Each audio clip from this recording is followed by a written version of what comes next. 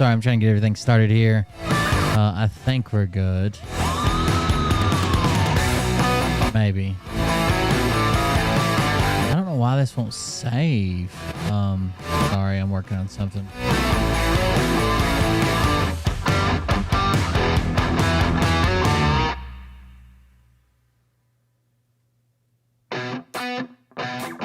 What you think about when you're born into a fire? Let them burn it out. Sell them to the richest buyer. They wanna let the world decay. They tell us lies and fade away with fear. Hey guys, what's up? What's up? Trying to make sure the chat overlay thing's working.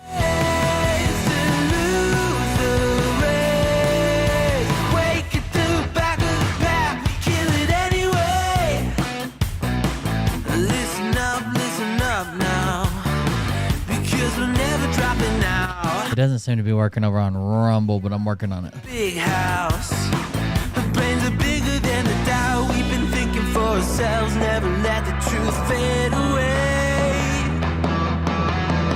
This is bigger than ourselves, we won't let the world burn. It's working on Rumble now. I just saw Vern. Thank you. We feel betrayed. We were raised to lose the What's up, Vern? Yoder, TMC, LG. Everybody not on Rumble.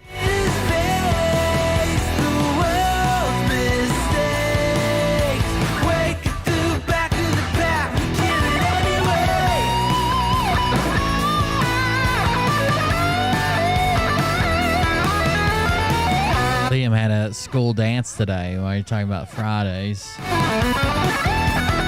Look out. Young love. I gotta share this on Facebook while I'm thinking about it. Need to like the post, like this other post. Change to my personal profile. I've had a rough week, guys. I'm sorry. I know I missed a couple shows. I've had a rough week. Stuff going wrong. Betrayal, mate. It's just been wild, dude.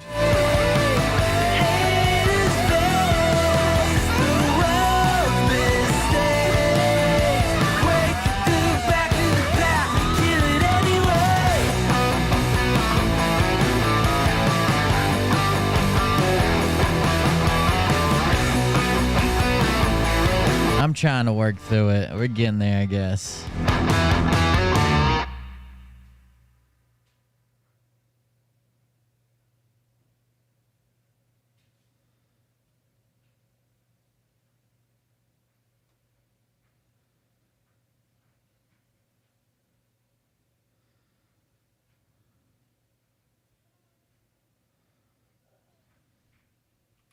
Uh-oh, the music stopped. Let me get it going again. Sorry, that was my bad.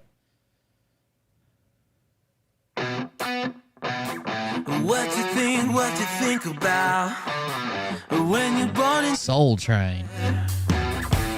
Hey, even too old school for me, I think. Sell them to the richest buyer. They wanna let the world decay. Thank you, Jay Hyde Ashbury. Sorry, I hit my inhaler. Over here having an asthma attack. You guys don't even care. What's my favorite food?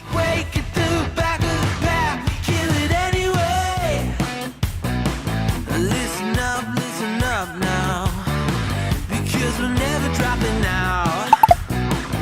Beat the odds, beat the big house. He's back now, but apparently it was a luau dance. It was a luau dance for Valentine's Day, but he come back with a coconut drink with the flower on the straw or whatever.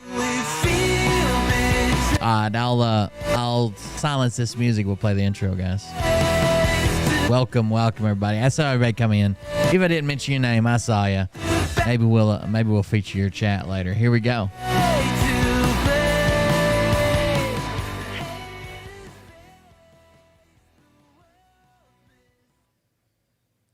Yeah, somebody said you sound stopped up. Well, yeah, that cocaine does a number on me.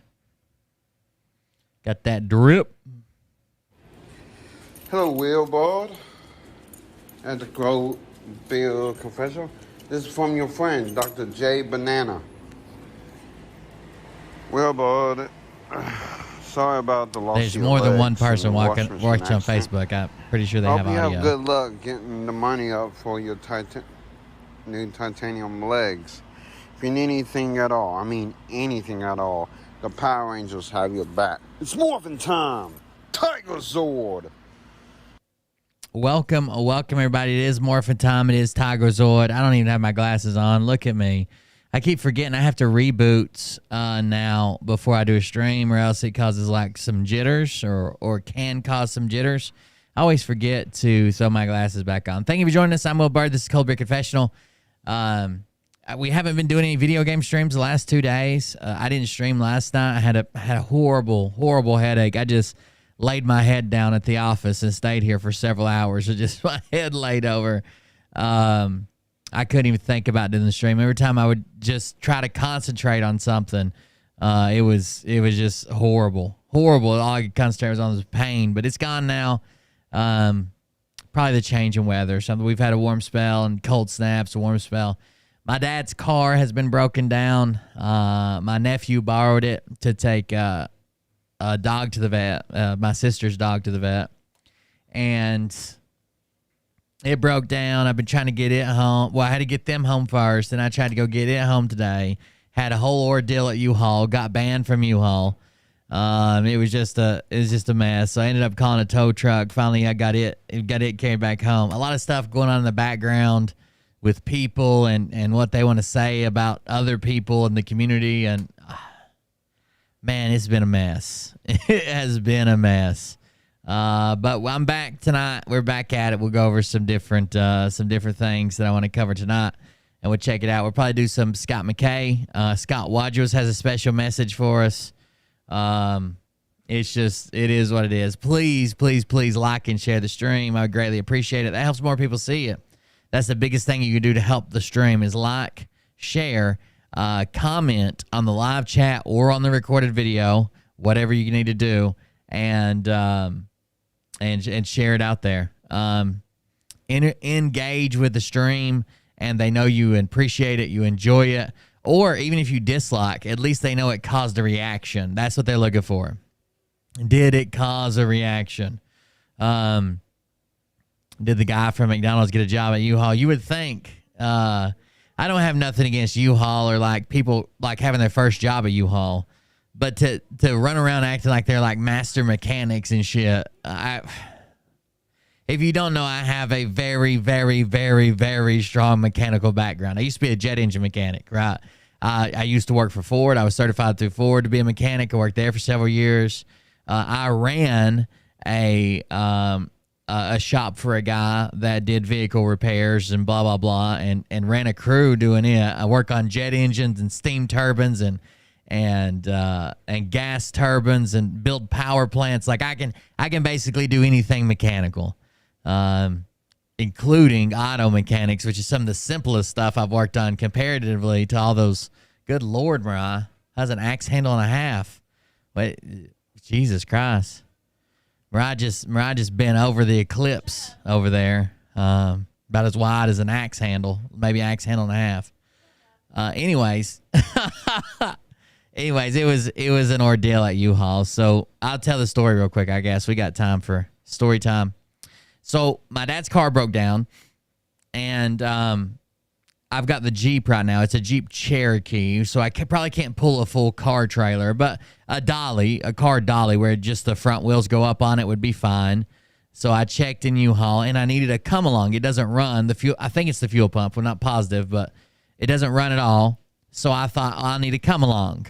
So I spent like an hour digging through our store. Everything I have is in storage right now except what's in the camper or in the office. So I spent like an hour digging through tools in storage, trying to find a come-along. I know I have a 1.5 ton come-along with like 25 foot of chain. It's a very unique come-along, very unique come-along. So I remember it. I couldn't find it. So I said, screw it, and hopped on the interstate and said, I'll just buy a cable pull come along when I get to Johnson City, which is like a big town near me and where the car was broke down.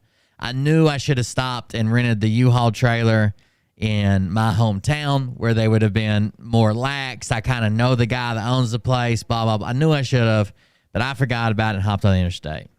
Went by to come along, went to U-Haul, that whole ordeal. I was in there for like 45 minutes just signing paperwork and telling them where I was going to go and where I'd be and what car I had to pull it and what car I was pulling with it and what class hitch I had and what, it was just a mess. Then going over 14 insurance options and how many miles do I think I'll be on it? What time do I think I'll be back? So it was a whole ordeal from the start, right? I was already kind of aggravated with the process just to rent a dolly. But I understand they got to do their thing. So he tells me to hop in my car and pull around back, and somebody will help me get the dolly. Somebody will hook the dolly up for me. I would rather just hook it up myself because I'm going to check it anyways. I don't trust these 18, 19, 20-year-olds to, you know what I mean? Like, whatever. So I back over there, and the first thing I see somebody guide me to back up a trailer. And if you didn't grow up country, you don't realize how big a task backing up to a trailer with a guide is. Like, that can make or break friendships. That can cause lifelong grudges. Somebody backing you up to a trailer and fucking it up. Like, it's a big deal. It gets people hot quick. So he's guiding to back me up, and I can clearly tell I need to go left. Like, I can see it in the mirror, I need to go left. But he's telling me to come straight back, straight back, straight back. So I just start like turning the wheel to the left a little bit because I can tell I need to go to the left, and it's pissing me off. And he's like shaking his hands, going straight back, and I can tell I need to go to the left. So he pulls me down almost on top of the trailer. There's probably like 3 feet left. And then says, stop. Cut your wheels as hard as you can to go to the left. And I'm like, yeah, that's why I was trying to go to the left 30 feet ago. Yeah, I get it. So he has me fucking crank the wheel. Now I'm over here trying to back up the last 5 feet. I could have just picked up the dolly and just rolled it over there. It was so silly. Anyways, so he hooks up the dolly. He hooks up the safety chains. He doesn't cross them. I take them back, cross them up. He plugs up my lights and tells me to turn on my headlights. So the running lights, so you can check the running lights, and tells me to turn on my 4-way flashers.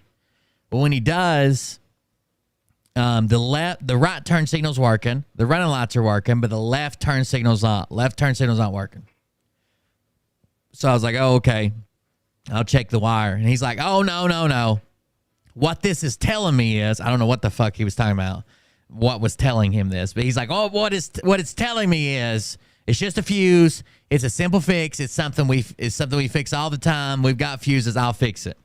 Where's your fuse box? And I said, well, there's one under the hood and there's one in the passenger side kick panel. And he just looks at me like I just spoke, like I spoke fucking a dead language when I said the kick panel. So I can already tell I'm not working exactly with a master mechanic here. Okay. So I pop the hood for him, and I physically show him the one with the hood. He can't get the top off of it, so I take the top off of it. And the guy who rang me up tells me, oh, you didn't sign something. You need to come back in. So I come back in, and I sign something. And whatever, he talks to me for just a minute. I walk back out. And I'm like, oh, did that fix it? And he at this time, he's at the kick panel. He finally found it in the passenger side floorboard. He's at the kick panel, and he's like raising up. And he's got a test slide or whatever. And I was like, oh, did that fix it? And he's like, nope, I checked all the fuses. They're all good. It's got to be something else, probably something in the wiring. And he's talking to another guy that's come over here that works at U-Haul now. We don't know. We got to check something else. And I said, well, I looked it up online. And he said, I did too. And I said, well, it said that it could be fuse number 7 or fuse number 20. He's like, oh, no, it can't be 7. That says relay. We don't replace relays. We replace fuses. And I said, no, it's a fuse diagram. That fuse powers the relay. Like, you have a fuse source going to or receiving signal from a relay. It has nothing to do with the relay just because it says relay underneath it. All 25 of these are fuses. No, it says relay. So anyways, I got my own Tesla out of the back, dug it out of the back, and got down there and found the fuse that was blown in about, I don't know, 2 minutes. Popped it out, put a new one in, didn't even ask them for one. I actually just swapped one from something else, extra or who the hell knows. I just grabbed one and swapped it out, and I was like, does that fix it? Well, no one answered me, so I raised up and I went back there. And now both of them are one of them's laying underneath my Jeep, and the other one's like standing there listening to him talk. And the guy laying underneath my Jeep, I checked the lights. I was like, I think that's got it, because both lights are flashing now. And I was like, I found the fuse. He's like, do you know you have a wheel cylinder leak? Now, a wheel cylinder leak can be pretty serious, right? It's part of the brake system. They're known on Cherokees like mine to leak a lot. But I could understand someone like being like, okay, you got a brake fluid leak. And I was like, oh yeah, it's a super, super slow leak. I put brake fluid in it like once a year because it goes down about this much. It just looks like a lot because when brake fluid hits a tire, like when it hits my tire when it's rubber, it spreads out and gets real shiny. So it looks like a lot, but I hardly ever see any on the ground. It's rear drums. Miss Soph Jade just gifted 1 subs. Thank you very much for the gifted sub. It's rear drums. But anyways, I was like, it's a tiny, tiny leak. And as soon as I finished saying what I was saying, he like suddenly much louder for some unknown reason. I have no idea why. I guess to announce it to the world or some shit. He goes, nope, pull it off right now to the other guy.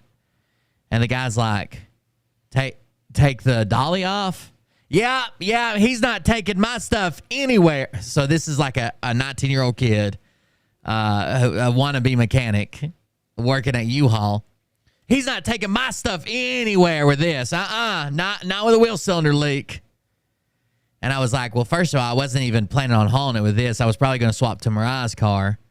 But really, like it's like you're making that big a deal out of it. Yeah, you're not going to put this on my conscience, man. You're not going to put this on my conscience if you leave here and kill somebody. And I was like, I could leave here and fucking kill somebody without a leak. I could kill somebody right here. Like, we could all get hit with a meteor and all fucking die in the parking lot with no leaks. And so he looked at the guy again. He's like, take it off right now. And I was like, what the fuck? Like, what is this? Are you a certified mechanic? Can you diagnose a wheel cylinder leak? Like, so I like got up in his shit, and he was getting mad and was like, I don't know why he fucking started screaming so loud like that. But that's kind of what set me off. It wasn't what he was saying. It was the long process I've already been through. And then I had to fix the shit that they were supposed to fix. I didn't need a goddamn vehicle inspection to begin with. And then he's like, well, take it out, like loud as fuck. So then the guy, I was like, so what, you're just taking it off? Oh, yeah, we'll put a refund on it, but you're not leaving here and killing somebody. And I said, again, if I'm leaving here to kill somebody, that's my choice, and you cannot stop me. But it has nothing to do with you and your dolly. And so he walked off, and I started to walk off. I guess he's taking, the other guy had nothing to do with it. He was just doing what he was told. So I went back in, had to get a refund, had to start everything. He's like, what's going on? I was like, well, this guy freaked out, blah, blah, blah. Yeah, it's a pretty big deal. He already told me about it. He said, you know, he didn't want that on his conscience in case you left here and killed somebody. And I'm like, why does everybody keep like, again, if I want to leave here and kill somebody, that's irrelevant to your dolly, my car, or whatever. I've got other ways. Like, I don't need your dolly to do it. But he made a big deal about it, and then I was like, I said, that fucking retard out there. That was what I let off with. And he's like, well, let's just see if we can calm down here. Honestly, like, we don't want to have to get the police involved, do we? And I'm like, the police for what? Like, the police for what? And he he was like, we won't get the police involved, do we? And I just did my thing or whatever, sign my receipt or whatever. And he's like, well, when I was walking out, they were like, the guys were over there like fucking snickering, like the two guys, a third guy, The second one was the one that helped me hook up, even though he backed me in all fucked up and couldn't find the blown fuse. He was actually nice. Like, he was trying to help, but there was 3 of them total, and one of them never came over to my vehicle. But the one who started yelling and the one who never came over to my vehicle, they were over there like kind of, I don't know, laughing or snickering or some shit. So I was like, I guess I told the guy, I was like, I guess they're still talking about it, huh? Must be super interesting. And the guy's like, well, let's just be honest here. Maybe it's best if you just don't rent from us no more. Again, I don't want to have to get the police involved. Like I did. I don't know. The whole thing was not worth it. So I ended up driving back to the car just to see if the fuel pump had reset or if something was going wrong with the fuel pump, if I could knock it around and get it. And when it didn't start right away, I called a regular tow truck. And when I called a regular tow truck, they just come and towed it. It wasn't much more for the tow truck than it was for the dolly, honestly. It was another like $50 or something to get it towed, and I didn't have to touch it. So I didn't get Dad's fuel pump put in his car, and instead, I was just going to do the fuel pump on the side of the road. Then I thought, man, I don't want to get hit or something. That's a lot of traffic right there, or have somebody run over my leg while I'm laying under the car, or hit the car while I'm laying underneath the car. So the whole point was to get the dolly home so I could just work on it somewhere where it's safer. Plus, we have bad weather coming in over the next couple of days. So if I didn't get it fixed to get it home today, I would kind of be screwed, right? They're calling for snow and some cold weather and whatever. So I just got it towed back to my dad's house, and then we'll work on it from there. I'm pretty sure it's a fuel pump. There doesn't seem to be any fuel pressure up on the fuel rail. Even when I open like the fuel pressure, like the pressure port, like the Schrader valve up on the fuel rail, it like at first it just kind of dribbled out. And then, like, when I had it cranking and had that open, it wasn't spraying fuel, it wasn't shooting fuel, it wasn't doing nothing. So either the fuel pump's bad or completely clogged up some way, or it's not getting power to the fuel pump. I checked the relays and fuses, so seems like it's the fuel pump. I got to drop the tank to do that, so we'll see. Either way, for anybody who's keeping score at home, add U-Haul of Johnson City to a place where apparently I'm no longer allowed. I don't know. The guy made a big like, I don't even care if they say like, oh, you can't use your Jeep, it's got this leak and that's one of the things that make it. But the fucking chest pounding, yelling like, unhook it, not on my conscience. And then like the moral high grounding of you're gonna kill somebody, I'm gonna blah blah blah. Motherfucker, I've pulled more trailers in the last year since you've been alive. Like, I don't need you to tell me about you're going to kill somebody. That's irrelevant. I might just have a bad day and do the same thing. Even if the Jeep doesn't leak anything, I might just go on a rampage. Either way, fuel pump inside the gas. Yeah, it's not too bad. I've done quite a few of them.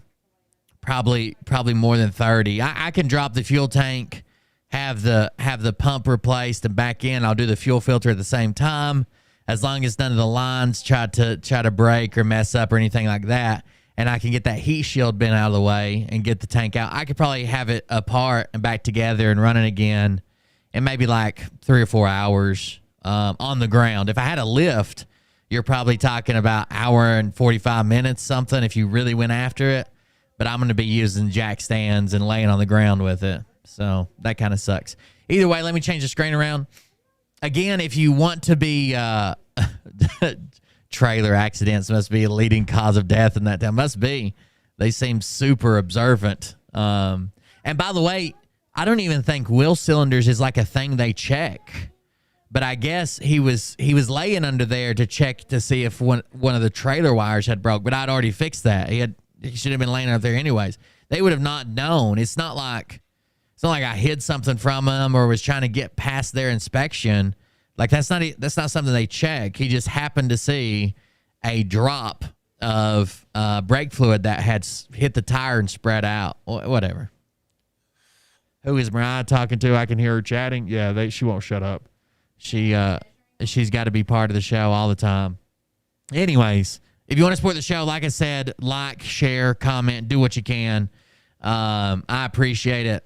And if you want to go above and beyond, you can do that at coldbeer.fund. The most important thing about coldbeer.fund is all the social media links. We have Twitch, YouTube, Twitter, Instagram, Telegram, Facebook, TikTok, Rumble, and Discord links all at the top. If you just click one, it'll bring open like my Twitter. Make sure you're following me in more than one place because we get banned all the time. Apparently, Facebook gave me my shit back. Facebook gave me access back because we're broadcasting on Facebook now. I use them all the time to try to tell you all the time. They never check. Yeah, I've never been checked like that. Like I've had like I think I was with someone one time and their tires were fucking like had a big I wasn't with them. It was just somebody while I was there. I was with somebody else, but somebody I was there. They had an old 7.3 Power Stroke, and we were looking at it. And they had a tire. They had load rating E tires because, you know, that's what that truck calls for. But their tire had a knot on it about this big around, about as big around as a softball. It was like sticking out the side. And they said something to them about those tires, like, hey, you probably don't want to be hauling a trailer with this. But I don't know why they made a big deal about it. I don't know. I have access to car trailers. I didn't have a truck to pull it. I have the Jeep. But it is what it is. It's over now. If you want to go above and beyond and support the show, you can do that through Buy Me a Coffee. Leave us a message and your name so we know who you are. We'll read it live on air. You can join our Patreon for extra content. We're actually behind on Patreon shows. I got some makeup shows to do here over the next few days. This skull over here is another donation link. We also sell merch, T-shirts, racer backs, 3/4 length tees, a cool-ass pillow, coffee mugs. It's actually the big coffee mug. It's not like the... I think it's the 19 ounce instead of the 15 ounce or something. It's the bigger version. I can't remember the size. These are the pillows with Cold Beer Condemned for when we got our channel banned. We also have stickers if you want a sticker. All that's taken care of. So thank you guys for joining us. We'll go ahead and get started. But there's all the shilling for tonight. There's a few things I want to talk about. One is, wouldn't you know it, Scott McKay, Scoot in the Big Boot, has decided to have SGN on again. But before we do that, let's do this. So if you're not in my Telegram, you probably didn't see this. But our boy, Scotty Too Hottie, who is known for being, I'm assuming, very sexually active with one of my moderators, Charween the Queen. I'm pretty sure we can infer that at this point. He has taken on a new fursona. Now, I didn't mispronounce. I didn't mean persona. I said fursona because he has become a furry. I don't think he knows he's become a furry, but that's what's going on. Check out this video.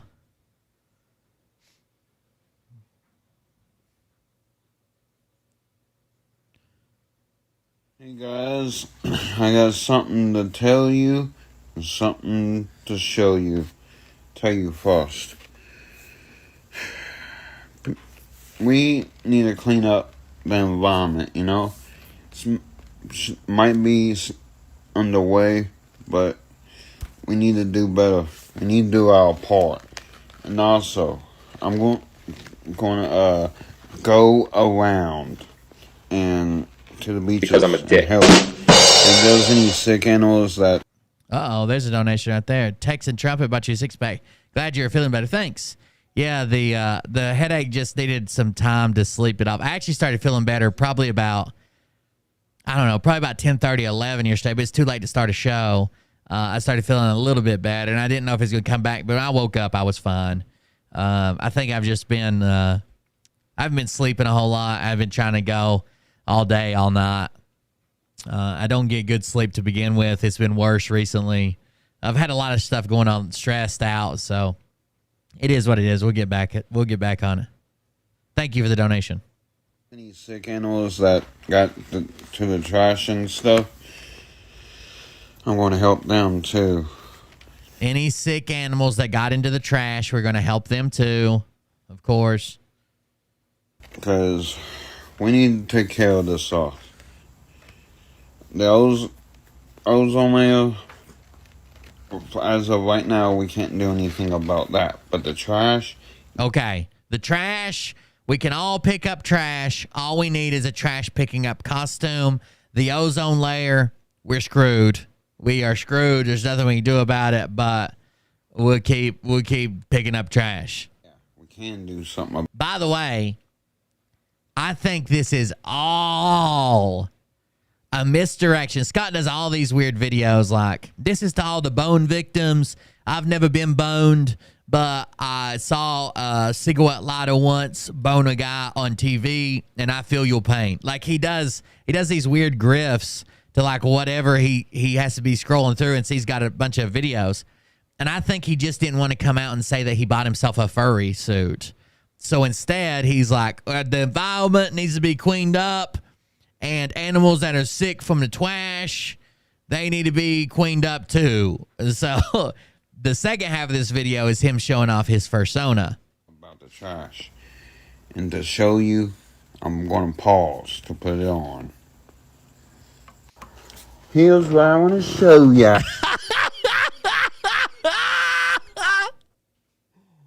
Oh, man. Here's what I want to show you all. Now, he told me he wears this thing everywhere. He says he wears it looking clean for Charween, his queen, because she lets him in her in-betweens. Now, I don't know if that's a factual statement or a limerick he made up just to pass the time, but looking good, Scotty. Just like the reacting dog and Shield. This looks like Shield's anyway.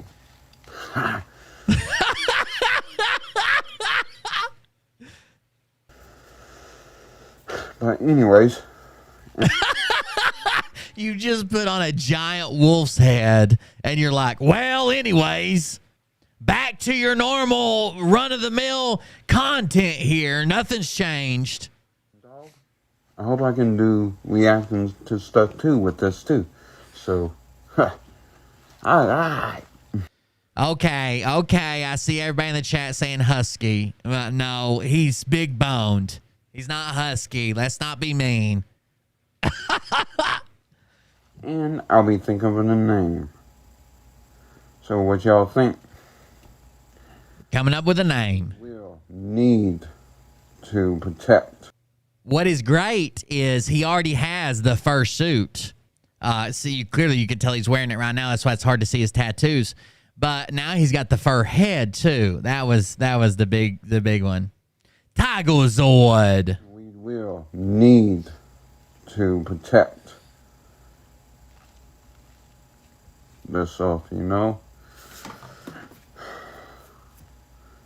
Alright. So, peace out, guys.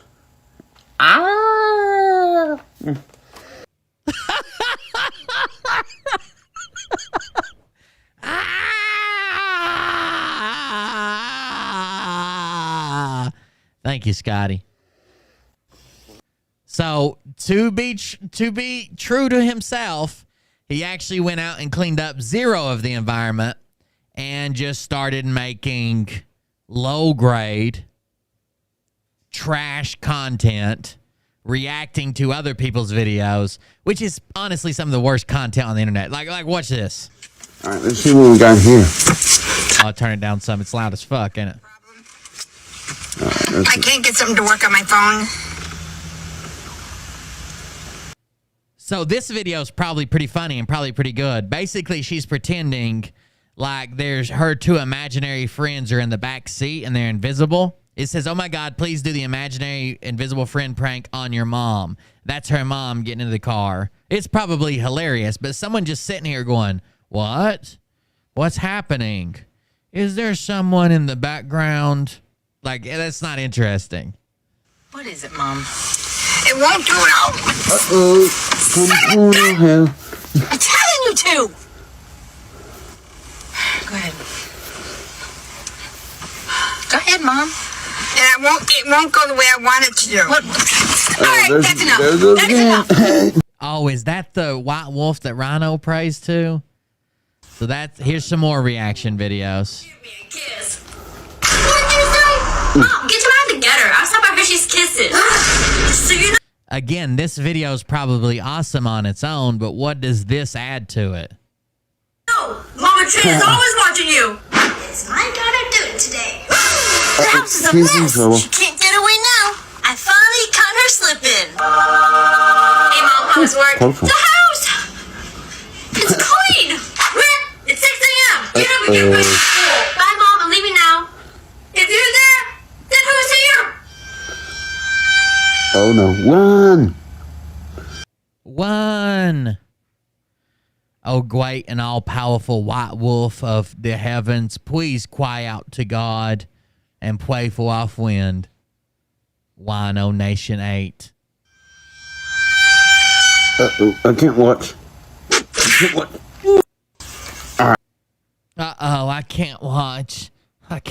Oh, man, I can't watch. This is a reaction video. Hashtag comedy, in case you didn't know. Hashtag comedy. So now we know this is the video we just watched. Now, this is an interesting take. This is our boy Scotty, too hottie, pretending to do a slow motion morphing time for the Power Rangers. Here we go. What's going on, everyone? I just thought of a new video I could do. Check it out. It's more time.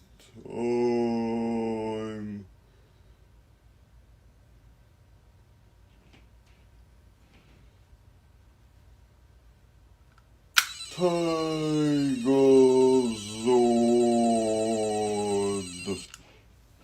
What y'all think?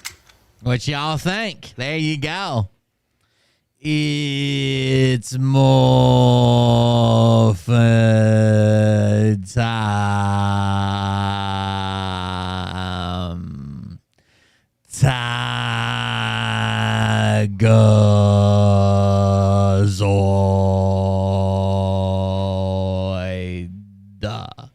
What y'all think? What y'all think? So again, his furry outfit has literally nothing to do with what he claims. That's just something he can latch onto for views, right? Cleaning the environment. It's only he bought a furry suit so he can react to videos. Now, there are accounts that wear like a furry suit or have a puppet or, you know, a character or whatever that reacts to videos. But the power behind those videos is they're anonymous. Like, no one knows who, like, the reacting dog is, right? It would be weird if it was some kind named Jim who had been trying to become famous for like 30 fucking years and all his videos were still there. And then suddenly he became the reacting dog and pretended like he wasn't Jim again. That would be kind of strange, especially if he did anything in slow motion. One more time for the people in the back, in case you didn't see it. What's going on, everyone? I just thought of a new video I could do. I know you guys are looking at the negative of this video, but did anybody stop to think? At least he had a shirt on.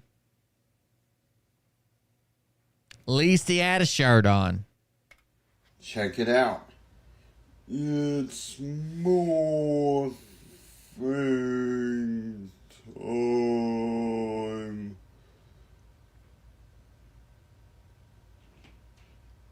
Look at that. Look at that wash machine sitting back there lurking. Like it hasn't ripped off thousands of arms and legs in its lifetime. Giving him the fucking stank eye. Tigerzord.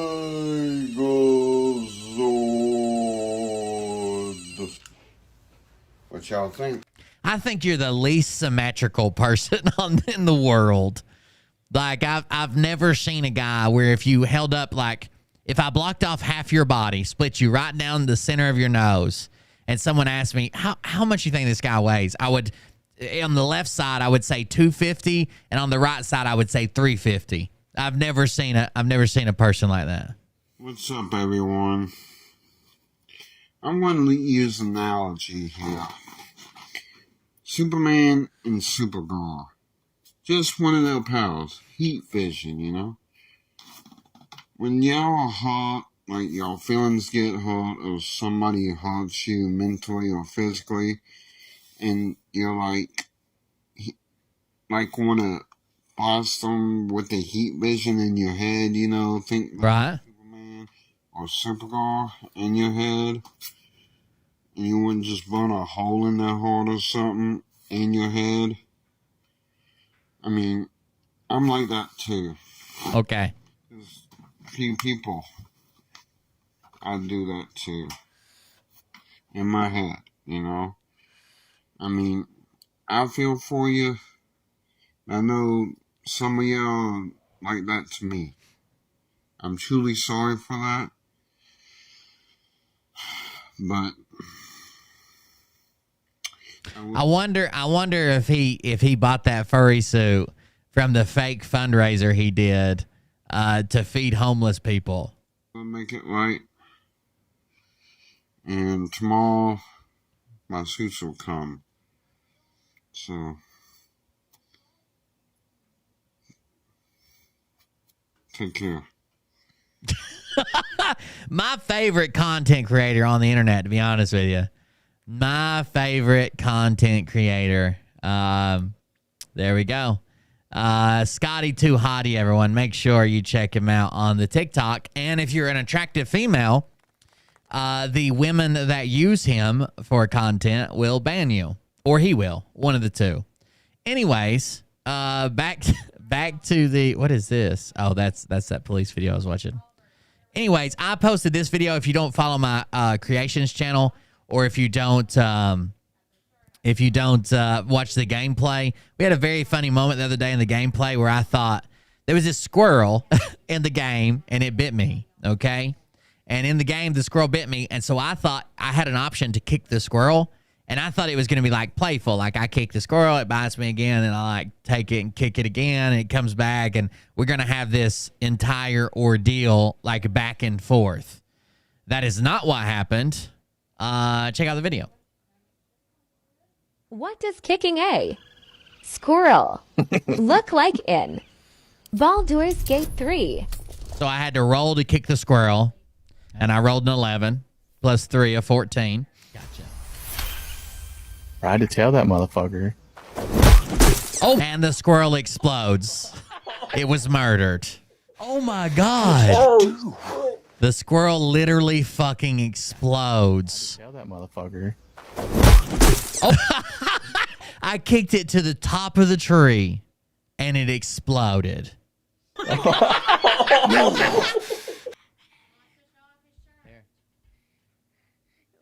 I will. You got a new shirt here. Let me pick you up. Oh, hi. Why does it say 7? It is 7. But why does it say 7? Yeah. Tell them. It's 7. For your birthday. Yeah. Because you're 7 years old now, right? Yeah. Tell them. I'm 7 years old. I send you. Say happy birthday I will to Ollie. What? Love you, bye. Who made your shirt? My mommy made my shirt. Good job. All right, so that's what kicking a squirrel looks like in Baldur's Gate 3. Now let's check out Scotty Too Hottie and our boy PSFRumble.com. Go straight to it. And our boy SG Anon, the return of SG Anon, and probably what is still the best intro on YouTube. On the internet, I guess. He's no longer on YouTube, but it probably trumps all intros for all of the internet. Usurpations. Here we go.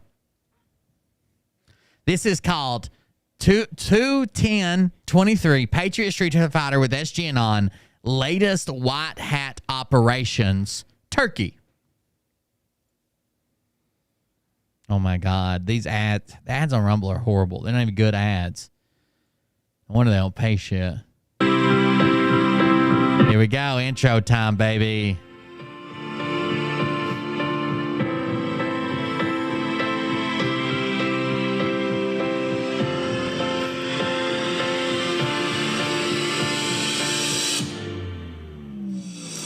We hold hold these truths to be self-evident that all men are created equal, that they are endowed by the Creator with certain unalienable rights, that among these are life, liberty, and the pursuit of happiness, that to secure these rights, governments are instituted among men, deriving their just powers from consent of the governed, that whenever any form of government becomes destructive of these ends, it is the right of the people to alter or to abolish it, and to institute new government, laying its foundation on such principles and organizing its powers in such form as to them shall seem most likely to affect their safety and happiness. Prudence indeed will dictate that governments long established should not be changed for light and transient causes, and accordingly, all experience has shown that mankind are more disposed to suffer while evils are sufferable than to right themselves by abolishing the forms to which they are accustomed.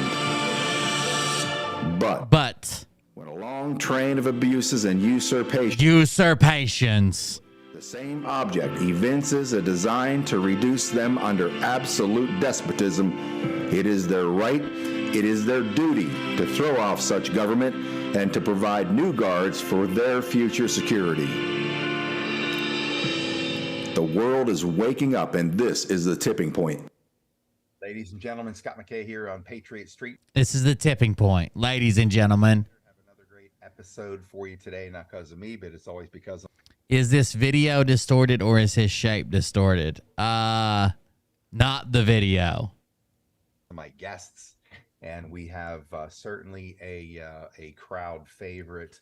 A crowd favorite. Interesting analysis on how he sees things in his recent. I'll be right back. Framing it in a way that can make sense to people and certainly give us hope. Quite honestly, I don't think either SG or myself see that anybody's role is to give hope, but tell the truth, yes, and hopefully the truth as we see it is what can give people hope.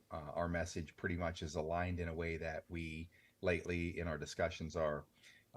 We need to start getting people to think about the spiritual battle versus the information war. That's what it is. The white hat spiritual. Got it. Whatever kinetics go on behind the scenes. If we want to accelerate and or bring into this realm a world that we're going to get to build once it's all done, we got to be thinking about those things right now. We got to be unplugging, as I said, I guess it was in Nashville, unplug from your daily podcast, absorption all day, listen to podcasts. Hey, all of us would want you folks to say, hey, listen to, Scott wants people to listen to him every day. Sure. But I think it's more important at this point when you're awake to recede and get on solid ground with your own spirit and think about a lot of things in the quiet, in the dark silence, or think of nothing and let it come into your world. Because if we stay in this same realm, this fever pitch, guess what? That energy frequency just continues to reverberate in our space. It never. You got to watch your reverberations. I can tell. Sometimes it's good. What's up, Jessa? And contemplate what contemplate what does it mean for your life, what it means for you, what you're going to do, and also the imagination of what the world's going to look like once we get control of all of it. And the thought process is what's going to carry that forward more, because it's the conscious realm that's affected, and that's how we make this happen. But I don't know if you guys know this, but Scott McKay is opening up a healing center, a quantum healing center with a doctor he's partnered with, and he described it as the type of healing center that would have saved his dad if he had taken him to it. That's not true. Scott McKay killed his dad, dragging him out to these events with tons of people that were unmasked and sick and untreated. And his dad was elderly and had a compromised immune system just from old age. He didn't have the strength to fight off COVID, and they did all they could. The current event side of things here for a little bit. SG Anon is here with us again today, and I'd like to kind of dig into current events. SG, you see some of the crazy stuff that's going on. I mean, the CCP balloon at 120,000 feet surveilling the United States, nuclear power plants, all this stuff. Everything else that's going on. That's a yeet. What say you about the local of the current events? Thanks for the intro, Scott. the current event situation it really couldn't be more exciting. I mean, we're starting to witness a lot of things on display publicly that some of the hardened anons over the last 5 to 10 years have sort of been expecting to see happen because of the understanding of the power structures.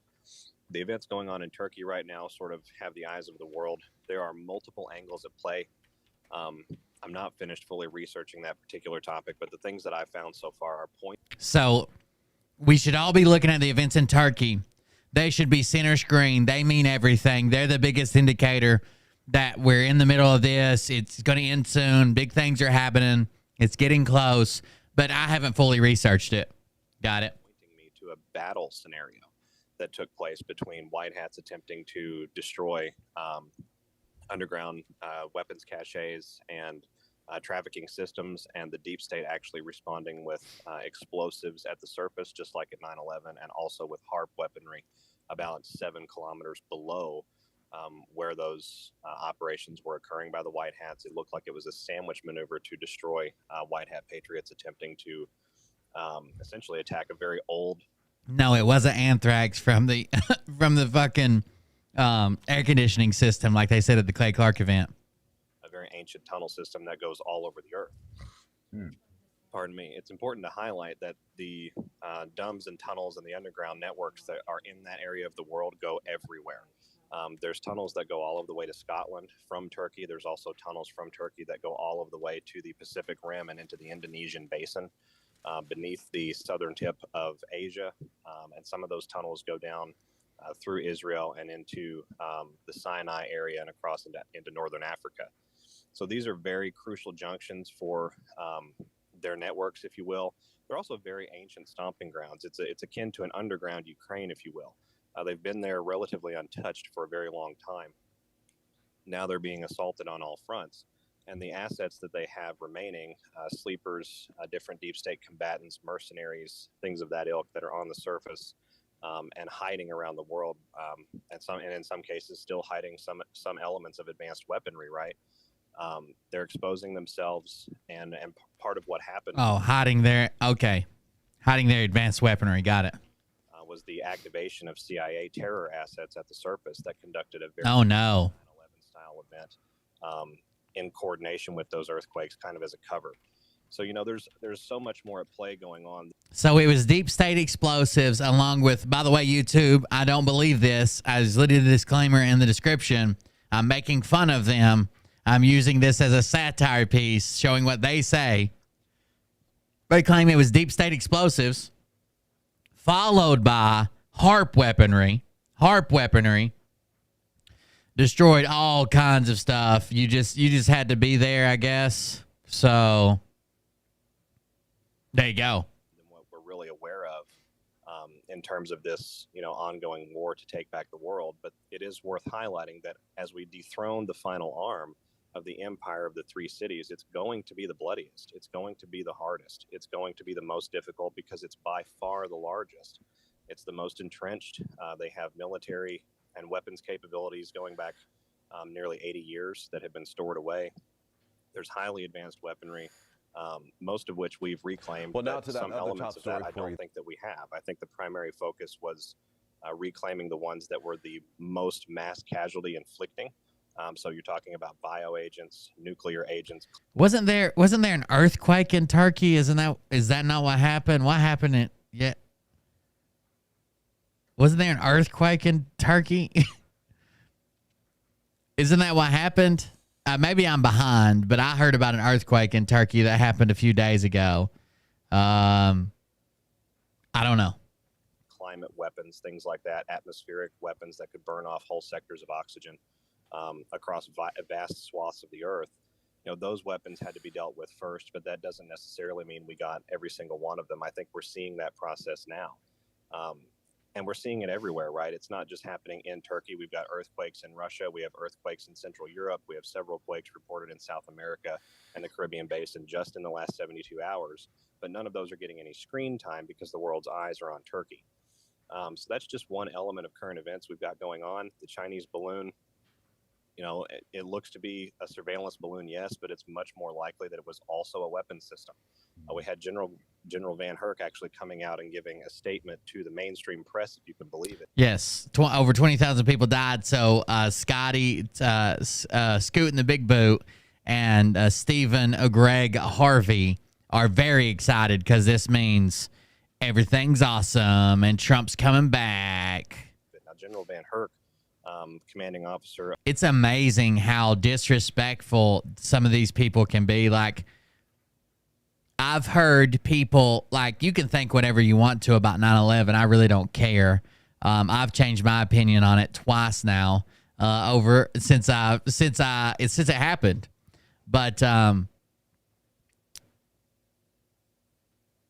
I've heard so-called truthers berating victims' families, like, stop fucking crying. Nothing happened. This is fake. That they weren't on the plane. That didn't happen. They weren't in the building. Nobody what? Like, come on. Is that what it's come to?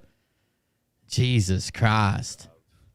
U.S. Northern Command, and would be intricately involved in NORAD, intricately involved in plans for a devolution of government situation.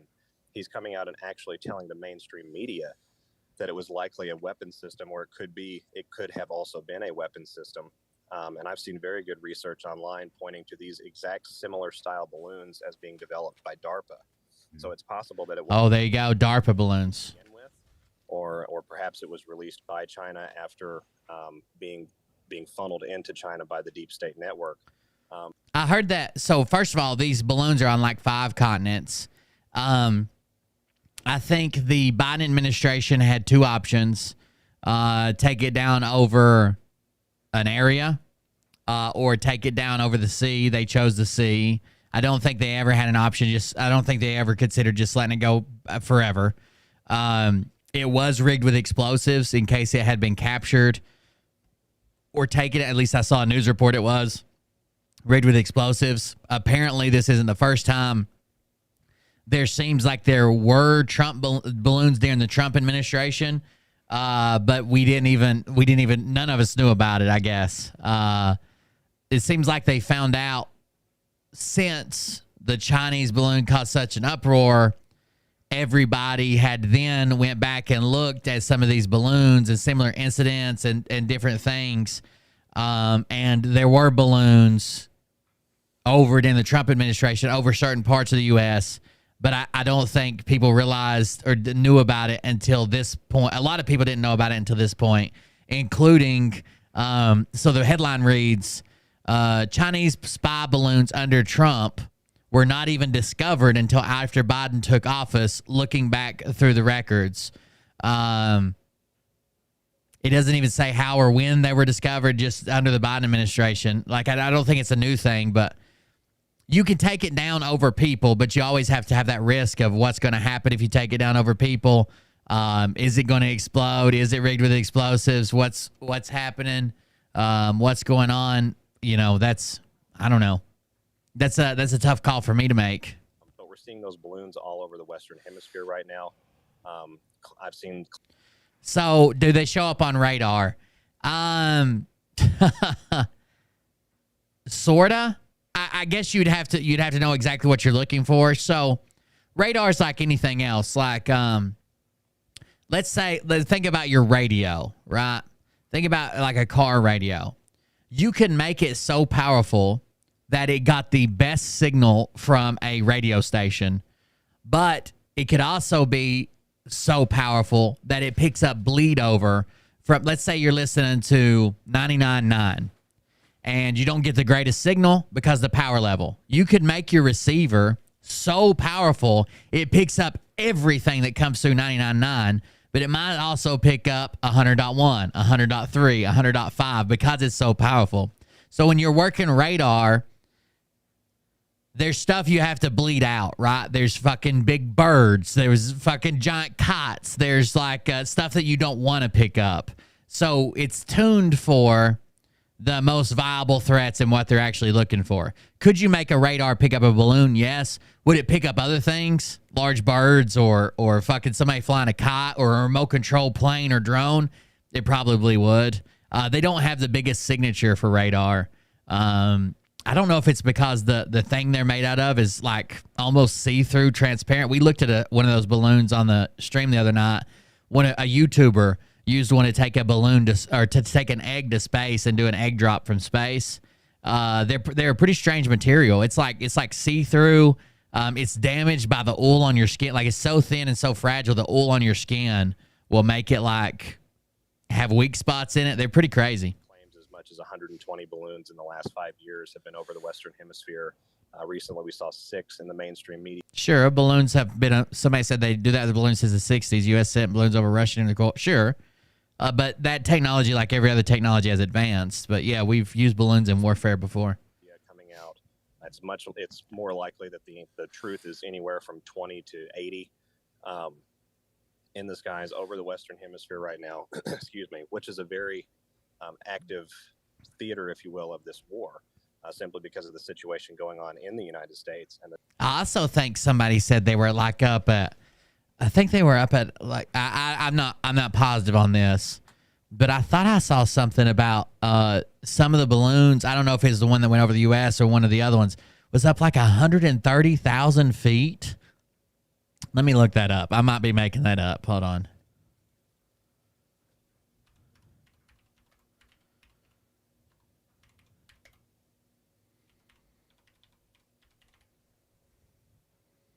$60,000 feet were a lot of them.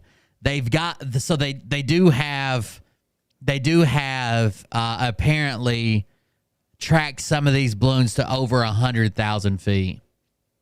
But the one over us was 60,000 feet, like somebody in chat said. I read 130,000 somewhere, but that sounds ridiculous now that I'm saying it. But it does say they've seen some of them, some of these balloons as high as 100,000 feet. It's pretty high for a balloon. One over the U.S. averaged between 60 and 70,000 feet.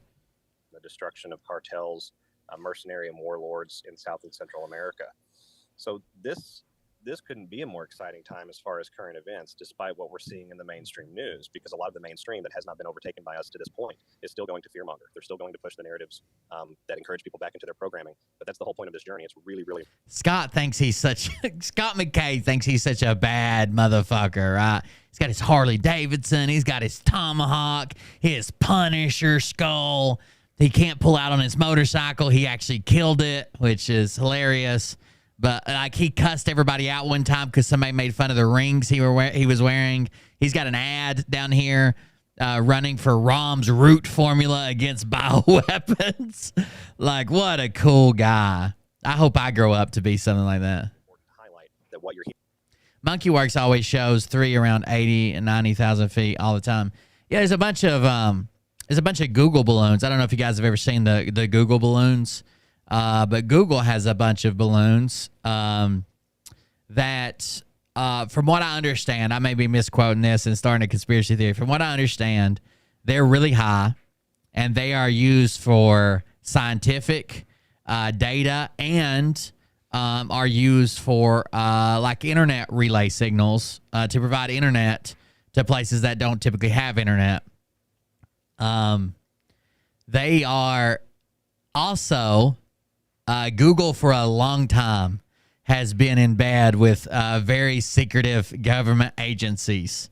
And apparently there's a partnership there that they gather some information that they share with government agencies with those balloons. Hearing and what you're seeing may not actually be the case. Yeah, there's so many smoke screens. Thanks, Karen. Send our attention in one direction. It's a misdirection while they do other things. It's really hard to tell what's really happening. They sold them to the DOD. I didn't even know that. One thing that I listened to, it was Stephen Greer, Dr. Stephen Greer, years ago when he did that event down in, I think it was Newport Beach, and it's a disclosure event. Actually, this was back in maybe 2015, 2016. And as he's laying out how the apparatus is run by these Kabbalists, and what he said was, look, nothing important is above ground. All their infrastructure is all underground. Nothing important is above ground. Look at Area 51. What do you see at Area 51? Buildings, and that's it. And how can it possibly be a place? Very funny comment. Thank you. Because you have a few buildings. Everything's underground. So my thought is, I wonder this one tunnel going from Turkey to Israel. We know the Vatican tunnel goes to Jerusalem. 15. These tunnels don't exist. Okay, show me, prove me, show me. Like, what you've got is gene decode and some earthquakes that you think make up tunnels. By the way, I don't know if you've ever seen their earthquake data, and Gene Decode will say, and these other grifters will say, why so many earthquakes are happening at 10 kilometers under the ground? Because that's where their tunnels are at, and they're blasting open tunnels, and that's where they're at, and they pick them up on the Richter scale, and blah, blah, blah. No, that's absolutely not true. You can go to any geological service website that keeps track of earthquakes, their magnitude, their depth, their origin, everything, and the 10,000 feet or whatever is the baseline if they don't have a depth reading. That's why you have so many that say exactly 10K. Exactly 10K. If they don't know the depth, they generally do not see them. They generally do not see them at depths higher than that. So if they do not have a standard depth, that's what they put on them. We've looked it up time and time again. It has nothing to do with your tunnel. These tunnels don't exist. Charlie Ward didn't empty out a gold tunnel. There isn't a tunnel. You know that the big thing now is the grifters think that the conspiracy guys think that all water on the world is connected. Not in the sense that all the water on the world is all the water we have. That's true, right? We can't make new water. And it goes through the water cycle and filters itself out, and the ice caps and the ocean and fresh water, all that. That's all true, the water table. They believe that, like, I think even Phil has kicked this around some, that, like, the Finger Lakes and, like, Lake Havasu have underground tunnels leaving those lakes that you can take a submarine in and go across the world or into the ocean. Like, you can hop in a submarine in Lake Havasu and go to Japan without ever breaking the surface of the water again. Like, that's not true either. 1,500 miles. That's the one that had all the gold bullion, 150 miles long, 60 meters wide, 40 meters high, nothing but solid gold bullion. So think of that particular. That's right. Vatican's taken down, and the cash that they brought back to put wherever. Maybe that's where all the Fort Knox gold was. I know we had basically run up against the Queen of England. It's all fun and games till you're in that bitch seat. That's right, Steph. You know, it's all fun and games. So you're sitting behind him in nothing but a leather vest that says, "If you can read this, my bitch fell off." Yeah, Turkey to Scotland is the Turkey to Scotland is a big one, plus a bunch of side chambers that go over. Jason Q says all of Europe, even underneath the ocean, all the way to the United States through tunnels. The big one they always talk about is the Vatican to Jerusalem, for some reason, is the one that was filled with gold or whatever.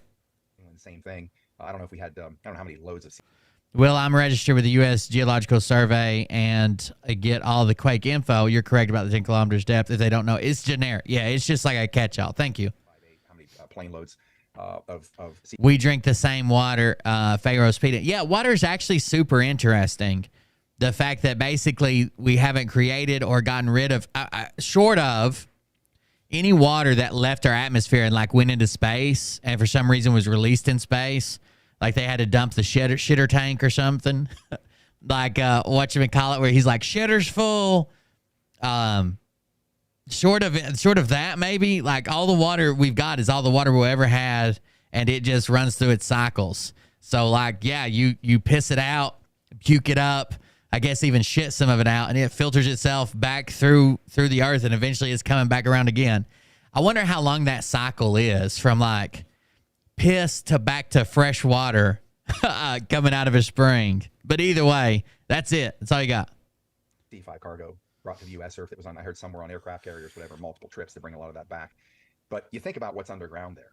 And I would like to pose a question. How many of these tunnels, like a railroad junction, like Altoona, Pennsylvania, okay, which is about half an hour, 40 minutes from where I grew up, was the #1 bombing target of the Japanese during World War II, because it's the hub of all rail lines.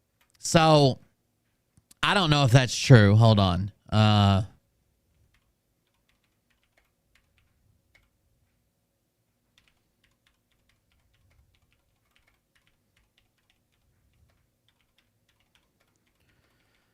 But what I was going to say is that everybody hears these stories growing up.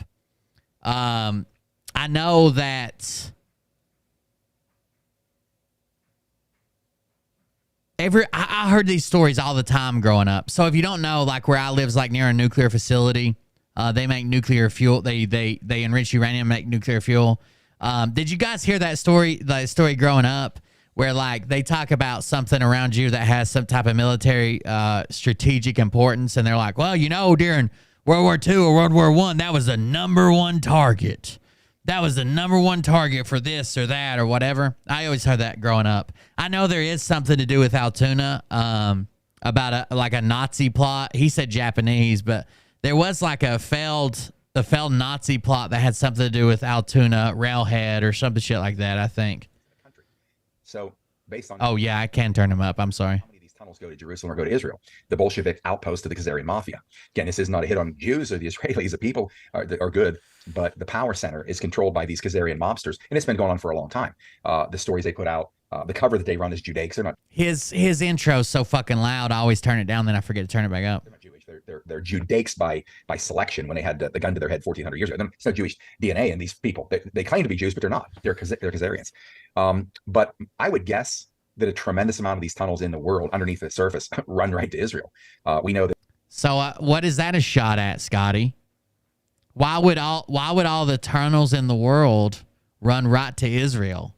Seems like you're trying to say something without just saying it, buddy. Just put it out there. It's okay. Will you get labeled? Probably. Just put it out there.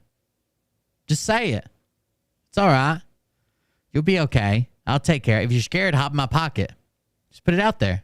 We know that that Israel's going to be saved for last in this entire takedown. Had a pretty interesting dialogue yesterday with Cash Patel. He was on Patriot Street Fighter, and I pulled up. Wasn't, you know? I just want to get a quick. It wasn't like an ambush.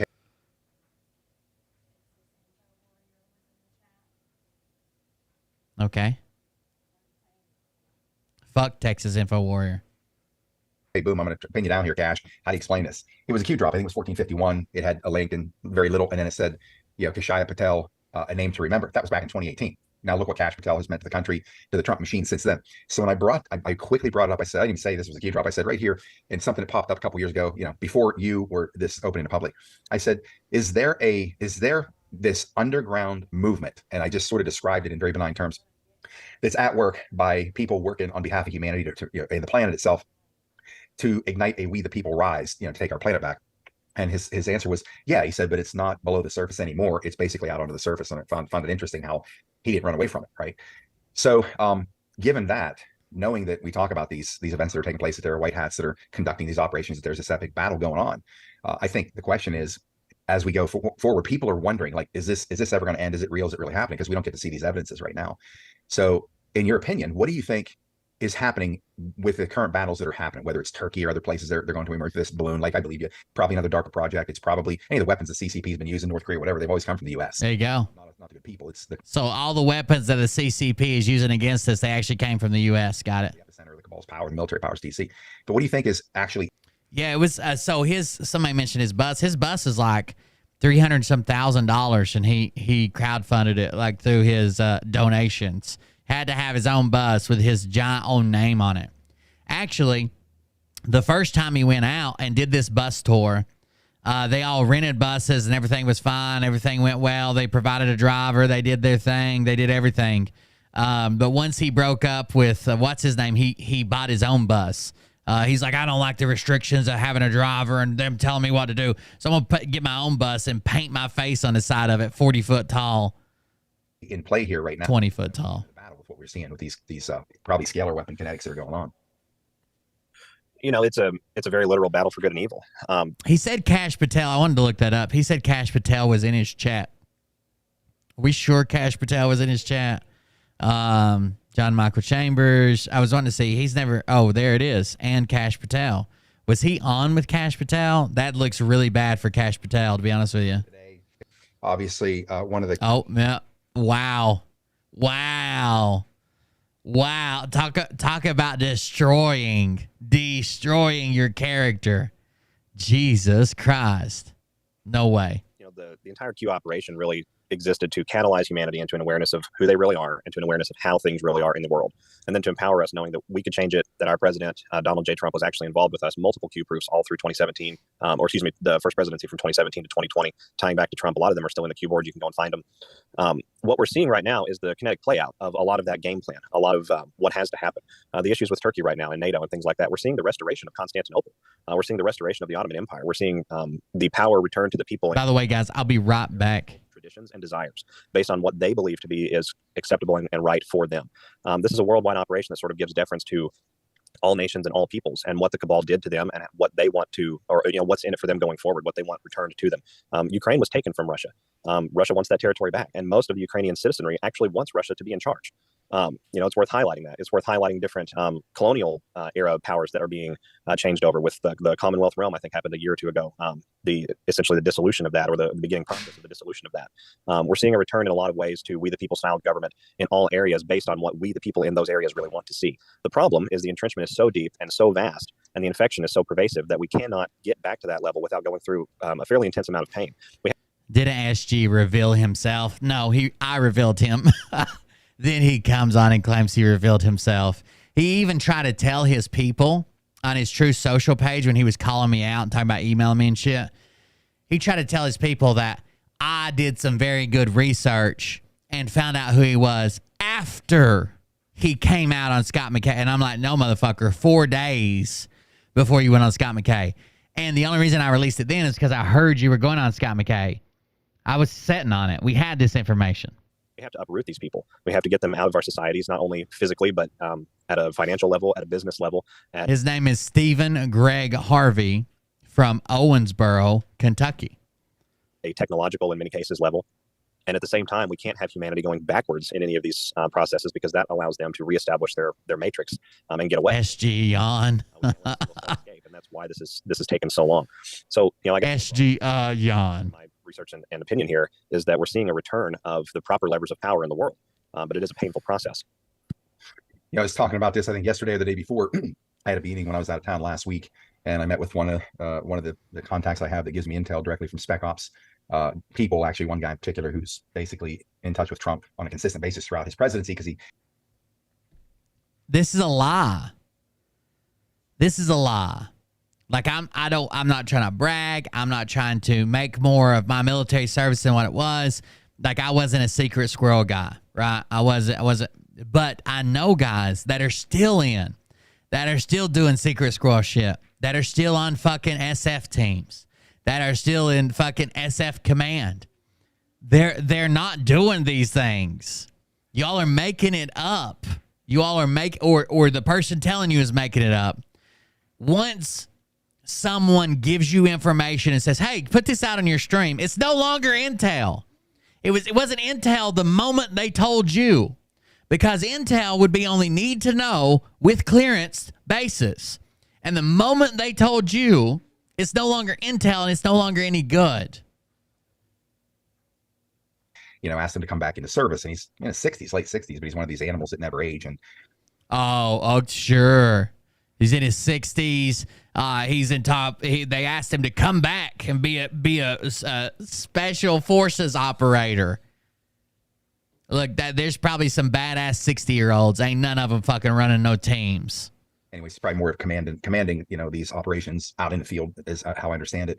But he's one of these guys that's kind of like Overwatch. They're incredibly intelligent, and his story. Overwatch is the possibly alien, definitely special forces community that contacted Scott McKay and started putting out, started giving him intel. But he confronted them because they wanted him to be on their timeline and release it when they told him to, and do shows when he told him to. And he's like, look, I'm my own man, Overwatch. I do what I want when I want. And that's the fucking tomahawk chop promise. And so they broke off with him, of course. Historically studied. There's some more information that I've ever dreamed that somebody could have in their head, similar to that. But one of the things he was telling me, I don't know if this was a text exchange was going on while I was there, because I'm asking questions. He's reaching out, hitting his guy, and he came back. So while Scott was in the room asking these questions about intel and special forces operations currently going on. The guy was just texting somebody, and he's like, oh, yeah, it's happening. Yeah, they're moving in right now. Yep, they're in this country. They're doing this thing. Their target's this. Bullshit. Bullshit. A couple of gruff answers. I guess that's kind of the nature of personality when it gets a little weird. It's not the way it works, in case you don't know. But there's 7+ billion people on the planet. I don't even know what the number is, 7.3 something to whatever. But the question was asked to me, how many people do you think that they have to eliminate, bring down, stop, imprison, whatever, to be able to get all of them so nobody can escape and find ways to, even over time, re-engage? And I was stunned when he told me this number, because what I've learned in a certain capacity, we're looking at about is either 3,000 to 6,000 people on the planet. These are the ones at the highest level. They all need to go, like just go.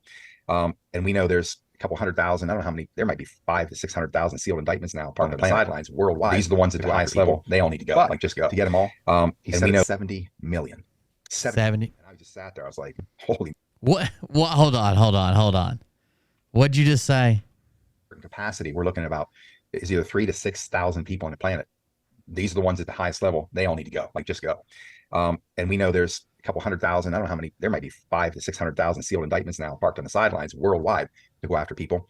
But to get them all, he said it's 70 million. 70 million. And I just sat there. I was like, holy Mary, Mother of God. And that's their tentacles of their network in every aspect of governance and institutions or agencies worldwide, every country where their minions are in there doing their thing. It is happening, rather folks believe it or not. Whatever. I don't care who you follow. You might be following some Madison Marquette. She's full of shit. I don't care who you follow. Is sex trafficking a thing? Absolutely. It is. Sex trafficking is a thing. Is it to the scale or level that they claim it is? Nope. Are they using tons of underground tunnels? Why would they? They can use a fucking truck. There's not underground tunnels that connect the whole fucking world to secret cabal locations. Not happening. Are there tunnels at the border? Sure. Are there drug smuggling tunnels? Sure. Are there tunnels in Vietnam? Sure. Are there tunnels that connect the entire world to cabal sites? Absolutely not. I don't give a fuck who you follow and who devotes all their time to helping people or whatever the fuck you just said. Hated about things.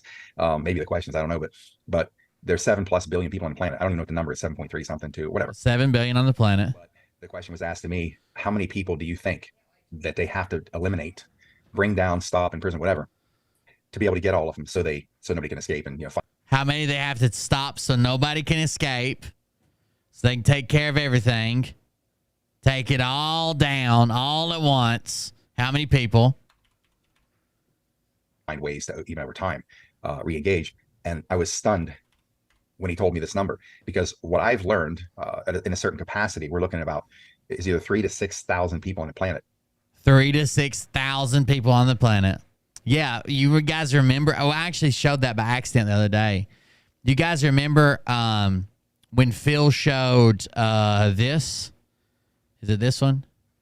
When Phil showed this and said that this was all the underground.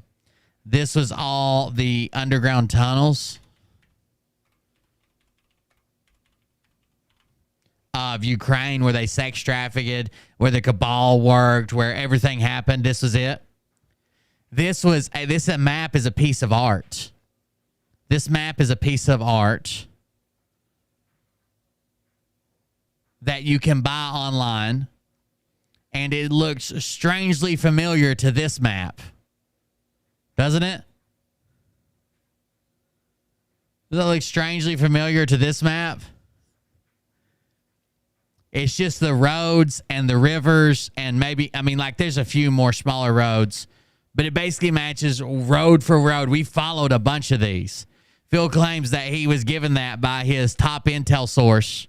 His top intel source to show him where all the sex trafficking tunnels were. Very strange. It matches line for line with the road system. Back to Scott McKay and his 70 million people on Earth. These are the ones because so many people. There's 7+ billion people on the planet. Gruff answers. I guess that's kind of the nature of personality when he gets a little irritated about things. Maybe the questions, I don't know, but there's 7+ billion people on the planet. I don't even know what the number is, 7.3 something to whatever. But the question was asked to me, how many people do you think that they have to eliminate, bring down, stop, imprison, whatever, to be able to get all of them so nobody can escape and, find 7.8 even over time, re-engage.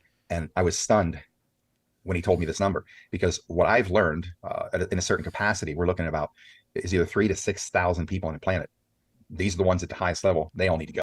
3,000 to 6,000 people at the highest level need to go. Like, just go. And we know there's a couple 100,000. I don't know how many. There might be 500,000 to 600,000 sealed indictments now parked on the sidelines worldwide. Oh man, sealed indictments, and those all have to do with deep state cabal, right? Go after people, but to get them all, he said it's 70 million. 70 million. And I just sat there. I was like, holy. 70 million people is who they have to take down from the deep state cabal. 70 million people. And how much does that cost? Mary, Mother of God. And that's their tentacles of their network in every aspect of governance and institutions or agencies worldwide, every country where their minions are in. That's where they got it from, not Ryder. You got it. It's all the Biden voters. Doing their thing.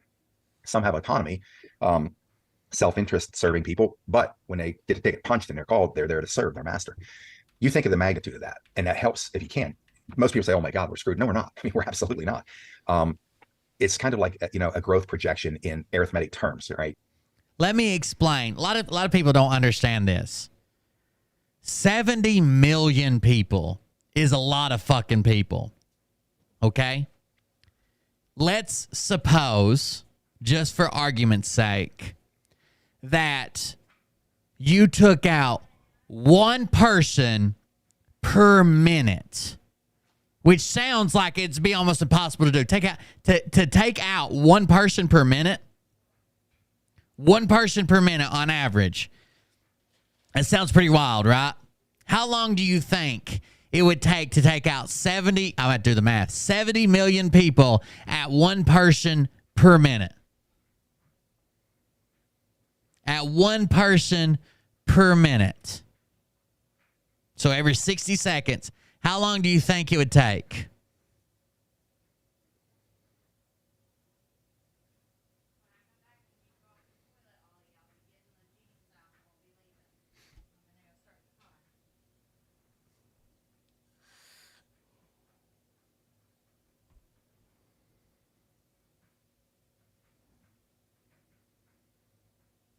It would take over. If you could take out one person per minute, which sounds crazy. You have to find them. You have to research. You have to hire a hitman. You have to come up with a plan. You have to do all this.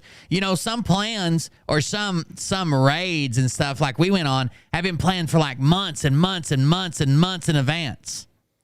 It would take over 133 years to take out 70 million people at one per minute. If you were able to take them out at one per second, it still takes well over 2 years. And there's no way you're taking out one person per second. Shut the fuck up. But a minute is a leap, right? A minute is a leap. And it would take 133 years, over 133 years, to take out one person per minute and get 70 million people.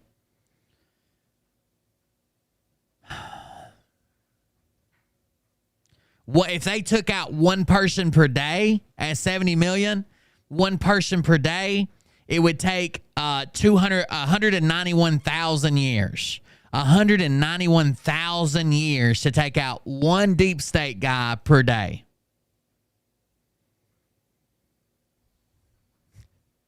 2, 4, double to 8, 16, 32, 64, 128. You just keep going. 128, 256, 5, 12,000, 24, 2,048, 4,096, 8,000, blah, blah, blah.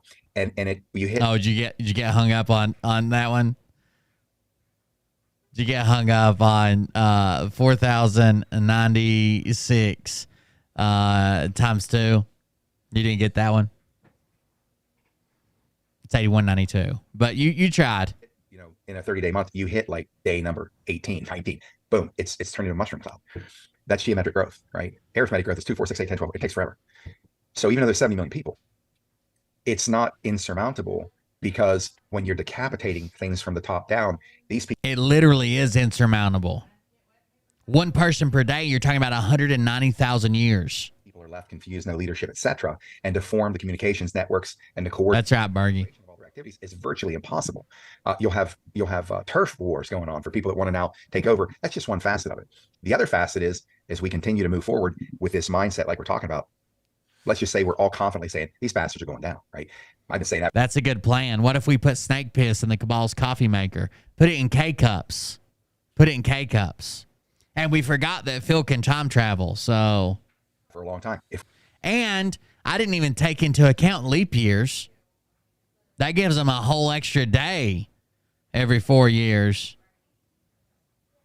We had millions of people, right, on podcasts. Hey, these bastards are going down. What is it creating? It's creating that temporal field of influence, and that's what brings it down way faster. We don't have it.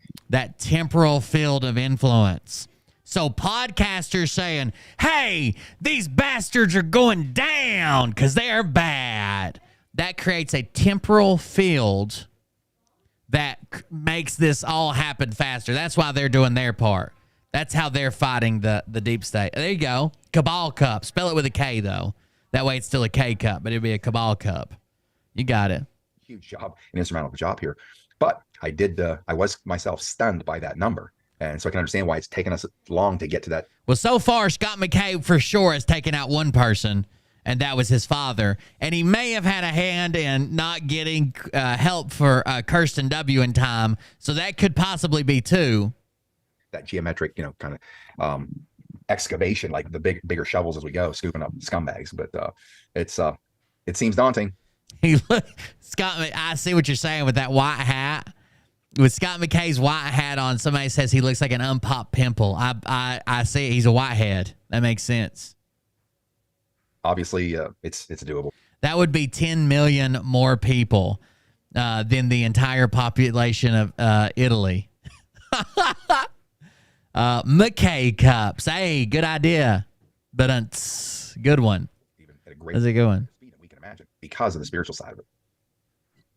Absolutely. And it's worth highlighting that despite, and I had heard over 45 million, I hadn't heard quite 70, but, regardless, because of the nature of what we've started here in the world, it has to be an exponential process. It's not going to take a really, really long time. So I've heard people say it'll take 40, 50, 60 years. We don't have that kind of time because they'll have a whole other generation produced by then and ready to go.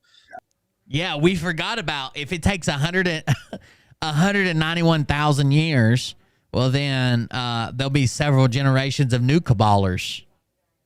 How often do alien, reptilian, lizard, human hybrids reproduce? As more and more of we the people wake up, and by the way, there's 7.7 billion of us. I'm very interested in their mating cycle. I'm thinking if I throw a little seed their way, maybe I'll have me a little Cabal baby and take daddy to retirement. So there's 70 million. Yeah.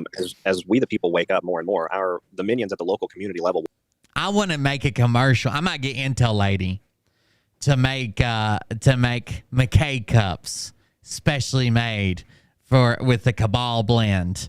Quickly realize that they're not going to be on the winning side of history, and they'll convert, and that process will rapidly accelerate what we want to see as far as the Great Awakening, the complete and total takedown of the Cabal everywhere, and the restructuring of our systems and institutions. I don't think we have to wait years for that process. We're going to start seeing some really intense justice coming down in the next couple of years, beginning this year. I think that's going to compel a significant, tremendous portion of the 17 days, 17 hours, 17 minutes, 17 seconds. Actively participating in it, and they will throw themselves up on the mercy of humanity and come over to the other side no matter what. As we go through the process towards that end, it's really worth we could ask Kim Kukich. She knows how many minutes or how many heaven days, because she died for minutes when her colon backed up, or I don't know. She said she was having issues with her colon, and the doctor said she got her shit packed or stopped up or something, and then she went to heaven for 11 minutes. Or the whole story is confusing. Highlighting that our escalating and elevating awareness, not only of what happened in the world, but how we can change the world and have a different future. That's really the driving force, because that's where SG Anon is the guy that couldn't get into the military, so now he's living out his fantasy, right? He's a secret agent. Scott McKay is too.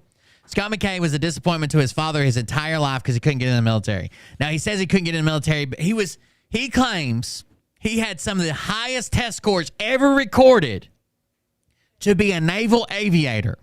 But when budget cuts came in, and they went from taking like 1,000 people to taking like 200 people, he didn't get picked. How can the person who had some of the highest ever recorded test scores, which is how you get in an entrance exam, not get picked, even if they'd have cut it down to just 5 people? I can understand some of them's like, oh, my dad's a general, my mom's this, blah, blah, blah.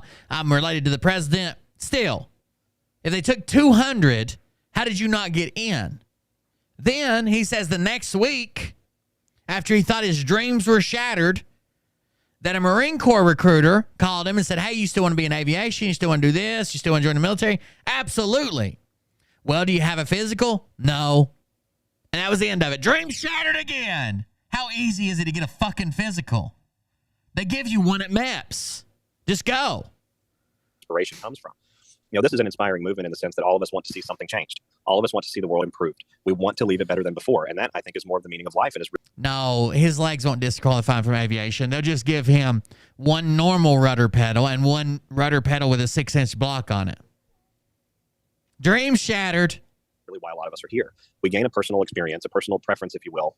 Now he says he's glad he didn't do it because unknowingly all the soldiers that went to combat were just out there murdering people, and we've got to ask for forgiveness because we were out there murdering people on behalf of Satan. So I should be asking for forgiveness for serving my country. That's right. Identify the things that we do and don't like about this world, our realm, our lives, how we treat each other, how we understand things spiritually. And then we seek to improve that. That really is the nature, I think, of infinite love, that God of all things, constantly improving, constantly evolving. You know, the evolution of man is sort of a topic that was really warped badly by the cabal. Evolution was never supposed to mean what they assigned meaning, what they assigned the meaning to it. It was always about improving upon what was, improving upon what is, which is the nature of life. So as we go through this process of destroying this old system, it's really worth highlighting that we are picking and choosing in conscious real time, in very specific fashion, and at a mass consciousness level, the things that we want to see different in the world. Because that is happening, it cannot be any way other than that. If someone is motivated, if someone puts their mind to something, and everyone out there knows how it feels, I'm going to get this done no matter what. This is something this is heavy on my heart. My soul won't leave me alone. I have to get it done. And you see it through, regardless of how it has to occur. We're creating the future by actively building it. And by building the future, we are destroying the old system. That's how we implode the building while we stand on the ground floor. We build the new building as the old walls are coming.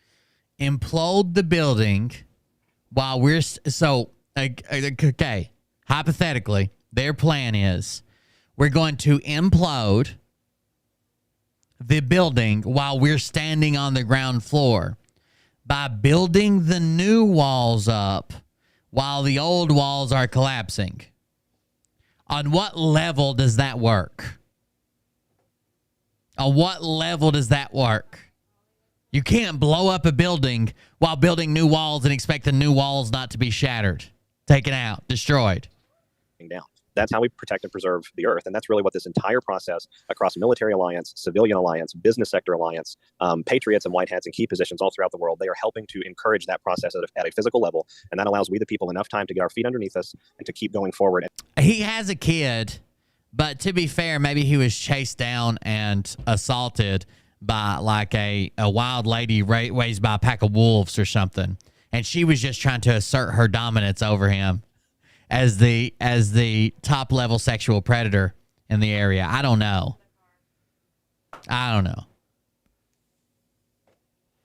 Here. And to come in such a massive effect that what they have already begun building has no other choice but to be completed.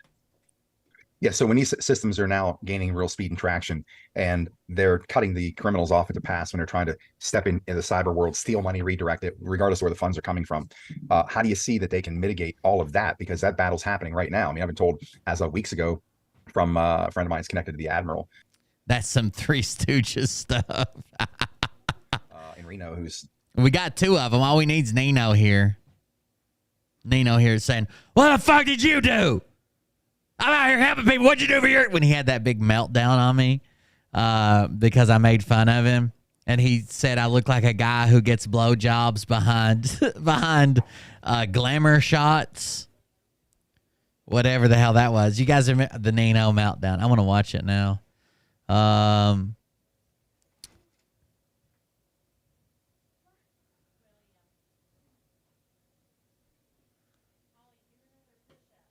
Let me see it, Ollie. Go ahead. Oh yeah. That's some major thrusting going on. Ollie's over here doing push-ups. I'm trying to get the I'm trying to find the meltdown video. I know people have sent it to me 100 times and I've downloaded it 100 times, but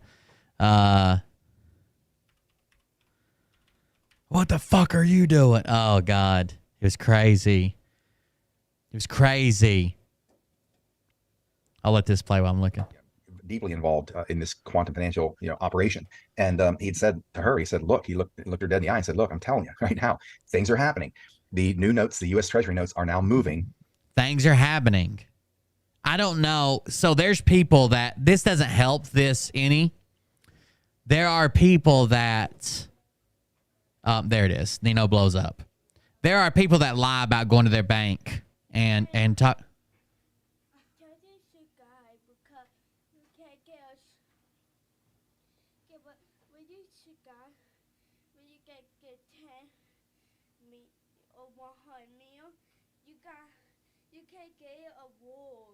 Get an award at 100 meters? 200 million? 100 million. Yeah. Okay. Subscribe. Subscribers. All right, so tell them what they got to do. Subscribe. Subscribe, because why? Cause we try to get 100 million. Help me Subscribers. subscribers. And then what do you get? Okay. When you Play button award. no, it was sorry pure sometimes they have and get what? What? You get it and you get subscribers. Subscribers, yeah. So subscribe Subscribe on YouTube. on YouTube. Thank you. Tell Daddy bye. Bye. Give me a hug. Love you. Say it. Love you. Bye. Whatever. Anyways, he's a little boy. He just has long hair. It's Oliver. But here's the Nino. But so people are lying about talking to bank people. Bye, buddy. I love you. Bye, Liam. People are lying about going to the bank and asking, and the bank being like, oh, yeah, like Kathy H., my longtime friend who works at the bank. When I asked her about the new notes, she looked at me like she knew exactly what I was talking about and then gave me a wink and a hand job or whatever. But there's genuinely been tons of people that go and ask, and they treat them like they're crazy. I'm surprised they don't call like the guys that get out of the truck in the white suits with the butterfly net and shit. But here's the video of Nino blowing up, by the way. Let's see if we can find it. Folks, I want to address something real quick. It's bothering me. I can't get out of it. I can't just I'm gonna let. Now, this is all because I made a video that Nino was signing people up for Melaleuca as well. You know, the multi-level marketing. He was signing people up, and here it is. Folks, I want to address something real quick. It's bothering me. I can't get out of it. I can't just I'm going to let this go. Can't let it go. I've been attacked, spiritually attacked recently, and it's been picking up really with me on all fronts. Okay. I'm trying to do a good thing by helping. I spiritually attacked him. I tried playing some medical bills with my Trump card. I bet it did not go as planned. You're exactly right. Fellow patriots, and a business that I'm involved in has been attacked, maliciously attacked, and whoever this person is, I don't even know who it is. Here we go. Guys I saw, and I'm just some guy.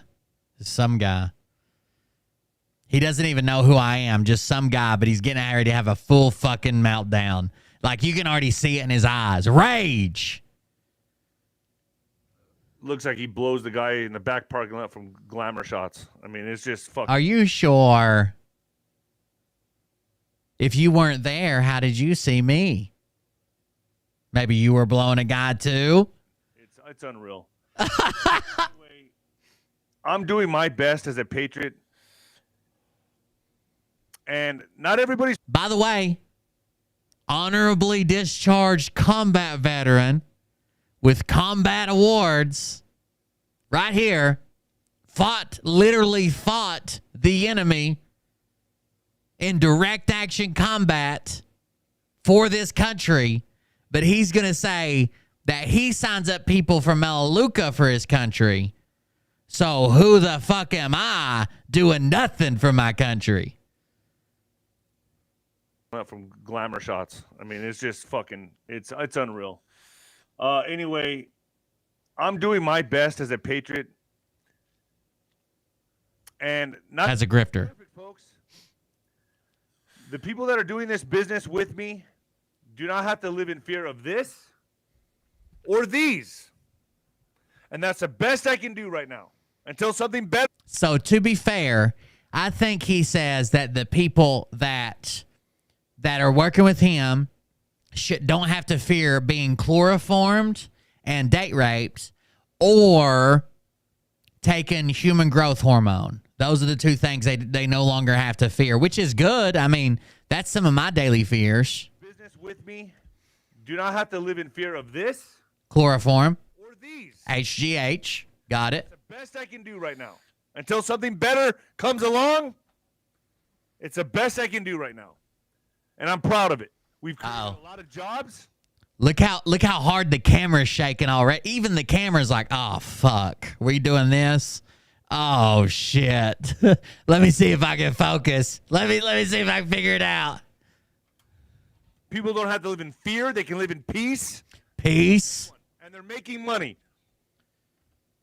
Are they, though? Because 90 to 98% of people never make their initial investment back, which would lead them to believe that they never go positive. They do not ever turn a profit. So are they making money or are they making back money without ever getting to the making money part?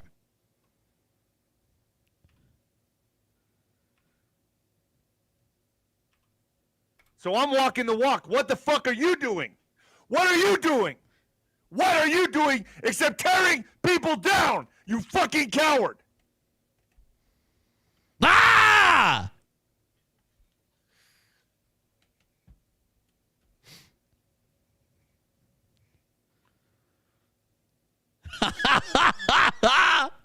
Oh, man. All because I said he was signing people up for an MLM, which he is.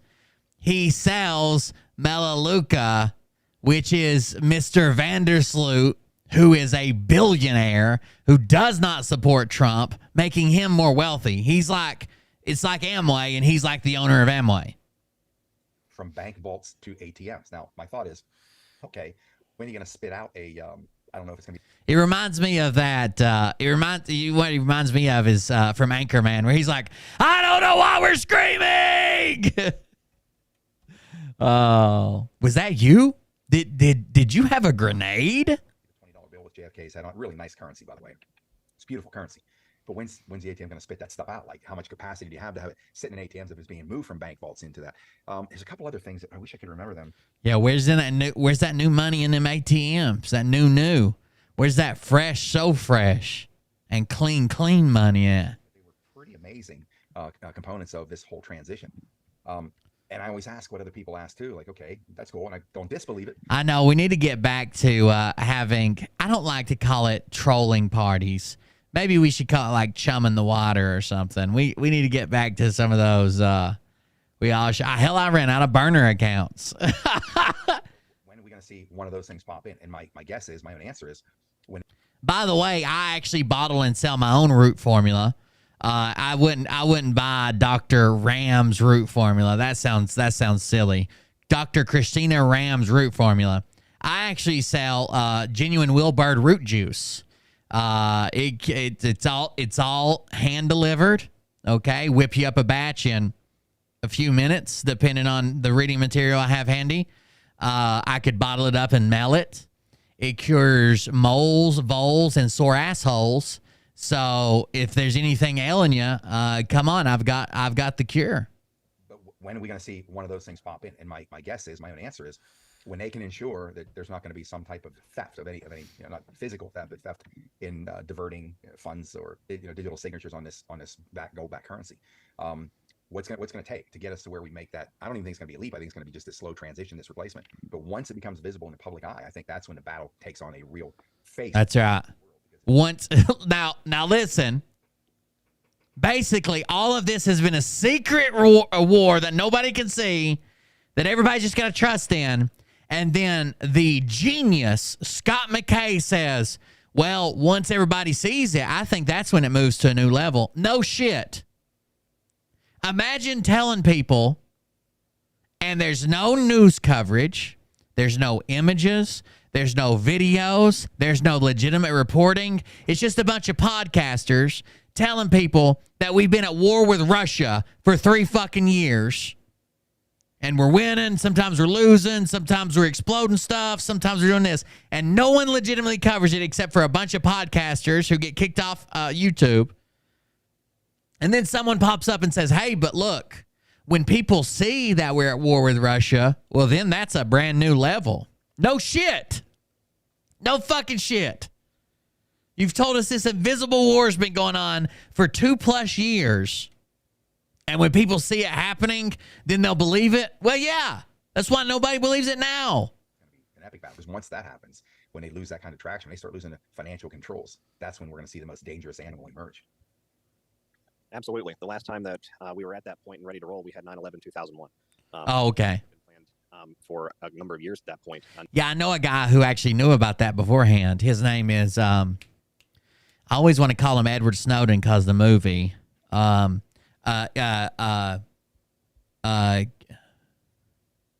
think his name's Gil Podluski. What the fuck is Scott McKay? What is he doing? He's about to swap out his head for a different one? The fuck kind of Android fucking move is that? What is that?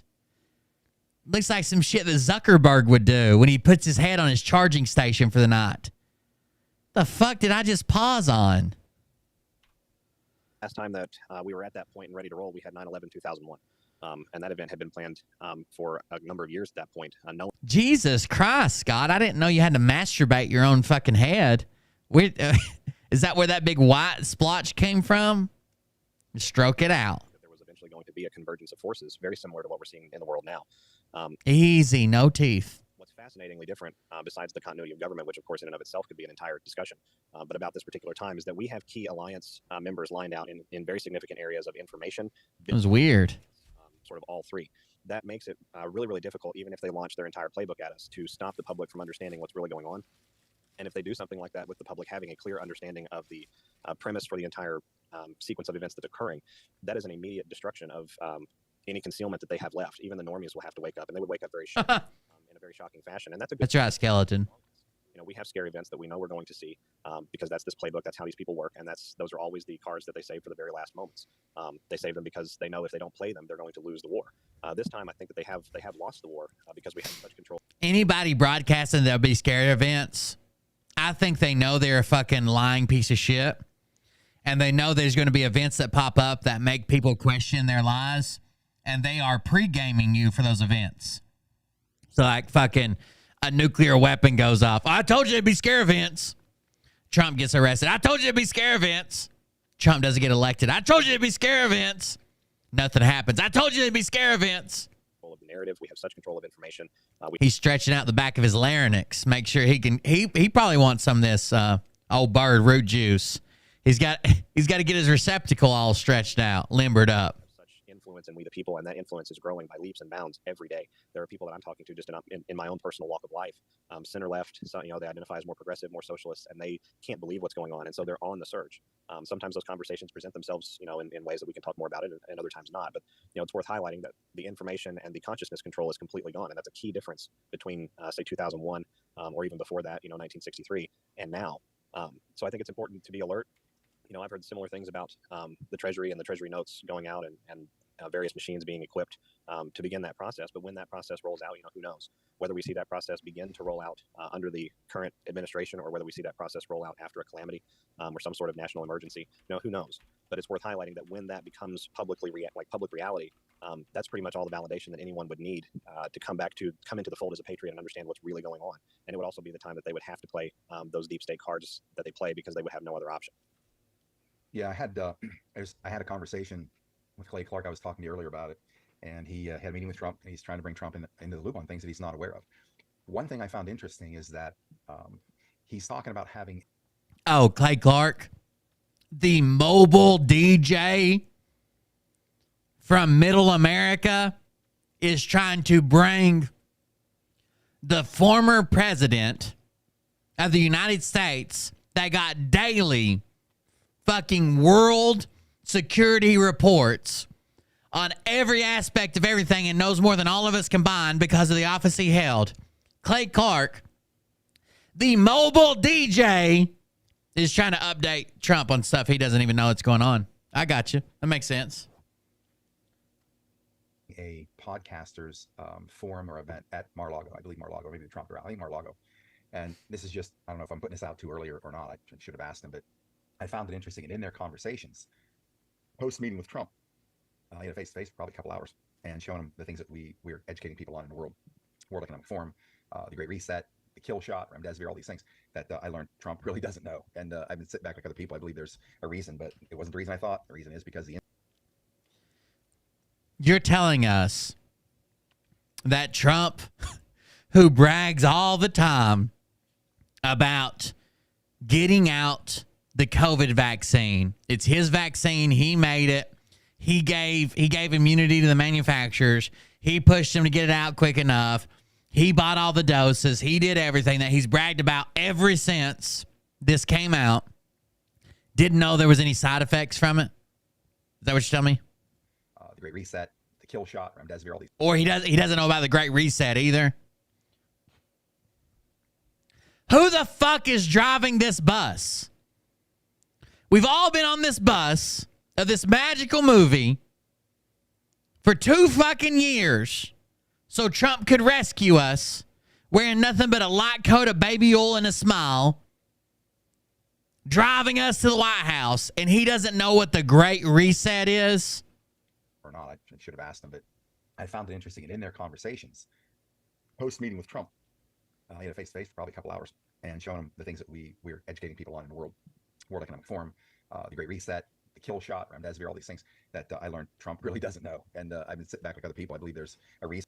And Trump really doesn't know about it. Trump really doesn't know. But it wasn't the reason I thought. The reason is because the insulation in that bubble as a president is so great. People coming at you so many directions every day, different topics, different subject matter. And when you have the real experts, in your face saying this is what's going on, you just got to listen to experts because you're not out there in the world circulating like we are to see bodies piling up and all that kind of stuff. So he's educating on this stuff. And you don't get Trump's attention. You get 5 minutes out of him. It's about all it's going to be.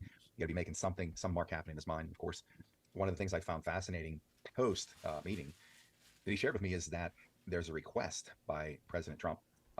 Do y'all realize what he just said about Trump? That Trump, who these people believe is still secretly president under the QAnon plan, handpicked by God and JFK for 50 years, was put in place because all of this deep state cabal stuff was coming. That he doesn't know about the Great Reset, about the vaccine and the injuries that they believe it causes, or remdesivir, because he's too insulated. He's too insulated. Got it.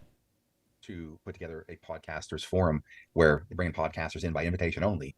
And basically the message is that they need to ratchet up the intensity on what we're doing out here and be focused. And these are my words because I'm paraphrasing. I can't remember the exact verbiage Clay used, but what I took from it is that he's starting to realize and understand, and probably because of the Reawaken America tour. In 4 hours, it's got 5,000, but typically he has a lot more than that. That's 5.8. Here's 10,000, 10,000, 17, 25,000, 10, 6, 21, 233,000. Oh, that's the reveal. 50,000, 13,000. So it'll get a lot more. It's only been out for 4 hours. Because they're not all podcasters who speak, but a fair amount of them, obviously. And they're realizing that this is the medium where people are going to get information, and we apparently are going to be coached up on stepping up our game. Like in my own thought process, putting aside the nonsense, it's become part of the podcast world. Anytime anything germinates and grows, above ground where you can see something flowering, there's going to be all kinds of crazy stuff happening when a foundation's being built. But the ingredients of that foundation that aren't useful like it's kind of like concrete when you're floating it. It's bringing that stuff to the surface. Not that you float concrete this way and this is the reality. You're smoothing everything out. But in this case, if you're kind of beating on it, it's bringing a bunch of stuff to the surface that you want to get out of there. This way, and this is what into that foundation that aren't used to something flowering. There's going to be all kinds of crazy stuff happening. Has Scott ever poured concrete? The ingredients of that foundation that aren't useful. Like it's kind of like concrete when you're floating it. It's bringing that stuff to the surface. Not that you float concrete this way and this is the reality. You're smoothing everything out. But in this case, if you're kind of beating on it, it's bringing a bunch of stuff to the surface that you want to get out of there. And that'll happen here too. And so I think they're going to be looking for the mindset of people that are. I'm not sure you've ever poured concrete, bro. You float concrete, yeah, to smooth it out, but you bring a cream layer up to the top that isn't there, and you settle all the aggregate down so you have a finished layer on top. Truly serving the mission, serving the country, and just because they brought that up, they obviously can see that. So I think it'd be great if that does happen, where there will be, once again, this focused message, a focused mindset, folks, like, here's what you guys need to be doing. If we're going to win this thing, and get everybody on the same page, moving the same direction. 107, put that together probably 2 years ago to kind of put that in. Okay, gotcha. 107. There's the other dynamics that come into, things like this where, it's now in a public forum. So I really think that if that happens, that's going to be, and I keep talking about it with you, it's the narrative, not just of you, myself, other people that are sitting here in front of a camera microphone. It's the. Scott will beat out your demons with both hands if he has to. Okay. You can line one guy up on each side of it. He'll beat those demons straight out of your demon pipe. People in general having the same narrative of this forward movement in taking down this global Titanic of a power structure, because it's putting things in that realm, that quantum realm. So the energy affects everything on the other side, in a positive way for us, but a negative way there. And I hope we get to that point coming up, because again, the fracturing, that's the fractured world of podcasting, which is really the alternative media. It's inevitable. It's just part of the evolution of anything. But once people put aside what their interests are and we all start focusing on the same thing, like I've been saying from day one, that's why I don't get into battles online with podcasters that say stupid shit about me. Wait a second. There's one very upset. At least one. At least. There may be more, but there's at least one dime store douchebag wearing his sister's bobby socks, sitting in his mom's basement in his daughter's aunt's uncle's skirt, basketball-headed bitch that would have to disagree with you, Scott McKay. You stopped your live events to tell people that I was Antifa. You circulated a flyer with my Facebook picture on it and a family photo of me and screenshots of my merch to be on the lookout for it. Now we're going to say I'm above all this. I don't even stop to get in fights or arguments with other podcasters. At least 6 shows have an hour or more dedicated to yelling at me or yelling about your digital Purple Heart, because being wounded in combat's the same as losing your Facebook channel, bro. You an idiot? I have tons of veterans who are like, this is cool. I want a digital Purple Heart. Yeah, okay. See how it is now. Jesus Christ. I don't get down in the mudslinging. So I don't even address podcasters who address me. Okay, sure. And that's okay. Q taught me. Never interfere with an enemy in the process of destroying itself. Let that stuff go ahead and burn hot and flame out. Don't care about that. But always said, stop attacking each other. That's the target. The enemy is right there. The scumbags inside the foreign territory of Washington, D.C., they're real criminals. Focus on that. So if this type of thing happens, I'm just going to be a bystander listening to, but I'm hoping that this mindset clicks. Like, folks, we really are important in this war. There was somebody that contacted me that was literally, I don't want to get nobody in trouble, that was literally traveling with Scott and keeping an eye on Scott when he was traveling from place to place, making these threats about we'll either give them 2 ways. Either they can step down peacefully or the Patriot Street Fighter Nation will go attack and blah, blah. Like, he was making some pretty crazy threats while he was dancing with his tomahawk up on stage. And their job was literally to get to the bottom of that and at least be close to it in case something needed to happen. They sent me the details of his security briefing for one former maybe Navy SEAL. I don't know. His records are sort of weird. And a couple other old muscly guys that he hired, like all in their 50s and 60s. And what the paperwork was that was being circulated at his events. It had a screenshot of me from my YouTube channel. It had a family photo of me, Mariah, and my kids. And then it had several just random Antifa, like if you typed in Antifa member on Google Images.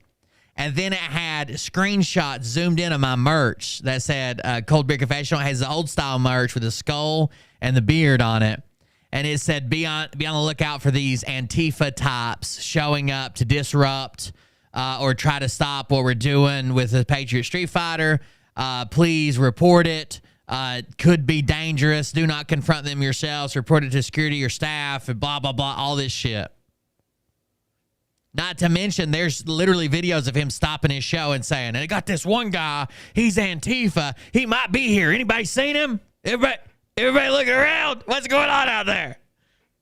Stop, angling for what we're trying to angle for and just collect. A gravy seal. That's it.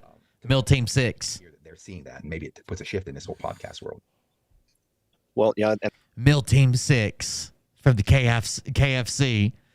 And that's amazing. Scott, I hadn't heard that, but this sort of comes on the tail end. Just over the last 7 to 10 days, Donald Trump Jr. launching a podcast of his own, which essentially overnight became a media. He still does it. He's got it like on his channel banner, I think. Oh, it's not loading. Why didn't it load? This banner right here on his channel still has his Purple Heart thing on it. Something's going on with Rumble because the profile picture and everything's not loading. But yeah, he still does it. He still gives out the digital Purple Heart. He sent Kirsten a T-shirt and a mug with a Purple Heart on it and said she deserved it. Like, a Purple Heart is one of the most sacred awards you get. I don't know how to put it. It's wounded in combat by enemy action. A Purple Heart is fucking serious, man. And you're going to give them out for... And then when I argued, like, this isn't respectful, and he's like, well, when they lose their platforms, have to go somewhere else, they lose their income. That's not what the Purple Heart's for either, bro. Like that, it doesn't say, just in case you're in the military and lose your income, Purple Heart. Yeah, forum, if you will. Rumble featured it. It was a homepage issue.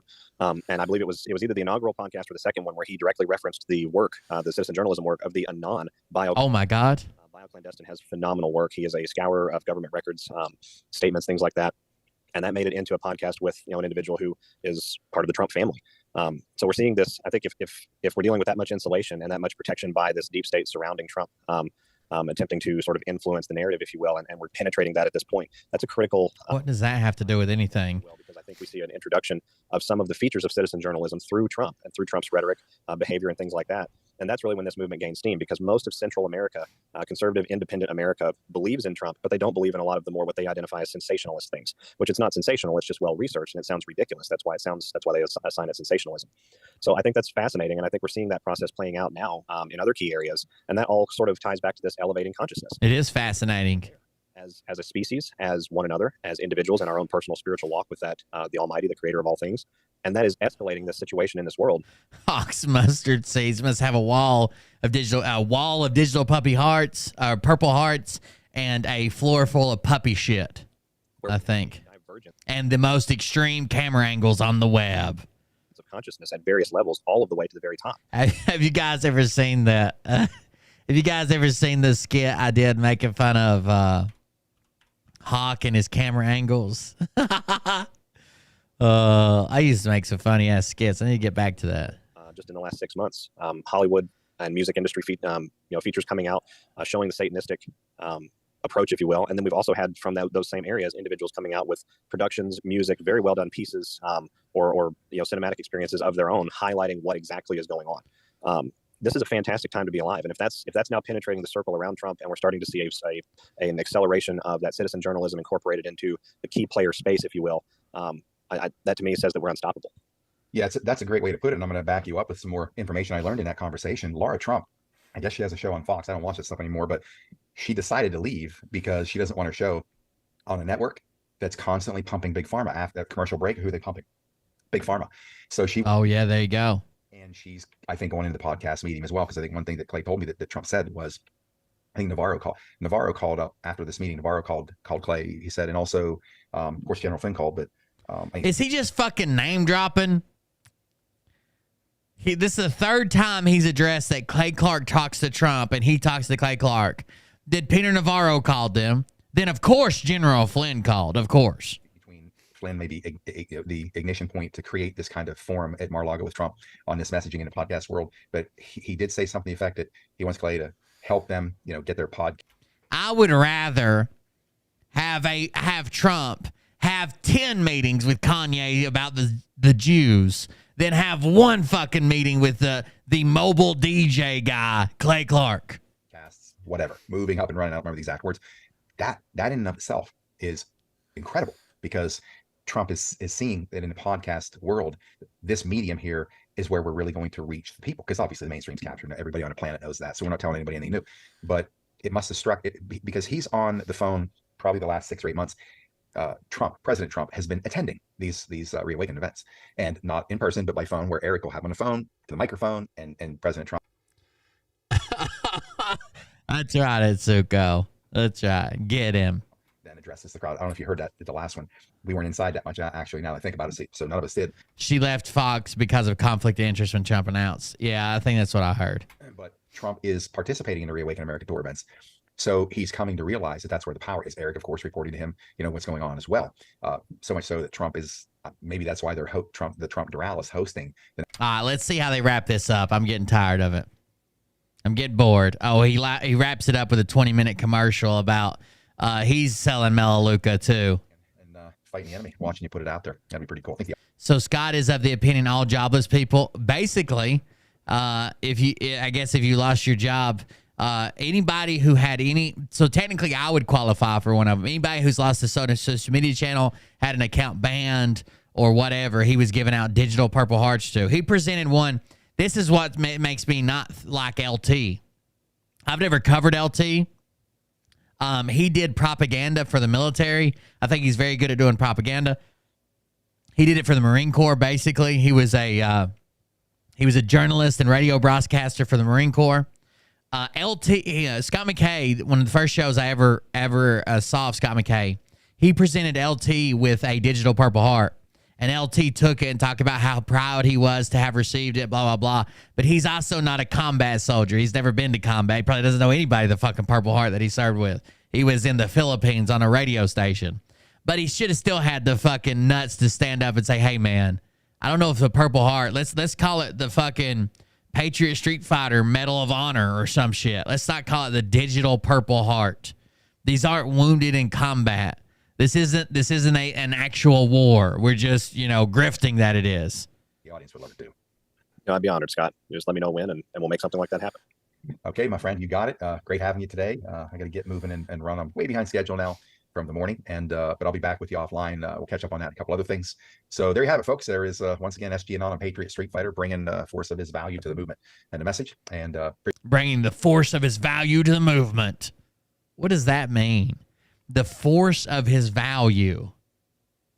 Appreciate all of you out there. By the way, I've been going through stacks and stacks of cards, and I think to myself, I don't get to respond to people individually. I just want to let you know, all you people that have sent me stuff, there's piles up at one of these columns over there. I can never express the gratitude for everything that you people have done in the battle. Exactly. Scott McKay exploited the fuck out of the military to get his kick. He likes using the terminology. He made fun of me for calling him out on that, but not everybody calls their dad the general, and you're the general of the Patriot Army, and you're doing this, and you're giving out Purple Hearts, and you're having these intel briefings and using all these fucking military acronyms, especially for someone who didn't fucking serve. Were you just like a fucking fanboy? Like those people who follow fucking trains around and take pictures of them at crossings? Is that where you are with the military? You ought to be my biggest fan. I'll mail you some of my medals. Or the good grace, and you showed me the gifts, all of it. I read every card, every letter. It's unbelievable. And I just want to make sure all of you know what you send me. Let's just call it, just binge watch me. Oh no. Because it lets me know that there are people out there that care as much as I do. So love all of you, and y'all have a great day, and Patriot Street Fighter out. He even salutes him when he leaves. Welcome. Patriot Street Fighter out. My name's Scott McKay. Many of you know me as Patriot Street Fighter Online. I'm the guy that conducts information warfare on the deep state criminal power structure for the last 2 years. We've had remarkable... Deep state warfare. No, what does he say? What does he say, warfare? I messed it up. On the deep state power structure. Look at Operation Tomahawk. My name's Scott McKay. Many of you know me as Patriot Street Fighter Online. I'm the guy that conducts information warfare. Information warfare. On the deep state criminal power structure. On the deep state criminal power structure. He's claimed, now listen, I know the government sometimes doesn't do things well, but according to them, the government is amazing at taking people out, okay? At having assassinations and hitmen and blah, blah, blah. But according to him, now I found his apartment in about a week of searching. I can literally take you on a view of his apartment and a digital walkthrough. Not an apartment like his apartment. He also claims that the deep state can take these people out. They got all the money. They got all the power. They control everything. They buy everybody off. They can do whatever they want until Trump got here. But he also claims for 10 years, he's had deep state assassins after him because he called out the Bushes. How bad does a hitman have to be to not be able to find you in 10 years? By the way, it's not like he's agile or quick like a cat or can dive into the shadows. The motherfucker had to take a wheelchair to get to his seat on the plane because he can't walk that far. Wouldn't be hard to catch him then. For the last 2 years, we've had remarkable success. Now we... Oh, is he making a run for it? Well, not exactly. One of the baggage handlers is actually pushing him in a cart to C3, Concourse C, Gate 3. So, I mean, we could probably have lunch and still catch him before he gets on the plane. We're implementing another phase of warfare against these people that have used their power and money to attack humanity in ways we never even think about. This is an economic warfare platform that we are now building. We're doing it through what we call the Patriot Switch. What is that? The Patriot Switch. It's Liberty Warrior Nation switch. Switch with Nino. The switch. The Clay Clark switch. The Doug Kuzma switch. The Mike Penny switch. Everybody's switching for some reason. I wish they'd turn off the fucking power switch. Here's where it starts. It occurred to me one day, we got these cute little creatures called lemmings that every year, they breed by the millions. They migrate to the edge of the cliffs in Antarctica, and then they jump. They start committing mass suicide every year. A couple of them survive. They go back home. They breed by the millions. Same time the next year, they migrate to the cliffs in Antarctica. They jump off. They commit mass suicide. And I'm thinking, what's wrong with this insane little creature? Well, guess what? That's us. How is that? Here's how. We have been spending all of our lives buying products from these companies that poison us slowly from the time we're little babies walking around on floors cleaned with chemicals, putting our hands to our mouths. And we know for a fact, the evidence is shown, all these companies, all these chemical companies providing us all these products actually kill us. They're carcinogenic or otherwise. So when I learned that there was one company in America, multi-billion-dollar, multi-decade company. By the way, lemmings do not actually commit unaliving. The myth is based on some actual behavior that lemmings have. So their population booms every year. Or booms every like 3 to 5 years, somewhere around there. I had to look this up the first time he said it. He said this 1,000 times. And when the concentration of the lemming population becomes too high in one area, a large group of these lemmings will go and seek out like a new area to live. They can swim. So if they reach water or whatever, they can swim across it, and a lot of them end up drowning because they're not very good swimmers. But it's not really suicide. But there's been this weird myth about them going to cliffs and diving off, because there was a video one time about these ones that were trying to dive like out into the water and did fall and die.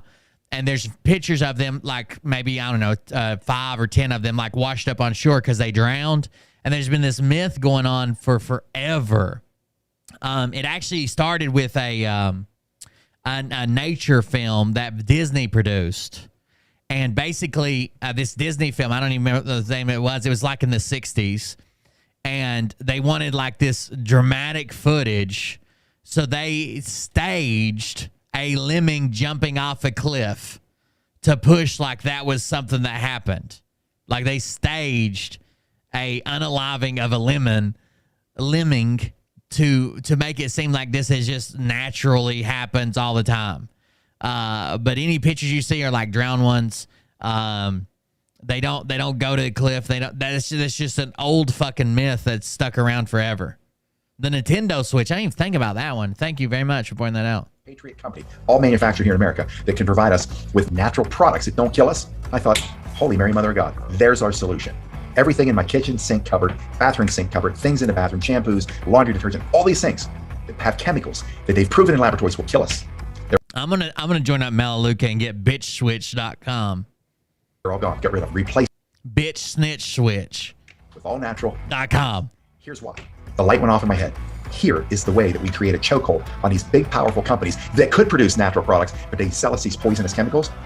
Operation Tomahawk. We're cutting off their blood supply. We're choking out their cash flow. Why? Because now we are directing people. Even you're spending your money is violent. We're cutting off their blood supply. We're choking out their cash flow. We're fucking ripping open the sphincter of consumerism, and we're blowing a giant money load right in Scotty's face. Like, it's very violent the way he just describes this shit. Through Operation Tomahawk, to come over, make the switch, shop consumer items, all the things they currently buy from one company. One. We are going to have millions and then tens of millions of people. Oh, your music cut off. They now have a way to there it goes. Fight that we are in to try to take back our power. These companies that do this to us, we're going to choke them out. These big box retailers that they herded us into during the pandemic to kill all these mom and pop stores that all our friends own. Guess what? No, I'll look it up. Hold on.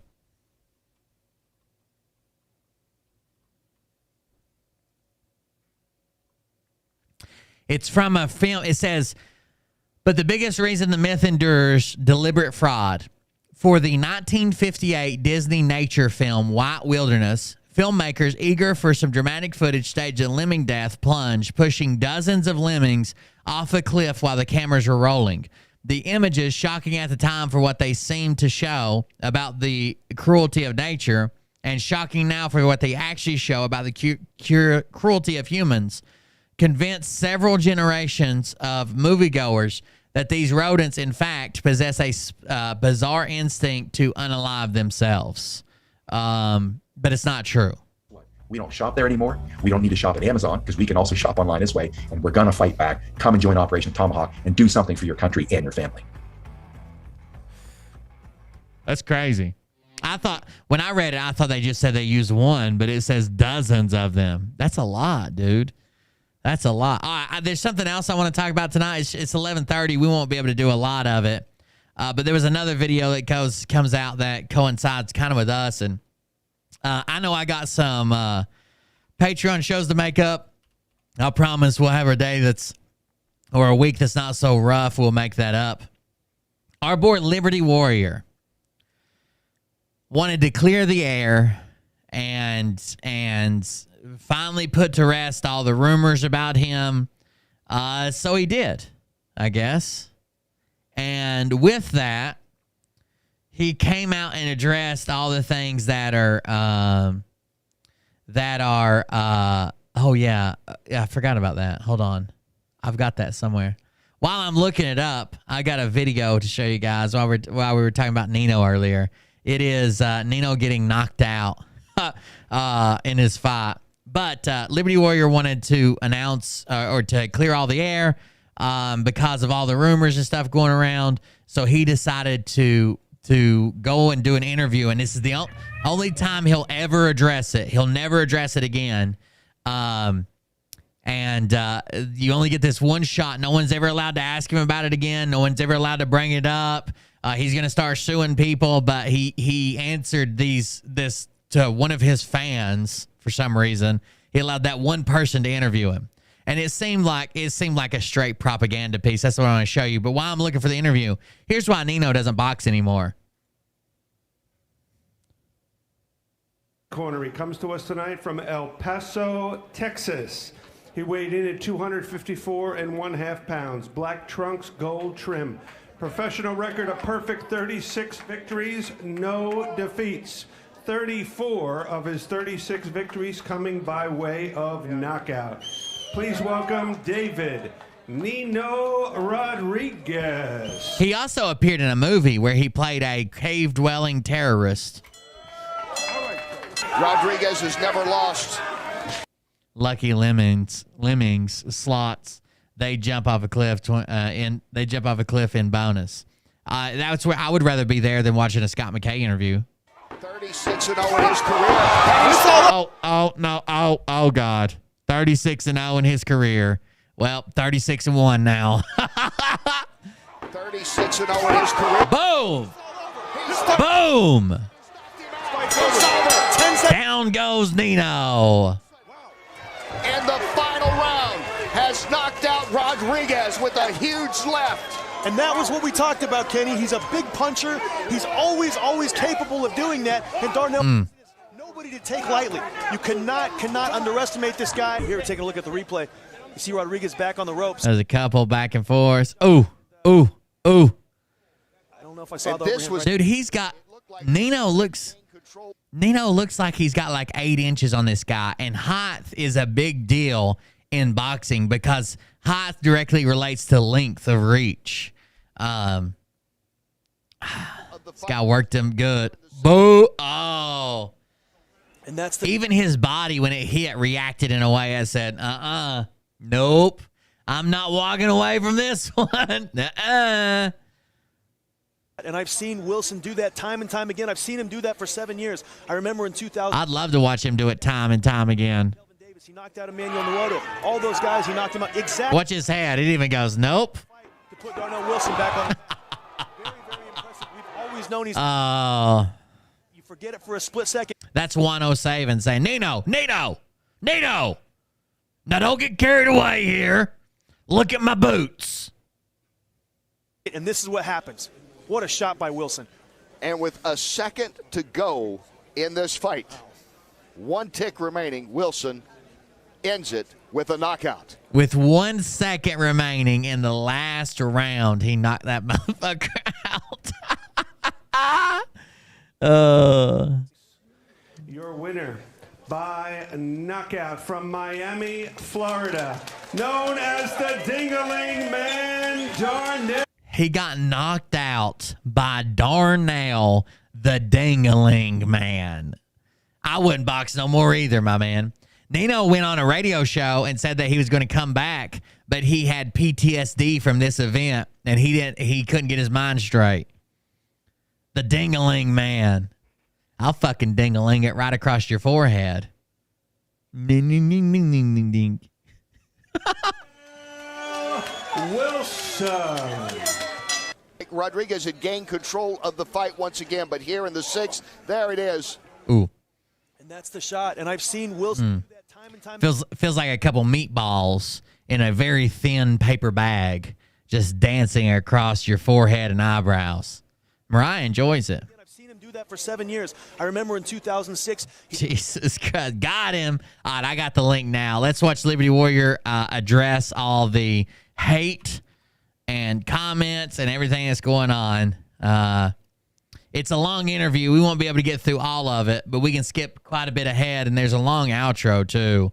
There's like a 4-minute outro, so we can skip ahead some here and go through this. This woman's name is Power Girl, and the other one is like, I don't know, QAnon Cowboy 150 or something stupid. That's the Liberty Warrior fan that interviewed her. On the public level, only to show as he has shown up for me at times. God's providence that in your life, you care, of course, and in that moment. But by the way, apparently, like they had to have this girl because she's the one who's known for setting the record straight, for exposing the truth, for coming with the receipts, for getting to the bottom of everything. They had to have this girl do it. This Power Girl, she had to do it. with 194 subscribers so everybody could see it. No one fucking saw this, and the people who did see it were like, wow, propaganda. Awesome. Check very open wing Liberty War. Here we go. Thank you. LW, well, I just want to thank you for coming here today. I know it's been a real difficult week for you, for your family, for your subscribers, and all your unknown viewers who view your show. After watching everything, I don't even think Liberty Warrior shared the link to it. This week, the Lord was just calling upon me. If Liberty Warrior really wanted to set the record straight, he could have come on my show. He could have come on my show and answered the same fucking questions. But it wouldn't have been a walk in the park.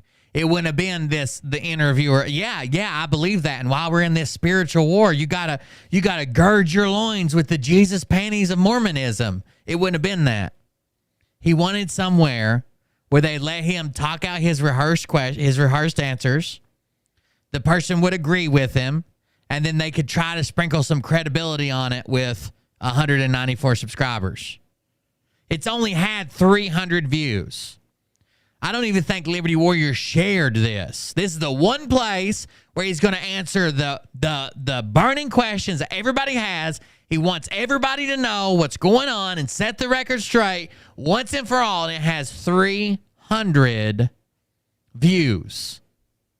I've got 600 people watching live. To reach out to you and first make sure that everything was okay and pray with you. But I'm sorry, like 5:30. We're not at 6 yet. That would be the appropriate time to answer so many questions that seem to be of importance to so many people out in the public forum. So, of course, I contacted Power Girl and asked her if she would agree to graciously produce the show today. She absolutely said yes. We both contacted you. So the reason you're doing this interview today is because of a request that I made. Will's internet shuts off and on. I don't think the stream hasn't stopped. I don't think my internet's extremely reliable. I know the last week we had 2 outages, but our internet's, that's the first time we've had issue with it. Like, it's usually super fucking reliable. So I don't know. To you to what you're talking about. Do a Q&A session for the public in an effort to try and resolve any misunderstandings or misinformation that might be out in the general public. So thank you, sir, today for agreeing to do this. I know how difficult this must be for you. Well, thank you. So she starts off. Now, this is to settle all the mystery and all the claims and all the rumors and all the bullshit, right? And then she starts it off by saying, I know how hard this must be for you.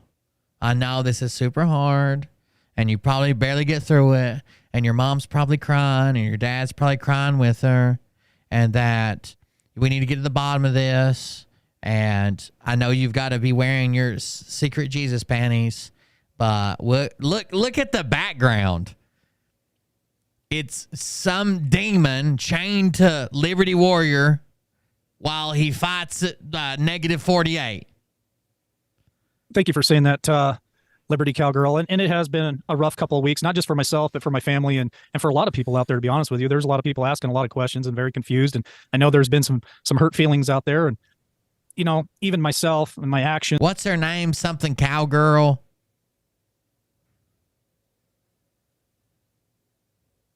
It's not appropriate to name names at a public level. It's unfortunate the apologies can't be direct to the people they were meant for. That's how people can heal. You are a professional interviewer for sure, though. Have you worked in media? I'm sorry. I'm still reeling from the attack earlier this week. What the fuck? Hard to know who's friendly these days. I apologize. I have severe PTSD. I glaze over comments first due to what they do to my body. Thank you for the correction. I've been under attack for 4 years, especially over the last 2 weeks. What do comments do to your body? And probably some of the decisions I've made, I probably caused a little bit of that hurt. So I just want to take this opportunity in this interview to answer some of those questions that have some of them been kind of hanging around for well over a year. I think it's time to answer those questions. Leaking out from the cocaine. Ain't that right? Be clear in this interview.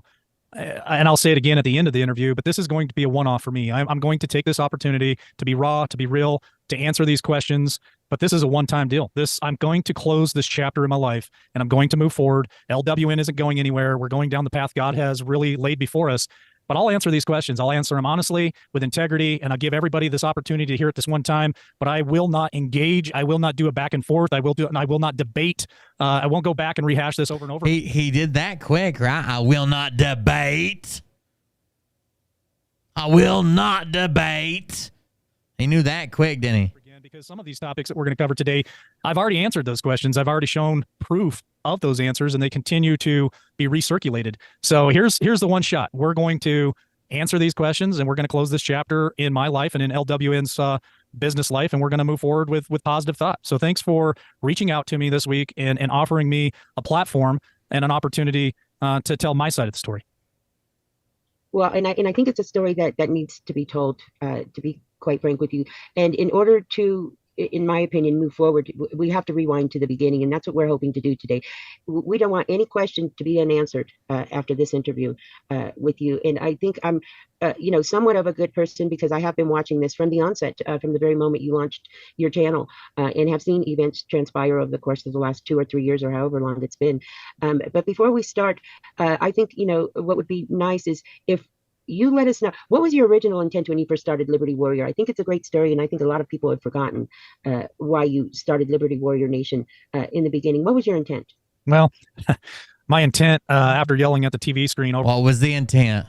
November of 2020. I think we can all relate to that. I think I had a huge connection with most of America. We were confused. We didn't know what was going on. We felt like we had something snuffed out from under us. The carpet was pulled out from under us. We seen so many months of campaigning where we knew, we knew what the end result was going to be. So I sat there along with everyone else, watching TV, screaming at the TV, going, I can't believe this. I pulled my hair out, but as everybody knows, I don't have much hair to pull out. So, God told me in that moment to start a YouTube channel. And I knew from a very young age that there was going to be something that he wanted me to do. And I didn't know what it was going to be until that moment. And long story short, because I could go on for probably 20 minutes talking about it, a man in a laptop was born. And I got on the internet. I researched how to start a YouTube channel, which isn't very hard. I mean, anybody can do it. Got behind the mic, didn't have anybody following me. Second day, I had 3 people follow me, which 2 of them, one was my dad, and the other was my mother, and the third one was me watching. And it just kind of blew up from there. Of course, we had some great people that jumped on board along the way and helped us. And honestly, I had no idea how fast paced the growth of LWN was going to be. It really just blew up on the scene. It was a safe place for people to come. My intent was to give America a voice, to give people, average, everyday citizens who were doing the same thing that I was doing, looking at the TV screen, frustrated and hollering at it, but nobody could hear them. Right. Well, listen, I was one of those people I think I chimed in maybe 30 days after you got started. And for every reason that you just cited was the reason why I started watching. So he's getting the hard questions and having to answer the truth from someone who's been watching him since the first 30 days of his first broadcast. So for years, who's been a longtime fan, who is still a fan, who runs around and defends him and tries to call other people out that are saying truth about him. That's who's asking him the hard-hitting questions. The best interviews, the interviews that we have of like national well-known people, are people who go in and do interviews with people that hate them, right? So like you'll see very well-known interviews of politicians going up against someone who has called them out, who has not been generous to them, who has held their feet to the fire, and they show up to clear the record with that person because they know above all else, that these people will not give them a pass, will not give them a bye, will not just take them. Will not just take them for their word. They won't. Oh, it's your internet. Yeah, I only see one person on Facebook saying it. But yeah, my internet's it's actually incredibly reliable because it's fiber. Last week we had 2 outages, which was weird because I've only had 1 outage since I've been in this office, and that's for over a year. Yeah, I don't know. I've only seen one person saying it's freezing. I would say maybe check your internet or make sure you're on Wi-Fi if you have it available. That might help. But yeah, I usually have extremely reliable internet. Your nation as well.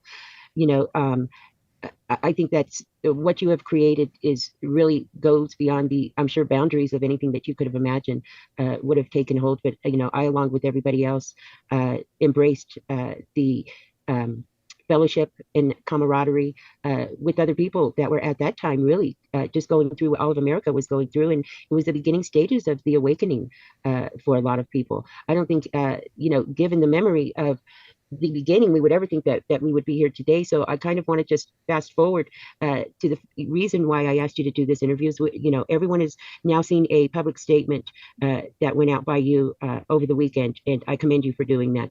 I, as a viewer, was sitting back and was wondering when somebody would say something about what was going on. So it was nice to see you finally step forward to clear your name in that regard. And again, I want to refrain from using anyone's name on this broadcast, because the intention is to try and bring some type of unity and peace to some of these things that are out there in the public forum about you, that people are really personally emotionally invested in, where, as I watched some of these films of things that have occurred over the week, I could see the emotion pouring out in a lot of people, and there's a lot of pain. I watched these films of stuff that occurred over this week. You mean YouTube videos? So I want to make it clear that the reason why we're doing this is to try and heal. Oh my God. That crazy lady from Humboldt is here. Humboldt. She always says I'm saying it wrong. Some of the pain. It's got a DT in it. People are feeling out there. And in my opinion, it's going to come from some of the questions that are lingering out there in the general public. So, I just want to put the disclaimer out there that you're not aware of anything I'm going to ask you. You've agreed that I can ask you anything. Liberty Warrior. From the standpoint of a viewer and what's in a viewer's mind. And I hope I'm able to ask most of the questions that are out there in the public forum today. So I want to apologize. This was not the way to do it. At worst, he should have got these questions and had them asked by a neutral party, somebody that didn't even know him or had nothing for him or against him. But to have someone who's basically a dick rider, somebody that supports you, somebody that's been around the whole time, somebody that defends you all over the internet to ask the questions. It's like, well, I'm sure you were worried about this, and I know you're a godly man, and I'm sure your mama was upset, and I'm sure that everybody needs to know that I'm sure that you're sure that everybody was sure that this is just silly, right? This is just silly. Let me ask this question, but it's just silly, right? Like, this is stupid. Questions might be uncomfortable for you. If I'm asking you the question, it's because it's out in the public forum and people in observing chat rooms. These are questions that came up over and over that people would like the answer to. So to me, the best way to do that is to kind of start at the beginning. When you started this, did you have an intention to have a co-host? We all know you had a great co-host coming out of the gate. How did that all come about? Well, honestly, no. The answer is no. I did not intend on having a co-host, but what I found was I found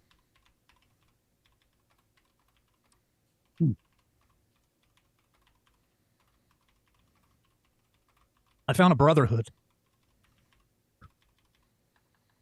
and not the fuck was that? But a lot of people out there, men and women. Damn, he hit hard on that. Found a lot of people out there, men and women, fighting for so many different issues out there. Kids, the ugly vacations that we've talked about many times. Things going on in our government, corruption. I mean, you name it over and over and over again. I found this brotherhood, and yeah, it formed some bonds, and I ended up having basically a wonderful co-host for a long time. Shane. And we had a great time. Wonderful shows, and the call-in aspect of it, we got to meet so many wonderful people across the United States and around the world. And we'll get to how LWN evolved from that, because times change, things change. We were all locked down for a very long time. So a lot of us didn't have anything else to do but sit there and search for things on the internet and search for things on the TV. And so we were all very engaged. And that led to a lot of solid bonds that I had with many people across the United States. And that's right. To answer your question, after all of that was no, I didn't really have the intent on having a co-host, but it was a very great and precious part of LWN for a long time. So a lot of that bears the question, about the staff. Let's just talk about your staffing at Liberty Warrior, because a lot of people are out there are confused. All right, about your staff. Let's be clear, we're podcasters, so moderators or anybody that's helping you in that respect are basically people, volunteers that support you and want to help you with the success of your channel. And again, correct me if I'm wrong. So I can't lie. Hopium sells. Liberty Warrior did have success with this channel. For a long time, he played this good guy just trying to seek the truth. I no longer think that's true. He's a guy who wants to make a buck by doing this instead of being an electrician or whatever he used to do. He did find success, but man, I've had some screenshots of his podcast he does on Podbean where there was 8 people listening in the first hour of his show. It's pretty extreme, the fall off he's had as well. But because LWN blew up so fast, I think because people were on lockdown, as you state, you needed help. And I think I myself even heard you publicly calling out for volunteers. And you were able to amass a great staff of volunteers for your show. But I think, where it's easy for things to get crossed as time goes on is there's a big difference between an employee of a company and a volunteer and things that go along with that. And when you work with each other for so long, it even goes beyond that. Everyone becomes like family. And, you don't even realize that whether it's an employee or whether it's a volunteer, that relationship somehow seems to dissipate because family takes over because of all the love and care that's involved in the relationships that are developing simply from working with each other for so long and so many hours a day. There's a lot of questions out there. At what point did you... That's right. Jeffrey Allen Bowman over on Rumble says, Mary from Mexico, black hat. Tammy, black hat. El Griswold, black hat. Got nothing bad to say about any men except one of those vegan. No, he thanks Sage for his professionalism in this interview and on Prepping 101. Decide that I think a lot of feelings were hurt that you were going to do away with your entire staff. In essence, what changed in your life that prompted you to make a change in your business? Well, I want to be clear before I give my answer. The intent of me agreeing to do this interview, it's not to trigger anybody. It's not to cause drama or hurt or anything. I just want to tell my side of the story. So in no way. Again, to 194 people, why wasn't this posted on his channel? Why didn't he link to it? Why didn't he share it out? Why didn't this go out? Am I doing any of this to throw any one person under the bus? This is just my side of the story. You take it for what it's worth. LWN grew at such a rapid pace. I needed help. I couldn't handle all the emails that were coming in and just all the stuff. And my great co-host helped me there for quite a while, trying to reach out to other people and get them to come on the show and have. So I will be fair to him here. Even though as small as our channel is, we have some really, really dedicated fans. We have a lot of people who want to send me information.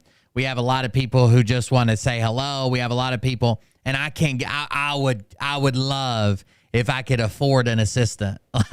That would be amazing if I could pay a payroll for somebody to help me with emails and just doing silly little tasks like answering questions about how do I do this or how do I join that or am I in this or how much is this or what, just small things, obviously not do my show for me, but everything else besides the show.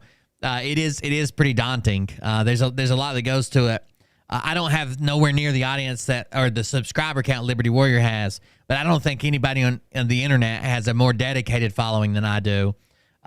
Nobody else is going full-time YouTuber with 2,000 subscribers. No way.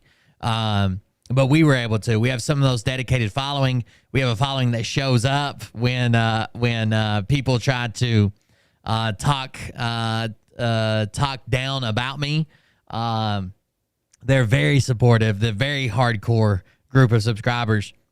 And it's hard to get to all the answers a lot of times. Of different points of view. And so it was a fast-paced moving machine here that I was having a hard time keeping up. Now, I believe that every single individual that has ever come in contact with LWN on any type of way that they have given to LWN, and there are lots of people that have given time, skills, all kinds of things to LWN, I truly believe that each and every one of those personalities and people, individuals, whether they're with me or not to this point, were absolutely 100% sent by God for that moment in time that I needed them. Now, people come in your lives for seasons. Some people stay for the entire length of your life, you know, but some people come and go. So there were people that came and there were people that left. Some of them left on their own accord. Some of them did not. When you get that many people together, grouped together, personalities start playing a part in things, backgrounds start playing a part in things. And so as the guy at the head, it was challenging for me to sit there and try to figure out how do I keep the peace among all of these people. And so why I made the decision finally a handful of months ago to just become a lone wolf and go it alone is it was just time for me. It was time for me to put away anything. This right here is not true. Why did he make the decision to go lone wolf a couple months ago? There was a meeting that everybody went to. And this meeting, so Liberty Warrior, my mods will tell you I very, very rarely, if ever, have a mod meeting where we all have to go video chat and talk about this or whatever. Like, I'll get all their attention sometimes, or I'll make a joke and say it like it's a meeting. And occasionally we'll be in a voice chat together. Most of the time I just leave something, they see it whenever. Liberty Warrior has meetings. He tried to get me to attend one. I don't do that. But there was this meeting they were having on StreamYard. And when other issues were brought up about reimbursement, about pay, about a GoFundMe he wanted to do to repair his car that was actually already paid to repair by either his mom and dad or his fiance's mom and dad, and some other issues around, like what about the guy who makes all their logos and their merch and stuff. When those issues are raised up, Liberty Warrior felt like he was being attacked. Shut down the live stream. That was on like a Friday, I think. And on Monday morning, everybody got emails saying they were fired. So he didn't say it was time for me to go it alone just because I just thought I had matured to the level, blah, blah, blah. He was being called out by those people around him in a way that I think they were trying to better him, saying, hey, this isn't right. This isn't right. We need to fix this. And instead, he ran away and fired everybody. That, again, their services were no longer needed. They were fired, even though they were all volunteers. Again, I'm not trying to gaslight. I'm not trying to stir anything up. It was just at a point where I personally had enough of just things added to my life that I didn't need. And I'm trying to be very kind in saying this. It was time for me to just be a lone wolf. I can't give you a sub, Gen X. Gen X, you're already a subscriber.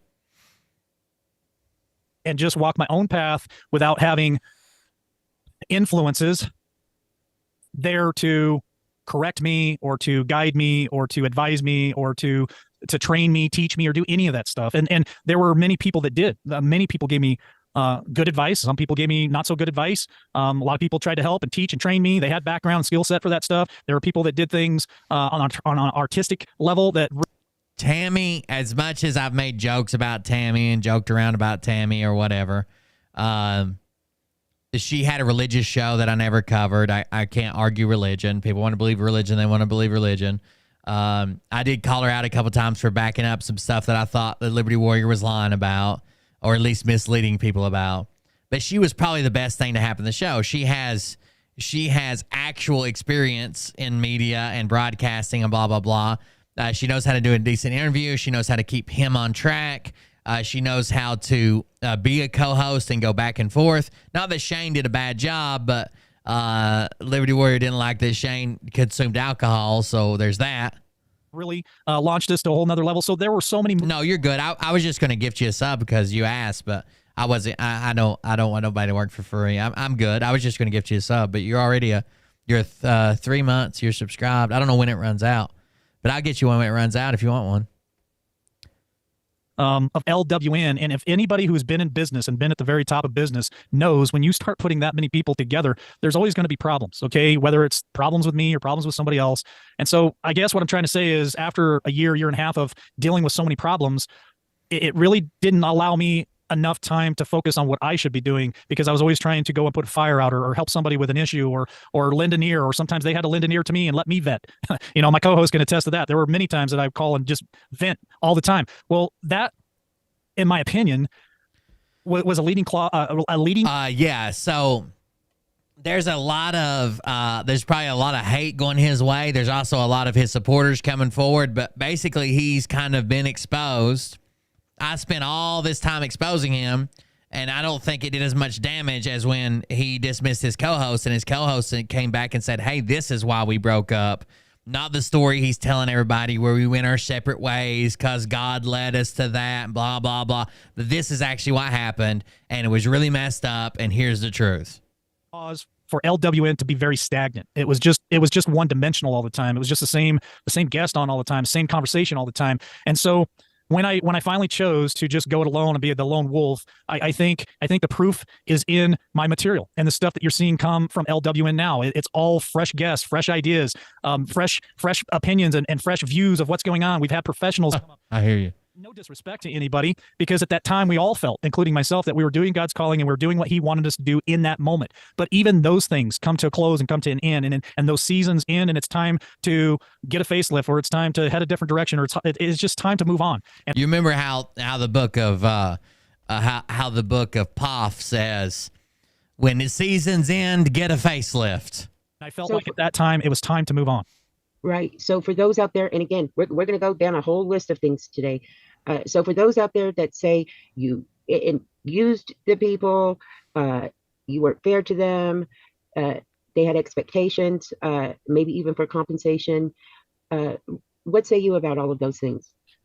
Well, I definitely played a part in hurt and hard feelings and a lot of things that my choices probably they didn't agree with. And so, by the way, I do think Rising Phoenix is right. That if you're going to make these apologies, just say, you know who you are. I hurt you, and I apologize that I hurt you, but I can't speak for nobody else. That doesn't have the same as saying, I'm sorry to this person. I'm sorry to Shar. I said this about Shar. It was inaccurate. I'm sorry to Shar. Instead of saying, well, I said something that was inaccurate to a person. We all know who I'm talking about, and I would like to apologize if I hurt that person in some way. We all know. Like that doesn't have the same shit behind it, right? It's just words at that point. To those individuals out there that need closure, need to hear an apology, I'm sorry for that. I ask for their forgiveness because those choices that I made, and sometimes it was pretty quick and swift, it kind of left them out there going, well, what the heck just happened? And so I take the responsibility in those decisions, and I apologize to them because it's not what I meant to do. It's just how it all happened, and I can't go back and change those things. I can only own the mistakes that I made, and I have made plenty of mistakes since the creation of LWN, and I will continue to make those mistakes. I'm only human, but I just ask for forgiveness, and I just apologize to each and every one of those individuals out there that feel like they were wronged, or they were hurt, or they were taken advantage of, or they were mistreated in any way, because I've always tried to treat people how I wanted to be treated, and I even made mistakes in that too. But again, I'm not the only one in this whole situation that caused any hurt or any of those type of feelings. I also felt certain things myself. I'm not going to go on camera and talk about them, but there were things, we're all human beings. We all feel things. We all everybody hurts sometimes. I miss you so much. It hurts inside. On the inside, it hurts. Everybody hurts sometimes. Emotions, and I just really try hard, and I'm getting emotional today in this interview because some of this stuff is painful. It does hurt, and I appreciate you answering these questions. I as I told you before we started the interview, some of these questions might be painful, but I just feel like it's very important, if you're going to answer questions, that we answer everybody's questions that are out there. So we got the whole staffing situation addressed. Now we're still going down this timeline. You guys were successful. You took a beautiful trip out to Mount Rushmore, I guess, on a 4th of July trip, and Mount Rushmore trip. We all remember that, I believe. That was a trip where his son cried at the end of it and said, "I thought you said Trump was coming back." They stayed on the wrong side of Mount Rushmore, which didn't bode well for a lot of people. They stayed in the wrong place. Nobody had rooms to stay. Nothing was figured out. No one knew what was going on. A lot of people ended up camping or sleeping in their car and shit like that. It wasn't great. There, but a lot of people seem to still be disgruntled about some lodging that went awry up in Mount Rushmore. Is there anything you want to say about the Mount Rushmore trip? One of the best things that I ever did, and I got to meet some wonderful people. I don't think I need to name any names. They know who they were. They were all there. We all grouped together. I want to be clear with everybody. I'm not a travel agent. You know, I went in together with other individuals. We all rented a place, and I told everyone else that was going the area that we were going to be in. But I mean, again, I'm not a travel agent. I cannot go out and book everybody's lodging for them. So pretty much everybody was on their own to book their own lodging. They all did their best, just like we did. I'm sorry, I'm not a travel agent. That's an apology. But I can tell you, with my lodging experience on that little adventure, I don't think anybody quite had the hardest night that I encountered with my son. And at the time, I think Noah was around 9 or 8, maybe, and another individual that was with us, where we ended up spending July the 3rd in my vehicle sleeping because we were removed from the Airbnb that we had rented and paid money for, and still never. So they got thrown out of the Airbnb. Got a reimbursement for any of that stuff from the Airbnb company, to the best of my knowledge. So I think I spent like several $100s for one night stay, and the rest of them they stole from us. And so, you know, I know that maybe there's individuals out there that felt like they should have had better accommodations. Well, I can guarantee you that you definitely had better accommodations than I did on July the 3rd, because there were no hotels available to rent when we were removed from the premises early in the morning, and I had nowhere to go. So we spent the night in the car. I don't know if it's where I've been in the military, or like maybe I was brought up different. I mean, I was raised like rural and poor, like out in the country and poor. But as a leader, I know this is a military thing. As a leader, okay, if you want to be a leader and not a boss or a dictator, if someone has to suffer in accommodations or in niceties or whatever it should be you, right? If we all went somewhere and I was a leader of a group and there's 8 of us and there's only 7 rooms available, it should be me, right? I should stand up, take that spot, and make sure everybody else is taken care of. I don't like that he's mad that he had to sleep in his car a night and saying, well, it couldn't have been as bad as me. It couldn't have been as bad as me. There's no way. That's the only approach you can take. That's the only approach you can take. You can't, as a leader, say, oh, well, you know, I guess I'll take a room and you guys figure out the rest. Like, come on. It was pretty rough. Well, I think I can attest to the fact that it's unfortunate. I think it's happened to us all, where unfortunately sometimes when you plan trips, things don't go according to plan. And, you know, I just wanted to, if we're going to, you know, ask the questions, like I said, we're starting at the beginning and we're going to go down the entire timeline. You've said it 100 times. Let's go. Many people that have a lot to say. Well, I'll say this, cowgirl. If there's anyone out there that has hard feelings. To be fair, she sounds more like a reverse cowgirl, maybe back in her heyday, and now she's just cowgirl. About the trip to South Dakota, then again, I would apologize to you. I'm sorry if it didn't go as like she's a fan of old Thumbelina planned or as well as we all anticipated. That was my first time ever doing anything like that and meeting people I never knew before. It was all a learning experience for us, and for the most part, from what I take out of that adventure, is I got to meet some of the most amazing patriots. Oh, somebody left a comment, and I appreciate this comment. I'm not like calling anybody out, but I'm just kind of trying to be honest with you. Somebody left a comment the other day. It's like, I love your show, great work, blah blah blah. But if you want to attract, you know, more people that are being grifted, blah blah blah, the elderly group, maybe you leave out like the sexual innuendo jokes. I'm just going to be completely honest with you. I do my humor the way I do my humor. I know not everybody gets it. But I mean, I just like making jokes. I know they're cringy sometimes. I know it's just my style of humor. And I've added up most of the videos, and if I took out the sexual innuendo jokes, each video would only be about 8 minutes long.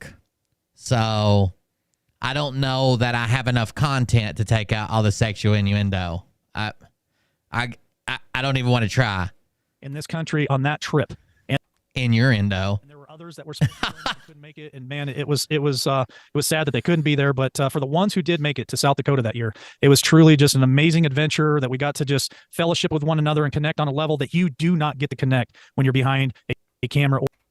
Tara did an entire itinerary for him and us all. He didn't keep it much, and that's where many problems arose. He knows that. Yeah, I've heard the story about all the stuff that was supposed to be going on, and it was all set up as if he was the leader of this trip. Like, he says he's not a travel agent, but he tried to set himself up as a fucking tour guide with Tara, setting it all up, and none of that came to pass. Or a microphone. No, I literally understand what they're I literally understand what they're doing. There'd be more elderly women that is like these grifters' main targets. Like I was just making a joke, but I appreciate the comment, and I know it would probably reach more people like that. That's not my style. I don't want to change who I am. Wonderful. There's the whole Mount Rushmore story, ladies and gentlemen. Okay, let's move on to more important things. I hate to ask such mundane questions, but I want to make sure that we get in everything everybody's interested in and have been out there. Let's get to your graphics. Okay, there's allegations out there that you owe your graphic artist money. What say you? Well, I'll say this. It's not that he owes his graphic artist money. It's that he got donations. He's making money. He has a bankroll from his new fiance. He's not reimbursing anybody for stuff they asked to be reimbursed for. And if you wanted to look at the person that probably deserves money the most, it's the man who made all of his graphics, all of his intro and outro sequences, all of the logos, all of the merch, all of everything. That's probably the one who deserves some money first because he's been around forever and he's done all this stuff.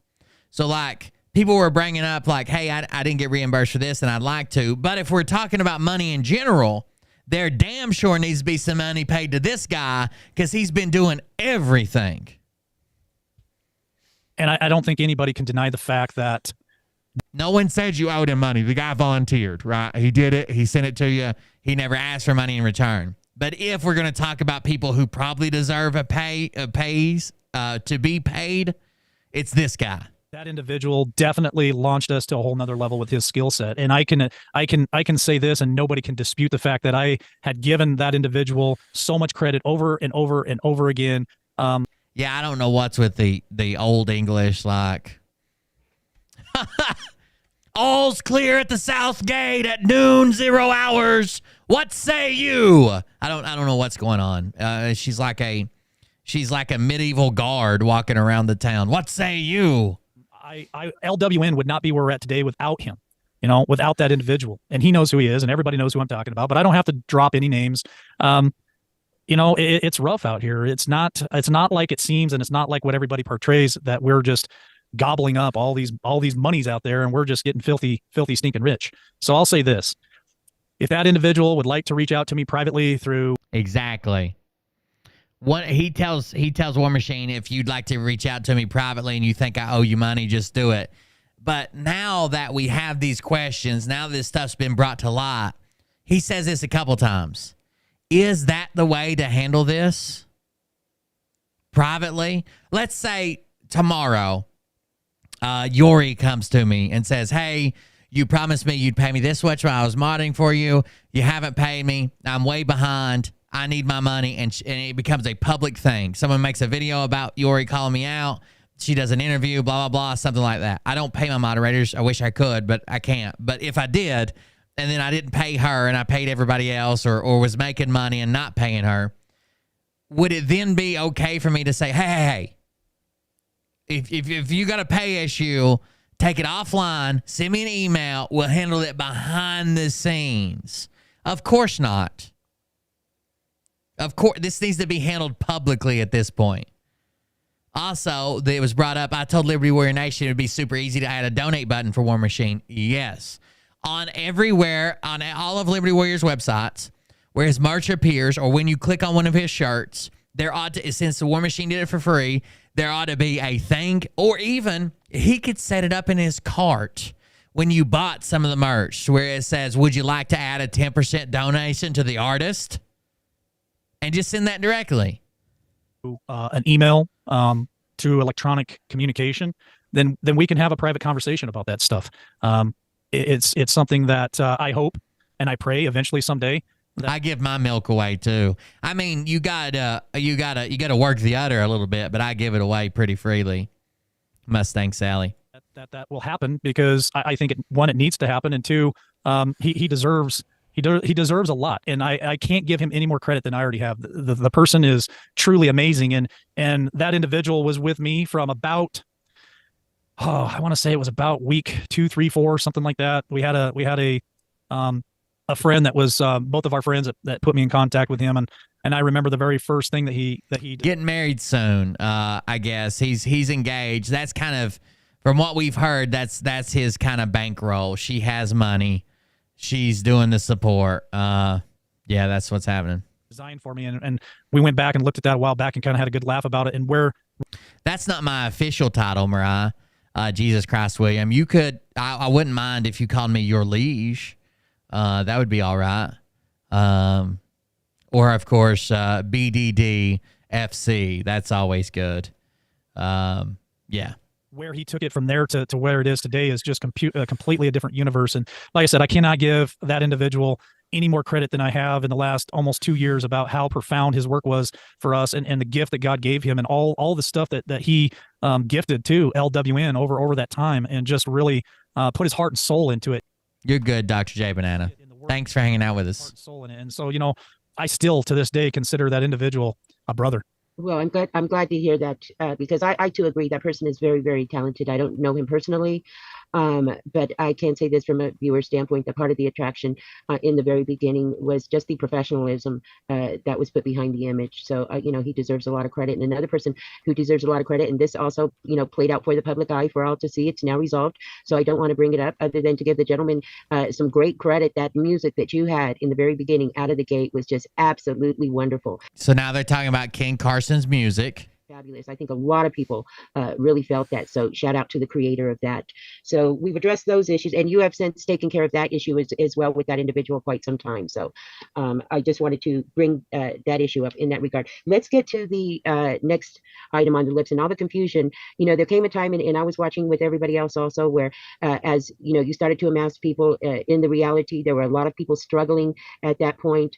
I think everybody in this country was struggling at that point. It wasn't limited to 1 or 2 individuals, but you found yourself in a situation where somebody might come on the panel, and situations would come up, and the whole community as a whole would pull together to do some type of fundraising for various people. And again, we're not talking about one individual. We're talking about a few individuals. What I'm getting at is the process. There was a lot of confusion as to the process when it came to these fundraising attempts that happened sporadically, and a few people were caught up in that.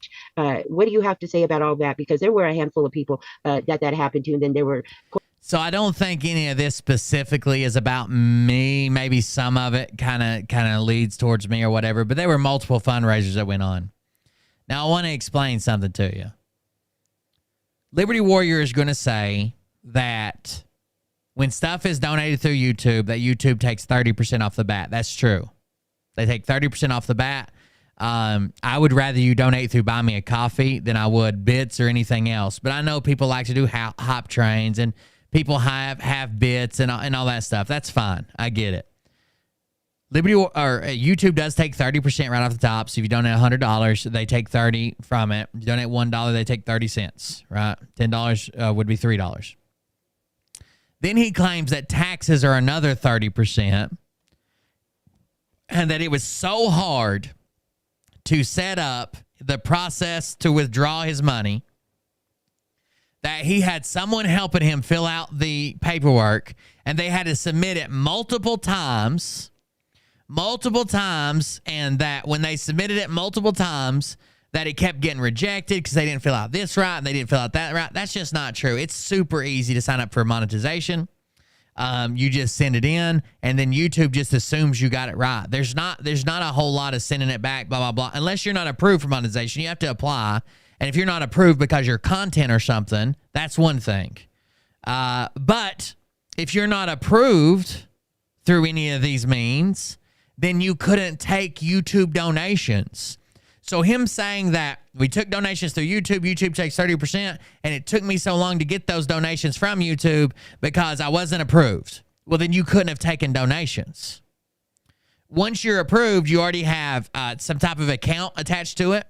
You have your name, your tax ID number, or your social security number, and then you can take donations. They won't let you take donations without being signed up to take the donations. It's the other way around. Also, He then goes on to say that he takes another 30% for his taxes. This is wrong. He doesn't have to take another 30% for his taxes. He's estimating his taxes to begin with. How does he even know what bracket he's going to be in or how much he should take off that to pay the taxes? He could be too high. He could be too low. Instead, he's got an LLC. He pays those people out as a 1099K or whatever. And if it's under $20,000, they don't even have to report it. Pays those people out as a 1099K, and he just says, I received this money for them. I kicked it out in this 1099K. It just passed through me, and he wouldn't pay any taxes on it. Any taxes. And if they got less than $20,000, they wouldn't pay any taxes on it. It was supposed to go down to $600 this year. They froze that. They pushed it. It's $20,000. So he should have took that out, shown it as a direct payout, dollar for dollar, from whatever YouTube sent him. I'm not saying if $100 come in, YouTube would have took the 30. He took another 30% off the 70. He should have sent the whole 70 and done it as a payout. He didn't need to hold donations. But when you sign up for an AdSense account, you have to have a bank already done. You have to have your tax ID number or social security number already done. You have to have all this stuff already done before you can accept the first fucking dollar. So the stuff about him saying, well, it took me forever to sign in just to get the donations out, that's a lie. All that was set up before they allowed him to take any donations. Questions regarding disbursements afterwards. Do you want to say anything about that? Well, I am a very spontaneous person, and I do have a big heart, regardless of what some individuals may think. I have a massive heart. Sometimes that heart gets me into trouble because I always want to help people. And, you know, in that time, if somebody came to me and said, right. So what he's saying is $100 donation, 30 went to YouTube, 30 went to him, and 40 went to the person. That's the dumbest way to take. Why would anybody take donations in that? That's 60% they're losing in a donation. There's much easier ways. LW, this person needs some help. What can we do? They throw out the idea. I would never say no. That was the problem, is I would never say no because I always wanted to help. So yes, we did go out. We did raise some funds. What happened was I got caught up in the whole YouTube deal where I didn't realize the process of doing such an event and growing at such a rapid pace. I didn't go and cross all the T's and dot all the I's when it come to YouTube. So yes, all those funds did get pushed into YouTube, but I did not have those funds. Those funds were held by YouTube until me, LW, went through the proper chains in YouTube. An enlarged heart. I had to go out and get a tax ID number. I had to set out a business account. There were all these different things that again. So right now, let me tell you, when I go to YouTube and click monetization, or actually it's called earn now, tells me to link my accounts. It tells me to link my account to an AdSense account. Now, what do you have to have an AdSense account? You have to have your name, your social security number, tax ID number. You have to have a bank to pay for ads or to receive money from ads. All those already set up. Try to donate to me right now. It won't fucking let you. Why? Because I don't have one set up. But if I had mine linked right now, that's already has the bank information, already has the tax ID number, already has the social security number. If I had that linked, I wouldn't have to redo it. They don't let you take donations unless it's already set up. Twitch doesn't either. The first thing you got to do before they'll turn on, it's not like they just take a pool of money and hold on to it until you decide you want it. You have to have a way to withdraw before they let you start taking donations. I got caught, so to speak, with, not knowing what to do because I'd never done this before. So of course those funds were held up for quite a while. And what people don't understand is you may send. Shit, I wish he raised $20,000 for me, but no, he didn't take none of mine. Those things required of you from YouTube. I'm not dumb enough to let him get away with that. To legitimize your channel to where those funds will be released. Well, I would send those off. They would be rejected. There was another individual that was actually helping me to legitimize your channel. To people don't understand is you may send those things required of you from YouTube to legitimize your channel to where those funds will be released. Well, I would send those off. They would be rejected. This is not a thing. No one's ever ran into this. I have money setting in my AdSense account that they let me sign up with no way to withdraw and no way to put money in. And I've sent in the papers to legitimize my account, and they keep rejecting. This doesn't happen. It already had to be set up. was another individual that was actually helping me at the time. We would send that stuff off and then receive an email back from YouTube that says you're rejected. Something wasn't right. So then we'd have to go back through the whole process and figure out what did we not do correctly. I mean, it was, to be honest with you, it was a very big pain in the butt. Okay. But we have exactly, Q idiot. Got through it. And then the funds were released. Well, something else that people are not aware of is the percentages. So that's right, bug dude. To somebody like that, but YouTube right off the top takes 30%. It's part of the agreement with me and YouTube, with any influencer in YouTube. No one's arguing the 30% YouTube takes. Any of that stuff, YouTube collects 30% of that because you're using their platform. So a lot of people don't understand that. They're like, well, I know that you know, they got a whole lot more than that in the donation. Yeah, you're correct. But what you don't realize is YouTube took 30% of that. On top of that, I have to pay the taxes, which is 30%. No, you don't. Of those funds as well. I don't think it's fair of me as an individual. So yes, YouTube will send him a document that says you received $100 from YouTube. And technically that's a tax liability. But when he shows on his own paperwork, paid this money out, $100 or $70, blah, blah, blah, sent to blah, blah, blah, then he's done with that tax liability. This is where the money come in. This is where it went. It's gone. I don't pay taxes on that. I don't keep 30% for taxes. If I do a drive for something, he should have used an outside processor like Q Idiot said, but still. Like that. And then I turn around and have to pay the taxes on that. So in essence, yeah, the funds sent was less than what they. Is that a cheetah-spotted demon chained to a naked man attacking an angel with a disturbingly short loin cover? Yes. And actually, the loin is protruding slightly as if the angel character has a chub. I don't know if you see this protrusion here, but something's excited in this battle. He done went to his secondary weapon, if you know what I mean. Received due to YouTube taking 30% and taxes at 30%. And so what happened in those situations was, one, it opened the door for me to be plagued with all kinds of, you wouldn't believe the emails I would receive from people I had no idea who they were that were wanting me to do fundraisers for them.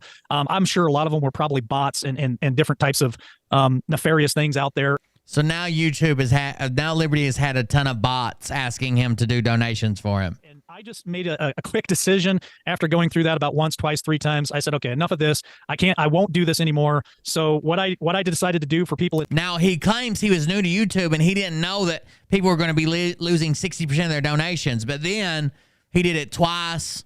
He did it once, then he did it twice, then he did it 3 times. Then he decided you need your own donation link. Need like that was I would allow them to drop links to their own GoFundMe pages or whatever. Why didn't you realize that after time 1 that they're taking 60% of this motherfucker? But I had to walk away from that because it really twisted a lot of information out there and made it look like funds weren't going where they were supposed to go. And I have all the receipts for it. I've showed them before, but it definitely was. That's an interesting sword technique, like a serial killer in a movie, knife stabbing. Something that I didn't anticipate for sure. Well, it's explaining, and this is why I think it's important for people to know. And as a businesswoman, I understand disbursements, and although something might be whole on one face, if there's transactions involved. The devil also has the demon character also has one of those creepy high school cheerleader ponytails that sits right on top of their head. Comes straight up. So that's interesting in case you're wondering. I don't know how big your phone screen is. Transaction fees and so forth. And once you think about it afterward, what you say makes perfect sense. And I think the ideal thing was, is most people would say, oh, well, why don't you just pay the guy out and figure it out later? You've been very frank in letting me know. That's right, Shaq to the future. Able to just pull the money out and hand it to the person in that respect. No, I was struggling and still struggle just to keep the lights on here. I didn't have the extra cash to just write somebody a check and then figure it out later. That just couldn't happen that way. And to answer the question, every person who's ever been on LWN and we've ever raised any type of funds for them, every one of those persons have received. So the ones he's talking about now is Rage in the Cage and Craig the Hunter. Both had fundraisers on Liberty Warriors platform and both claimed that they did not get paid at all or did not fully get paid. And that was a long running issue with Liberty Warrior in his channel. The funds.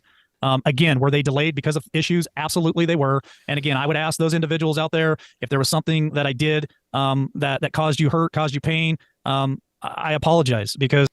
Shar, are you thinking of taxi cab confessionals? That was never my intent. I was there simply just to help people. And it's unfortunate that those things happen because now it really keeps me from doing anything like that again. It's just something that I won't participate in because it also leaves the door open for people to take certain things and try to twist them and use them against other individuals. So I don't partake in that anymore. Again, if somebody needs my help, they can drop a link to their own GoFundMe's and stuff like that, and then they can deal with the taxes and they can deal with whatever else. I just completely have washed my hands of it, and it's just nothing that I want to take part in. Well, I think we all learned, as you were going. This script has an infomercial vibe. That's right. As Spirit Rover on Rumble, it absolutely does. It sounds like they sat down and wrote this sumbitch together. Through the process, I know with my channel, if there's ever a situation like that, like you said, I would rather somebody just bring their own link and drop it in there, and that keeps it clean and still achieves the intention, which was to try and help people who needed help on the immediate in that. So I want to move on, but I would be very remiss because it was one of those very donations that set off a barrage of emotion that continues to this day, because you guys raised us up, and I want to just isolate this situation because it has such an impact that I think still continues to this day, and I think it could have just been handled differently. Here we go, chat. If we, he was a flautist in middle school. Went back in time, and it wouldn't have come to this. So this is, it is. All the people with warrior in their name is just always getting beat up on the internet and whining about it. Every person that's got warrior in their username is just getting pummeled on the internet and being like, why are they being mean to me? My own idea to bring this out, but you guys raised money for an individual who didn't ask for your help. They did not come to you for help, and you guys did that out of the kindness of your heart. It was so wonderful to see. I think in everybody's mind, there was no question. It was a great individual that needed the help, and everybody was happy to do it. But then you had another individual. So somebody that never asked for any help, they raised money for them, and everybody knew that it was a great individual. A guest to come up on your panel, and here's where all the problems came in. Then another guest come up on the panel. Derogatory comment towards one of the recipients or the recipient of that donation. And made a derogatory comment to the recipient of that donation. Which I think really took a lot of people back. It took me back. That's for sure. I could see why the person was so upset about it. But I want you to make comment on that. And if you feel like there's anything that you could say differently and looking back that maybe you would have handled differently, because the irony of all of this is it was actually. So somebody they raised money for who didn't ask for it. And then somebody come up on the panel and said something negative about that person. Another individual that was on your panel that I think made the initial comment. What do you say about that whole situation? And again, we're not using names here. We all know who we're talking about. Well, do we though? I'll say this, and all the things that I've been part of to help people, whether they asked for it or not, I have zero. That's right, Rudy. Helping those individuals, I have zero regret. Like, if I had to get up tomorrow morning and do it again, I would. I would just do it differently, and I would. Now, I wish I knew then what I know now. Don't we all? Hindsight is always 20/20. And for any of my panelists out there that have made any kind of comments like that hurt other people, I can't speak for them. I cannot and I will not speak for them. So this is all I'll say is if that individual happens to see this video, knows we're talking. I'm not trying to say it's me. I don't think it is me. I don't know who it is. Talking about him or what? I just ask for forgiveness, and I apologize for any of my panelists making any kind of derogatory. Because there was tons of people who made derogatory statements about me. The chat the whole time I was up there was screaming that I was stolen valor, that I was using my kids for donations or whatever, because my kids have a show that they do. Back in the day, Liam did a show called Game Train. He would come on my show and talk about his video games that week. And Ollie would come on and do something called Night Night News, where he would just come on and talk to people and chat. And Liberty Warrior is like, oh, your boys have a show on your show, right, too? Why don't you bring them on? And, like, they came on, and then people were like, look, he's using his kids to beg for money and blah, blah, blah. But I didn't ask to be on there. Travis did it. Derogatory comments toward them. Again, I don't speak for them. That's on them. But I and then not even share it, Deanna. Did not share it. Not share it on your community page. Don't post it. Don't share it. I mean, it's got 200 views. Never had any intentions of anybody getting hurt for anything that we try to do to help one another. I think it's important that we help one another, and I hope to see this. I don't know why that came out as Deanna. I think I was going for D. I don't know. It came out weird from this video and other videos, and for people to really let things go and extend grace. And so all I would ask, it's a nice recap of all the sketchy shit he's done across the years, is just forgive me, because someone said I'd forgotten about all the sketchy stuff he had done. It's a nice recap. That's absolutely. There was no ill will ever tied to anything that I personally did to raise any of those funds. Well, I mean, maybe. Maybe. I don't know. I thought it was about somebody. I don't know, but there was way more people which maybe they're trying to sugarcoat it. There was way more people talking shit about me in the chat as soon as I appeared. There were people talking shit about me in the chat before I even came on, just because the title was posted early. Like he does one of those live stream starts in so long. It was, I don't know. There's a ton of people talking shit about me. Then like all these people come on and it's like, I know you cover me, but whatever. I guess it's a good cause. Then all these people were coming to volunteer to build me a house. It was weird, really weird. None of that ever happened. Again, I know that was a difficult question. I, for one, am happy because I always felt like that person, I could see why it all happened. I just felt like it wasn't handled properly, and it did cause a lot of pain because we see it out in the public being played out over and over again. So thank you for addressing that. And we see it out in the public being played. Now, that does sound like me playing over and over again. Okay, so let's move on. Let's talk about revenue streams. And when any platform reaches a certain level, I think we all know when you're putting so much time in. They were saying that like stuff like, oh my God, he covers Scott McKay. Oh my God. And Liberty set it up weird. He's like, this is a guy who's covered me tons of times, and we've had a back and forth. And up to that point, I had never really covered Liberty. I covered someone else, and he was on their panel once, and I didn't even know who he was. Travis set all this up. Trainwreck Travis. He used to be a big supporter of our show, and he set this up like behind my back. I just showed up one day, and I was told like Liberty's having a show, blah, blah, blah, at this time for you. He wants you on for your fundraiser. And there was a bunch of shows that came out and were doing fundraisers for me when they heard my story and knew what was going on. People I was friends with, people that were friends of friends. I think I went on like 12 shows in like a 1 week period or something like that when we were doing the fundraiser. Effort. There comes a point where you say, hey, this is not a part-time gig anymore. This is something that's now going to become my occupation, and I actually have to make some type of income from that. Most creators go to merch. I think Kathy's still there. So forth. Let's be clear here. The internet was a multi-billion-dollar commerce. See, she's already given him answers before he even. Let's be clear here. The internet was already multi-billion-dollar commerce center before any of us even struck a keyboard. Before any of us ever hit a key on a keyboard. There's a difference between that and words being thrown out these days about Grifter. So let's talk about your marketing programs that you have in place and why they're so offensive to so many people when there's thousands of other people out there on the internet doing the same thing. Why is it that you think there's thousands of murderers in prison? Do you think that if someone murders someone that we should be like, well, there's other murderers? Do you think that if someone commits a crime against a child, we'll say, well, that's been going on since, the dawn of man. We all know that happens. People are so personally invested in what you're doing when all of these platforms exist with thousands of other content creators, but people aren't out there tearing those content creators down for these same exact programs. They're tearing you down. Yes, I am. Programs. Why do you think that is? No, I'm tearing down all of them with these marketing programs. Well, I appreciate you reaching out to me this week and allowing me to set the record straight.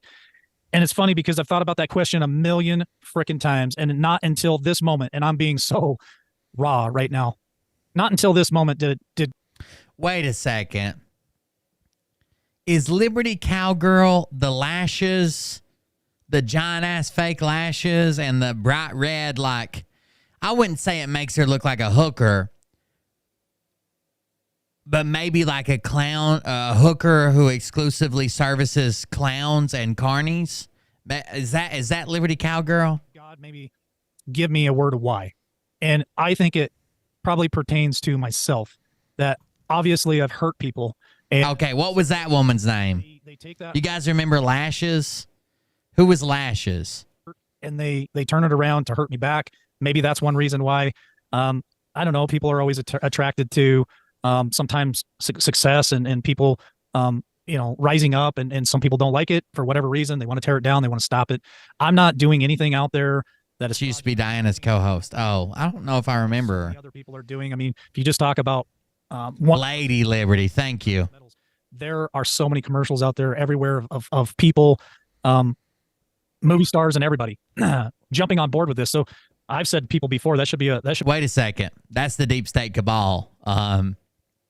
Hollywood is part of the deep state cabal machine with the CIA, Mockingbird, fake Joe Biden, reptilian queen, illegitimate presidency. We can't say that there's movie stars that are grifting too.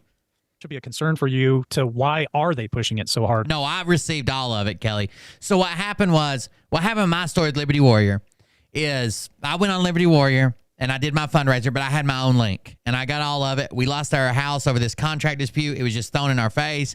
We basically had 30 days to get the fuck out. Even though I had a contract, I didn't have it. It wasn't airtight. It wasn't witnessed correctly, blah, blah, blah, because I thought I was doing it with a friend.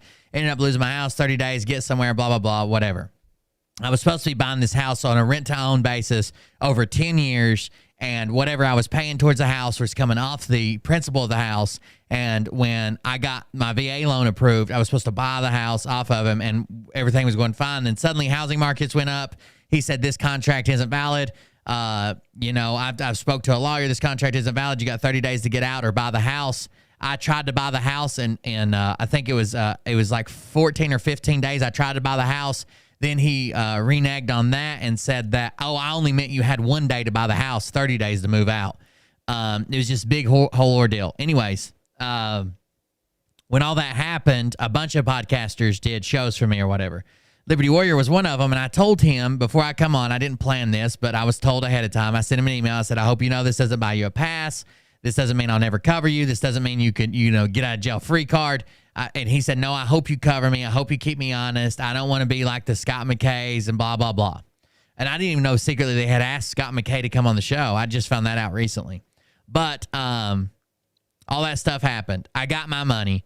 But what happened after that is the first time that someone in my chat, I was covering Mike Penny, and Liberty Warrior went over to talk to Mike Penny, and someone called Mike Penny a grifter in my chat, and because I didn't chastise them and sacrifice their firstborn son and ban them from all my channels and blah, blah, blah. I didn't even see it. I didn't respond. I didn't nothing.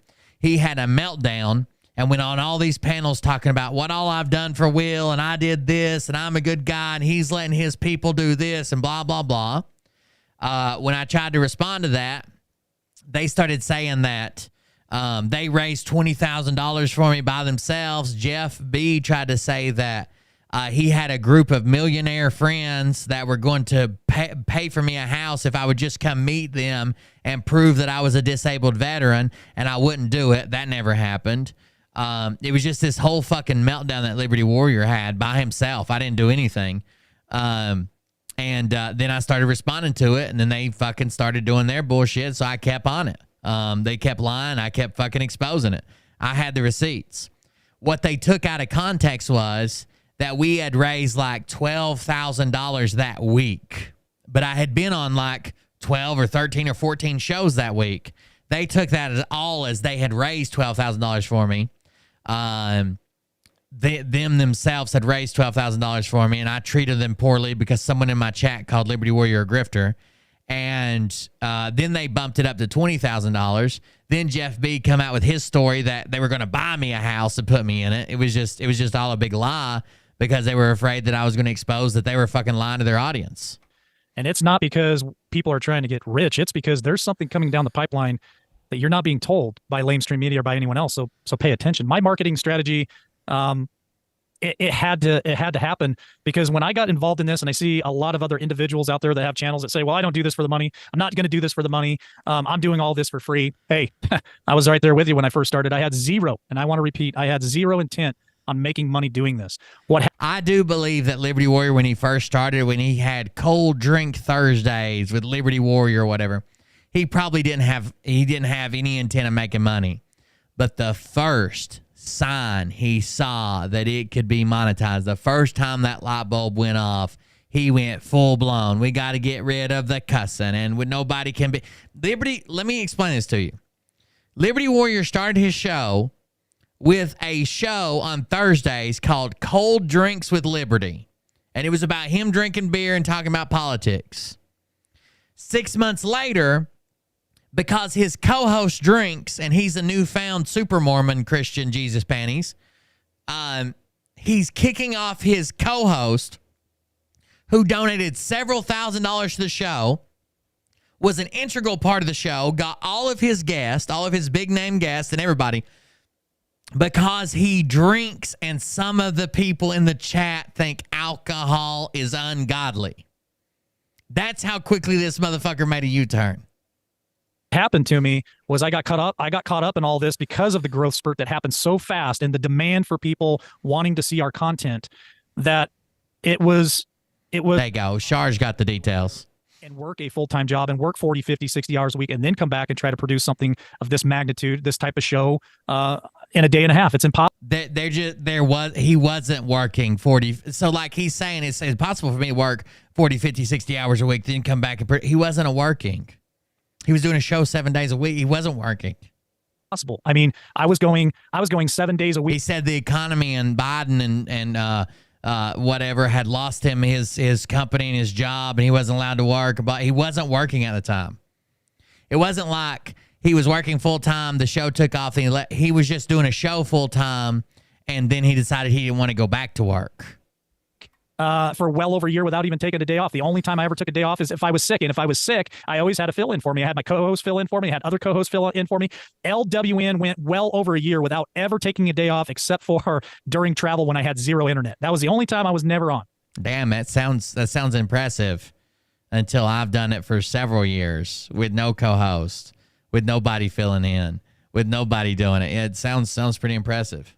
And that is what I gave my viewership, is they could always count on me being on, and that evolved over time. It was a lot of work, man. I put in a lot of work in what I do, and so so you're now I'm sorry, so you're now a licensed broker for the company, and we don't need to use their name, everybody knows who their name is, but for purpose Miles Franklin, you're now a licensed broker. I think it's important that people know you're actually credentialed now to do that. I think his wife probably drove this official response and the others' response. Because like somebody in chat said earlier, she's got money, she doesn't want to get married, and him be a liability that people could sue him for stuff he said or did or didn't pay out or whatever. And also, how do you answer the question to people when they say you're out there misleading elderly people to bilk them of their money and all of these other allegations that people are putting out in the public? How do you answer that? Well, one, I am licensed. I'm not just, I don't just go out and tell people I'm a broker. I've actually had to go through the process, background checks to become licensed. So we looked up what it takes to be licensed to sell, and what is it, Colorado, wherever he's licensed through. It's basically just filling out a piece of paper and sending in the fee. He claims CIA level background checks. Taking advantage of elderly people. Well, I've got a phone call 2 weeks ago of a retired couple that have put. So the story behind the Shane thing is, now this is what I've heard from people that were very close to him at the time, is that Shane did have a scare. They thought it was his heart, a major, but it was actually, they misread something that was going on with his body. Like they misread his EEG or something. And he was even like transported to another hospital, like immediately. It might have even been flown to another hospital. Everybody was freaking out. Turns out it was just they misread his thing. But the story goes from somebody that was with him at the time that he was going to use Shane's health to not have him come back on the show and say, hey, Shane gets too worked up, he shouldn't come on. That was like his out. When he saw that, a light bulb went off. Oh, this will do it. Like this will. Now he can't come back on the show because it for health reasons. Well, when that fell through because it was just a health scare, it wasn't actually real. He misdiagnosed him. Then it come out that, oh well, he drinks alcohol. We got to shut down alcohol drinkers. Their life savings into an investment firm. I won't use their name, but they've got quite a bit of money in an investment firm. She called me up and she says, can you help us? I helped them, and we got on the topic of their retirement. They lost well over $100,000 in their retirement just in the last 2 years. Now, for some people, maybe that's not a lot, but for them, it's a ton of money, even if it was just $10,000. All I'm saying, all I've ever said about Liberty Warrior Miles Franklin is he tells you when you call him, tell him Liberty Warrior Nation sent you. He tells them to use his link. He tells them to do this. He tells them to do that. He needs, and not only needs to, he's legally required to tell people he's making a percentage on that, and he does not. That they lost, that's a lot of money. So my goal is to just inform people. I'm not kicking doors down and putting guns to people's head and forcing them to do anything. I put the information out there. With the company I'm affiliated with and I'm a broker for. We put the information out there. If people want to just call me and just ask questions, I'll answer questions to the best of my ability. If I do not have the answers, I can find those answers for you. And if you still want to continue down the path you're going, great. Hopefully we educated you a little bit. It has nothing about taking advantage of elderly people. It has everything to do with educating my audience and allowing them the opportunity to form their own opinions and to protect themselves against things that could crush them. I don't think people really understand that. Some of the things that we're seeing transpire here in America could absolutely crush most of the Americans across the country. He's legally required if he's broadcasting. Look in my description. There's affiliate links, and beside it says these are affiliate links. We make money if you use these links. Legally, you're required to share those. Legally, you're required to say, hey, I am advertising for Miles Franklin here, because if you guys go by there, they give something back to the show. They give something back to me. They pay us back, but it doesn't increase your price. They're not going to charge you extra. They just know that we help send you there, and they're going to pay us for that. Here, if they're just not paying attention. And so, hey, is it a get-rich scheme, a quick scheme? Absolutely not. There's no membership required. It's just simply allowing you maybe a different avenue to put your hard-earned money into to protect yourself. And that's what it's all about for me, is protecting people and educating them. If some people want to take that and twist it, so be it. But that's not who I am. Thank you for that answer. Okay, let's move on to the infamous whiteboard incident. Okay, this is probably my favorite incident. This is the infamous whiteboard incident where Mexico Mary came up and told everybody that we were Satan worshipers because we had a triangle in our background, and the triangle was making fun of Liberty Warrior. It said, give me liberty or give me multi-level liberty, which I thought was hilarious, obviously. It was very funny. It was hilarious at the time. And we wore sunglasses that said meat. And she called us all devil worshipers, and said that she could tell that we were devil worshipers, and here's why. So that's it. Like, I don't know what else to tell you. It was very funny. It was hilarious. And Liberty panicked because he didn't like to address me, because he knows when he addresses me that I come back with something, and it's usually funnier, and people like it more than what he originally put out there. So it was hilarious that this all happened, and we all laughed about it, and we all looked at it, and everything went great. It was a very, very funny time within our show, and we laughed our asses off. I don't know how else to put it. It was funny as fuck, but it panicked Liberty. He freaked out. He decided that he would never address it again, and blah blah blah. And I'm assuming he got mad at Mary for it, but he claims he had no advanced knowledge, and I don't think he did either. She literally just popped a white. Hey, can I say something? Here, I drew it up on this whiteboard because I'm not good at talking or something like that, and popped it out. There came a time when, there were feelings hurt over situations for things, and you attempted to heal things by doing a show, and I think we all know to it. I know I was one of the people who were watching that show, and I think that night everybody had an open heart for forgiveness. But then we all saw a big whiteboard pulled out. Were you aware that host was going to do that night? No, I was not aware. I didn't go through with a fine-tooth comb with any of the hosts that we had on LWN and demand a script of what they were going to do for the night. I trusted everybody, like they trusted me. I trusted them. My bad. I was just as surprised that night as well. And that's what I said as a viewer. I said that watching it. Yeah, I'm not going to speak for anybody. I will not speak for that host. You know, I don't have any ill will toward anybody. Right. And But nonetheless, I was just as surprised as They're trying to cut each other off. and the material that they wanted to talk about. And obviously, things like that affect me, whether it be positive or negative. And that as an owner, as the owner of LWN, that's some of the stuff that, you know, I get, you know, I have to take, and sometimes it's not pleasant. Well, I know personally that particular incident really hurt a lot of people. You know, unbeknownst to what's going on, and I think what a lot of people, because it just happened on your show, you know, just wanted some type of apology for that, and it was just never addressed, and it's always been out there lingering. So, well, I'll address it immediately right now. I will say this to anyone out there, any individual.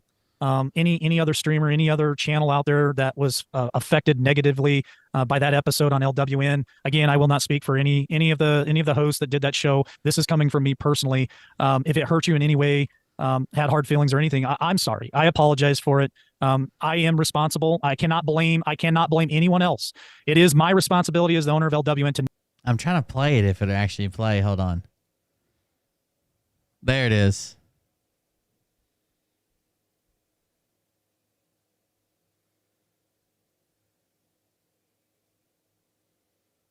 Mexico Mary has got it going on. Mexico Mary does have it going on, okay?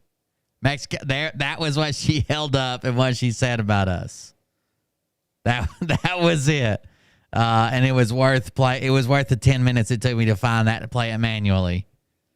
Oh, it had no sound. Damn it. Hold on, I'll fix it. I'll do it again. I forgot. I shut these down because, and I don't know where it's at. Hold on. I had to look. Where would it be at? Guest audio, merch audio, buy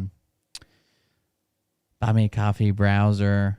She says these are symbols of evil people, but I would rather you hear it if you could. Settings. No, not settings. It took me like 10 minutes to find it, but I got it pulled up if I could fix the audio. Studio mode. Command animations.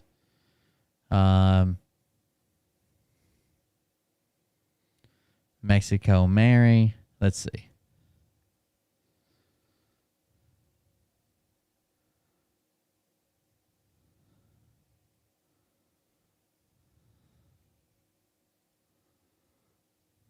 All right, now I got it. I got to replay it, but I think I got it now.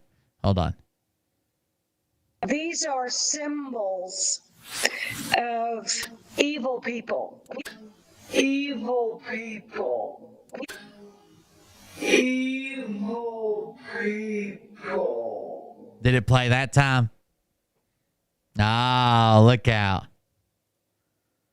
These are symbols of evil people. Evil people. Evil people. Evil people. That was the infamous whiteboard. That was the infamous whiteboard incident. Know what's going to be on my show, and I failed at that. And this is no way as a dig at any of the co-hosts that did that show that night. I have no. Well, I think you were just, as a viewer, I think you were just as shocked as anybody else. Yeah, and all I want to say is I'm sorry if that content hurt anybody. That's all I want to say. I want to say I'm sorry if that content hurt any viewers or any people. Maybe it could have been directed toward. I apologize for that, because again, as we are trying to unify and have peace out here and allow people to heal, I don't think that maybe some of that stuff that even me personally have put out, and I'm taking responsibility for myself here, if it's hurt other people, it's not what I want to do. And I'm trying to really look at that from this point forward, making sure that material like that, including stuff I have personally put out, doesn't hurt people like that. Well, does anybody remember for everyone who that great quote was from, where it was like, I don't give a fuck who they are. They're fucking piranhas. Something like that. Does anybody remember that one? There's a quote that someone put out there. I can't remember who it was.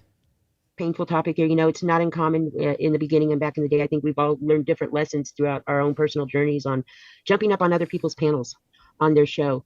There came a time, and I have to address it. Here we go. Here we go. Shar, you ready for your official apology?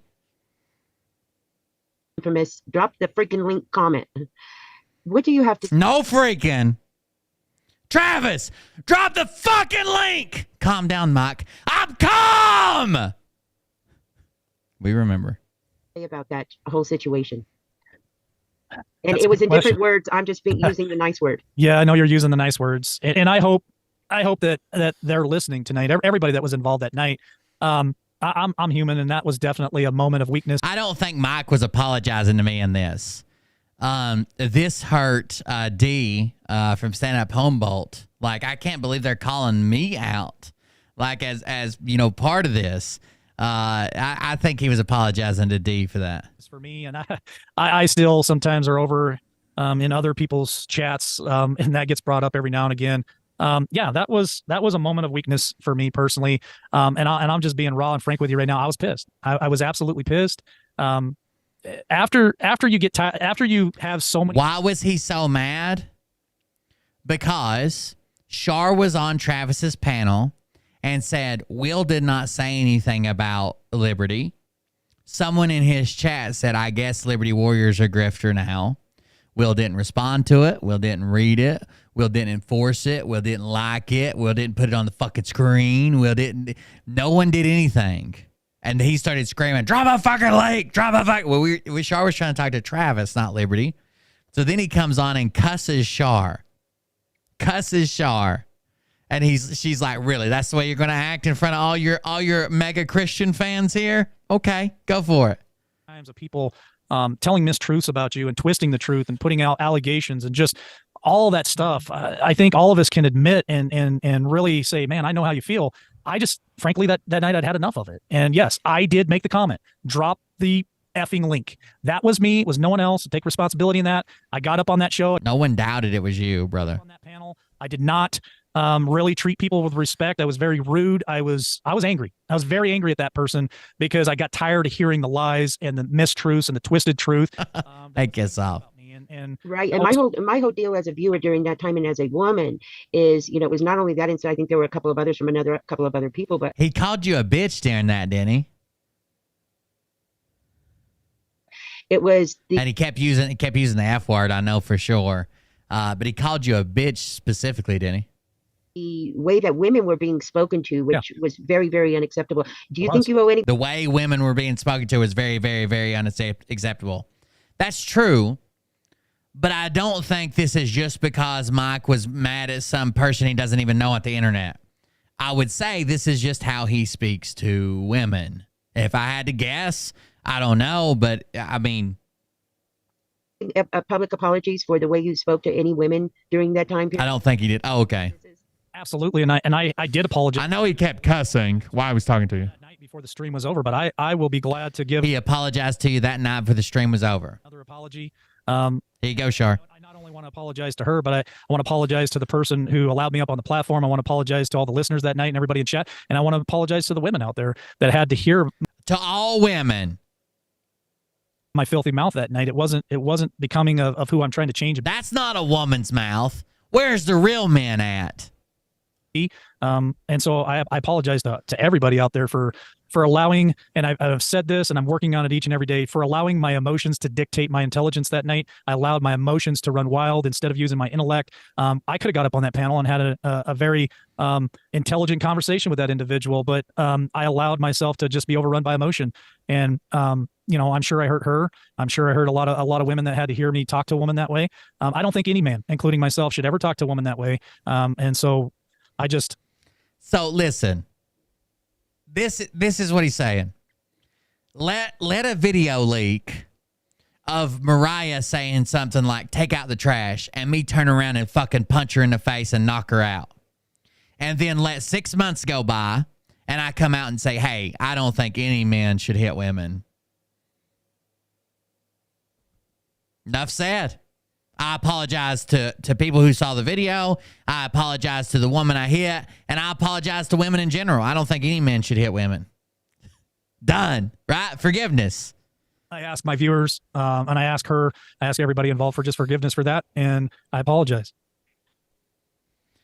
This is where, like, I have hiccups with, you guys know I was raised like super religious. I'm not really religious right now.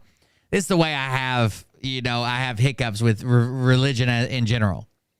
Like, someone does something horrible, terrible to a woman, a child, a kid, someone under their care, someone who's mentally retarded or someone who can't defend themselves. And all they got to do is be like, hey, man, I apologize to God. I made it right with him. You guys have got to forgive me too, right? You're not my judge. Like, I don't know. I can't get it. I can't get it. Let somebody do something to one of my family members and then show up in fucking death row and say, hey, I've made peace with God. Well, me and God's not seeing eye to eye, brother. You ain't made peace with me. Thank you for that answer. I want to move on to addressing a co-host you had for a couple of days and a big falling out during that whole situation when you were. So this is Sage. Sage from Sage Outcast. Going to make a change and you were going to start offering up the news and so forth. And you brought another podcaster into the fold. And then the next thing, again, I'm speaking from the viewing public. I wasn't behind the scenes. I haven't talked to anybody. I don't know the facts, don't know the circumstances. But that whole relationship fell apart, which then seemed to add to the barrage of public negativity. No, I'm not going to say people don't change. There's probably some things, and maybe it's a flaw in me, that I would never forgive people with. I don't care how they change. I don't care if they spend the rest of their life trying to make up for it. There's stuff with kids, and obviously that I just can't forgive people for. But people do change. Like there's probably people who were young and used to beat the hell out of one wife, but since then they've matured, and 30 years later, they have a happy marriage and it's not physical, and they go to therapy and whatever. But I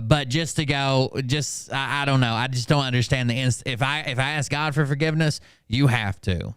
You're not allowed to judge me. It's not your point. I just can't. I don't know. I can't wrap my head around it. Towards you.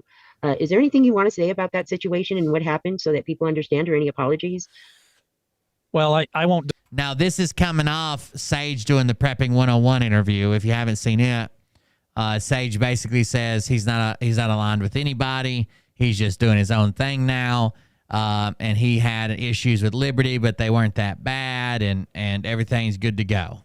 Discuss that individual's business or mine on air. I don't think that that's appropriate, but what I think is appropriate is I do want to give them credit, because man, it's unfortunate, and I will ask for forgiveness for that person as well.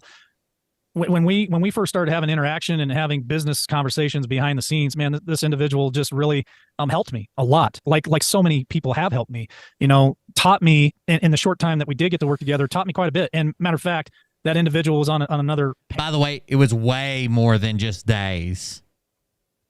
Panel just last night, and he did bring up my name, and it was very, I think, gracious in the way he answered his questions about certain things, and I just want to say thank you. He was very gracious in the way he spoke about me, and I want to say thank you. Talking about the Prepping 101 interview. Well, thank you for talking about me in a way that didn't trigger me too. So that whole thing, I think he kind of explained it a little bit on the show. There were things that I was involved with, information that we were putting out that he didn't agree with. Not that maybe he didn't believe in it, but if there wasn't, the proof to back it up, he didn't want to be part of that. I totally understand that. There was no hard feelings on my part when he decided to go a different route, go a different direction.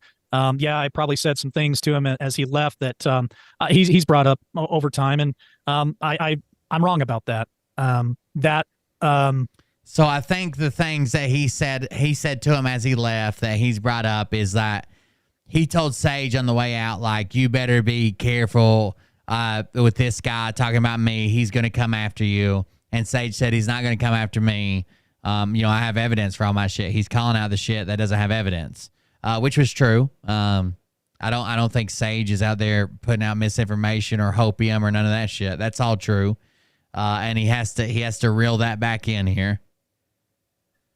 I guess piece of advice I gave him as he went another direction, I was wrong about it. And so I wish things would have went different because I think he had a lot to offer. I think our platform gave him a whole new audience that would have really loved the information. I think they did the first and one and only time that. Well, let me just chime in right there because some would say he had his own audience before he came. So he did. Not get into hot water. Oh, he did. He had his own following and his very popular person. Yes. Yes. No. So yeah. He was bigger than you.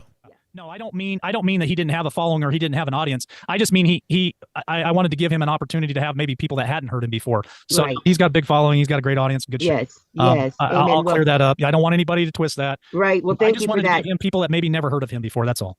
Right. Well, thank you for that. I think and again, I didn't really get to say my apologies. So to that individual, I apologize for anything that I caused for you, and for that snide comment that I said when you walked away. I was wrong about that. I admit, and I'm glad that the relationships that you formed since then are working out for you. And so, well, I really do feel everyone really does wish for everyone's success, and we all have different personalities, and we're all doing things in a different way, and that's why they call people creators. Everybody creates differently. So I personally am glad that you answered that question because, again, I'm coming at you from a viewer standpoint and trying to ask the questions that a lot of people are thinking and talking about. So thank you for that. Let's move on to the Truth Summit, the infamous Truth Summit. All right, so this is where most of the issues come out. Right here was the Truth Summit stuff. I can't. I'm the same way. That's why sometimes it seems like I lose interest and I'm not paying a whole lot of attention. His voice bothers me. You were going to branch out and start going to conferences in order to network. I admire people who do that. I wish I could do that myself. We all know they're quite expensive. When it comes to these Patriot conferences, I've got different feelings because I know we all know that, there's some people that are doing it for the right reasons. And then there's others that are just out there doing it for, their own self satisfaction. Nonetheless, you went to a True Summit, and let me just say this out front to make a long story short, because we've got so much to get through. I don't want to spend too much time on this, but it needs to be addressed because it's been the main crux of some of the. I mean, like, I guess stranger things have happened, but when he says stuff like, "One day I'm going to be sitting across the table from Sean Hannity. We are the news. We are the next age of news." Blah blah blah, and these weird ambitions are like that pep talk that. What's her name gave Tammy gave to him. You got this. You can do this. You are the news. This is your game. That's just so cringe to me, dude. Conversation that has been out in the open forum. Sage is annoyingly decent. That's mean. Sage is a good guy. And they're telling you for the most part. I hate that BASTARD. He can go FUCK himself. I can't stand him.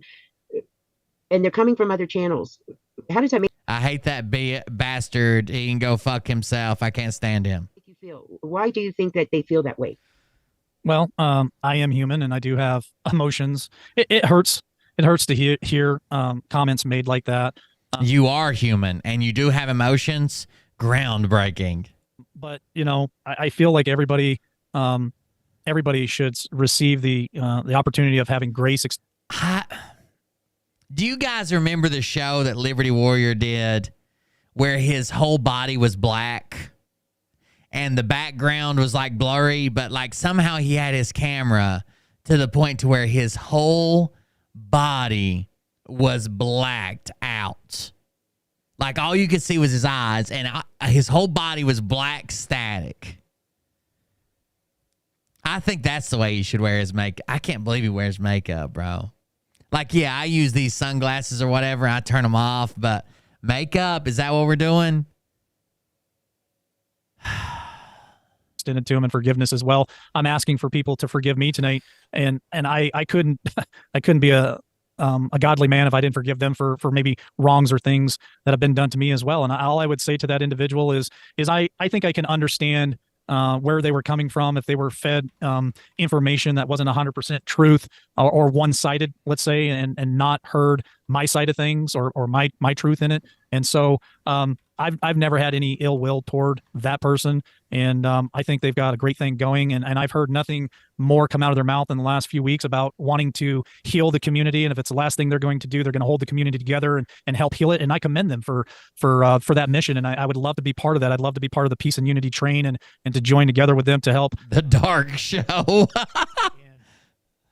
allow the healing process. Oh yeah, we get to hear about the hot tub sex party. So I hold no grudges at all. Well, thank you for that, because I know that, that's typically a very quiet individual. And I was quite shocked at that. And I thought there's a lot of emotion behind that. And I thought you might want to address that person's pain. Anything that needed to be put out there in the form of an apology, get put out there, because again, it's not like that person's character. So I just wanted to address that for anyone who was wondering. Let's get to promotional giveaways on your show. WAP being made out there of a dartboard. Can you give us the whole dartboard? Okay, so Lily J won a dartboard during a giveaway. She's tried to get that dartboard for forever. That dartboard will not be sent to her. Liberty Warrior is now going to claim that Jeff B has tried to reach out to her for her address several times. But we also heard from Tammy that Tammy was the one who reached out to her and got her address. So that doesn't make any sense. Yeah, the dartboard gate. I kind of like that. It's a real thing. I don't deny it. It is definitely, dartboard gate is definitely a real thing. It's unfortunate that it's come to what it has, but I'll give you my side of the story. So it's not that I'm sitting through the apology because I think it's an apology. I know he doesn't mean it. It's that our shows have coexisted for so long. These are all things that I've called him out on, that he refused to address, that he claimed didn't exist, that claimed weren't real, that they called me a liar, they called me a devil worshiper, they called me Antifa and the Cabal, and now he's finally admitting them. So it kind of feels good in that respect, that he's finally out coming and saying this shit. It's almost like season 4 has been all about vindication. Season 4 vindication. These people got to come out. They got to tell the truth. We're getting there. A giveaway one night, and I had an individual up on panel that said, "Hey, I'll toss in something too." And so I took them for their word. I will not speak for them. It's not my place. They have their own side of the story as well. But the individual. Yeah, kiss off. Don't. You're welcome, but don't. Let's not fight in the chat. We pulled the name out, draw the name. Don't nobody fight with kiss off. It's all good. They were ecstatic to win something like that. And so, I'm not going to make any excuses. I do procrastinate sometimes. It's probably Jeffrey Allen Bowen says, I just comped her a dartboard. one of my worst flaws in my character is procrastination. Sometimes I can drag things out. I've shared with other individuals how sometimes I would get so much stuff going on, it would over. I'm assuming that that cowgirl talks about, she watches everybody's channel talk bad about him. I'm assuming she just brought up everything that major points that I brought up, not minor, and then everything that Cam and Tammy have brought up. Overwhelm me, and if you haven't had that feeling of this heavy overwhelmingness, it's almost paralyzing at times. And I won't say that I suffer from it. I'm not a victim, but I'm just telling you there are times where you just get so stinking overwhelmed.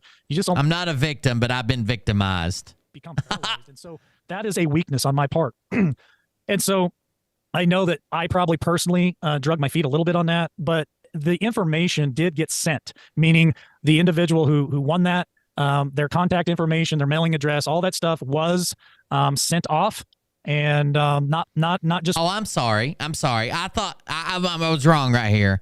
I thought that it was that he was saying that the contact information was never received. He said that he sent correction. He sent it to Jeff B and nothing happened, I guess. Once, but I believe at least 2 or 3 times. I can't speak for anyone else. That's right. The $9 million dart store owner is stiffing someone on a dartboard. How fucking expensive can a dartboard be? Damn, am I going to have to go buy Lily J a dartboard and send it to her? Beat Jeff B to it? Hell, I had to do Travis's fundraiser for him. Someone else had sent the information as well, and so unfortunately to this date I don't think they've received that.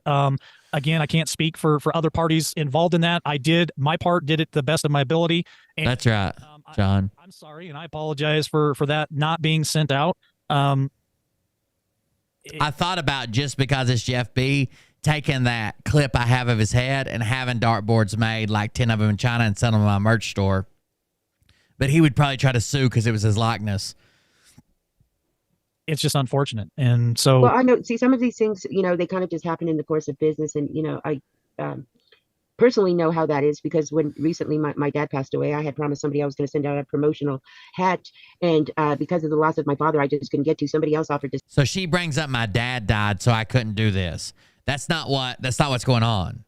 Nothing happened to JFB. I mean, he faked a shooting, but that doesn't give him a write-off for this. There was no problem with it. And then 3 months later, I was being blasted on air about how I'm such a terrible person because I didn't send out a hat. But, It took 3 months. Like, I understand I'm behind on stickers. And poor Karen lives over in the UK, and I've tried to send her stickers. I sent another pack. I think the last ones I sent must have gotten lost or something. I had the postal service for the second time help me fill out the address. I showed them the address. I'm like, hey, and I've never really, I've mailed mail to the UK before, but just since I had this show and it went fine the first time, Atsuko had to explain her address to me like 10 times. There was all kinds of shit. There was sections and units and commonwealths. I don't know what the fuck was on there. One of the on the address on the front of the envelope down at the very bottom, it says take a left at the concession stand. I don't even know how the fuck that works, but apparently that's how their postal service works in Japan. If you see the big oak tree, you've gone too far. Turn around. And that's not like in the letter. That's the address. It's a business, and you can't stop when people are dying or you're experiencing a funeral, and that's the way that it is. But I was crucified, so I can personally relate to that mishap. That's right, guess. Is the girl going to get her dartboard? I guess this is the question everybody's pondering. I can't answer that. I cannot answer that because I'm not the individual. Oh, one good thing that did come for this is Jeff B's looking like complete shit. Rhino's done with him. Fucking Liberty's done with him. Prepping officially said, well, he hasn't been on Prepping in a long time, but Prepping come out and said, I don't got nothing to do with this. Jeff B has not been back. He's still dodging that meat millimeter, I believe. I'm not the individual that offered it, and I have no way of giving that gift to that individual as well. That's on the person that offered it. This is what I will say, because I heard other comments out there. If there's any individuals out there that haven't received anything from LW. Oh, I missed this part. One day on the phone, she told me she was going to the post that day to mail it. That was in December. Sorry, Daddy died. Don't make promises on my show that I have to feel for sure. When that was promised to you, send me an email, reach out to me, make contact with me. I will be glad to make it right with you. I know some things got lost in the transfer of information between the first individual that was helping me and the second individual is helping with me. But that's right, crucified. Tell you this without a shadow of a doubt that the individual that helped me at the very end of all of those prize giveaways, that person and I worked Tammy butts off for many weeks. Or no, it could be one of his mods, I guess. I don't know. Putting things out on community pages to please reach out to us. Please give us your contact information. And a lot of times we receive nothing. Jeff B's probably back under a different name, but I don't think he'll be up on anybody's panels or anything. In return, a meat hammer dartboard, that would be cool as shit. That's my side of the story. I'm just telling you that I feel that, yes, I've probably dropped the ball a couple of times on a few issues, but I'm always willing to correct it and make it right. I apologize if I've hurt any. All the fletching on the darks will look like mushroom stamps in that process, because everything that I told you that you won or that we would give you, I have it, and we have done it. And right, we can probably take an image off your forehead and get the mushroom stamp, and then have the people print it on the fletching. I don't know what you call. That's what it's called on an arrow. I don't know what it's called on a dart. The fins on the back. Again, if we missed anybody, it's not on purpose. And again, some people just don't. They don't respond, and we can't spend days trying to track every individual down. We've done everything we possibly can to put it up there. So if you didn't get stuff from him, if you didn't get stuff that he promised you, that not Jeff B, the dartboard, but the stuff that he promised, it's because you wouldn't respond to him. On all community pages, Facebook included, to let people know. Yeah, I've been, cornhole. I've been in the front door. I've been in the back door. I've gave her the old cornhole one too. I've been basically, she's my wife, dude. I've been everywhere. Oh, hey, you won, and we need your information so we can send you that gift. So to answer the question about dartboard gate, if that individual feels like reaching out to me, hey, I'll be glad to send you a couple T-shirts. Getting in the old corn barrel. Ho, these taters! I've done it all.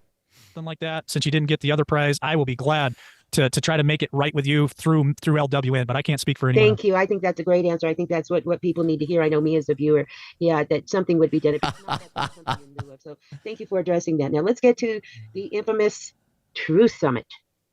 And about this, I mean, the Truth Summit. I think, and I want to be careful here because, with this particular topic, we saved it more or less for a reason because, I think we're into over this Damon. He's pretty fucked up. This is the last really major point, I think. The Truth Summit is about all the people he owed Uber rides to. Cam went out there and did it for free. So Liberty Warrior threatened to sue Cam for talking shit about him. So Cam came out and said, hey, you don't have my written permission to use all of my content that I filmed on my cameras with my cards, with my equipment, with my microphones, with my everything. Take that shit down. And I'm assuming Liberty Warrior did. Legal realm of things at this point, so I want to be very careful. What happened at the Truth Summit with the planning, backstage planning of that event? Backstage planning, we had the Lindell team reach out to me, and they did a lot of the footwork for us as far as they blocked out different hotels across town. And so we went to work right away. We as a team, we made a decision that we were going to go. It was the right move, and I don't regret that for a moment. And so backstage, we started making plans, me and my co-host making plans for us initially, and we'll get to other parts of this. I'm sure you'll ask questions. But we went, the two of us went together and started picking the hotels and making reservations. I made reservations with my own funds, and they made reservations with their own funds. And we just really started. We were all excited, to be honest with you. I don't think there was a part of the Okay, so let me just pause you for a moment, LW. So there was an understanding from the. Sometimes I give Mariah the old Houdini. Who's this woman? One of his fans. One of his fans that decided to interview him. For that conference was to go there. All right, here we go. With you. I don't think there was a part of okay, so let me just pause you for a moment, LW. So there was an understanding from the very onset. I want to make sure we get this out clearly, that the money that was raised for that conference was. What did I just say? William? I don't know. I gave you the Houdini and on the internet too. That's where I don't know what the actual Houdini is. My version of the Houdini is if I'm in the back, right as I finish, I choke her out. And by the time she wakes up, I've left the room and she doesn't know where I'm at. Sometimes I just hide. Other times I go for a walk or to the bar to do the show, whatever. To go there, but the reality of it was that really wasn't even enough money to cover the host going to represent the show. But you, in lieu of that, or in addition to that, had two other people going that were going to have to be responsible. It seems like that. It seems very scripted. It doesn't seem very genuine. All their own expenses, and they were aware of that. Is that an accurate statement? That is an accurate statement. Okay, go ahead and proceed. The co-host knew that funds would be paid for personally. Cameraman knew that funds would be paid for personally, so they didn't know they were getting their own rooms.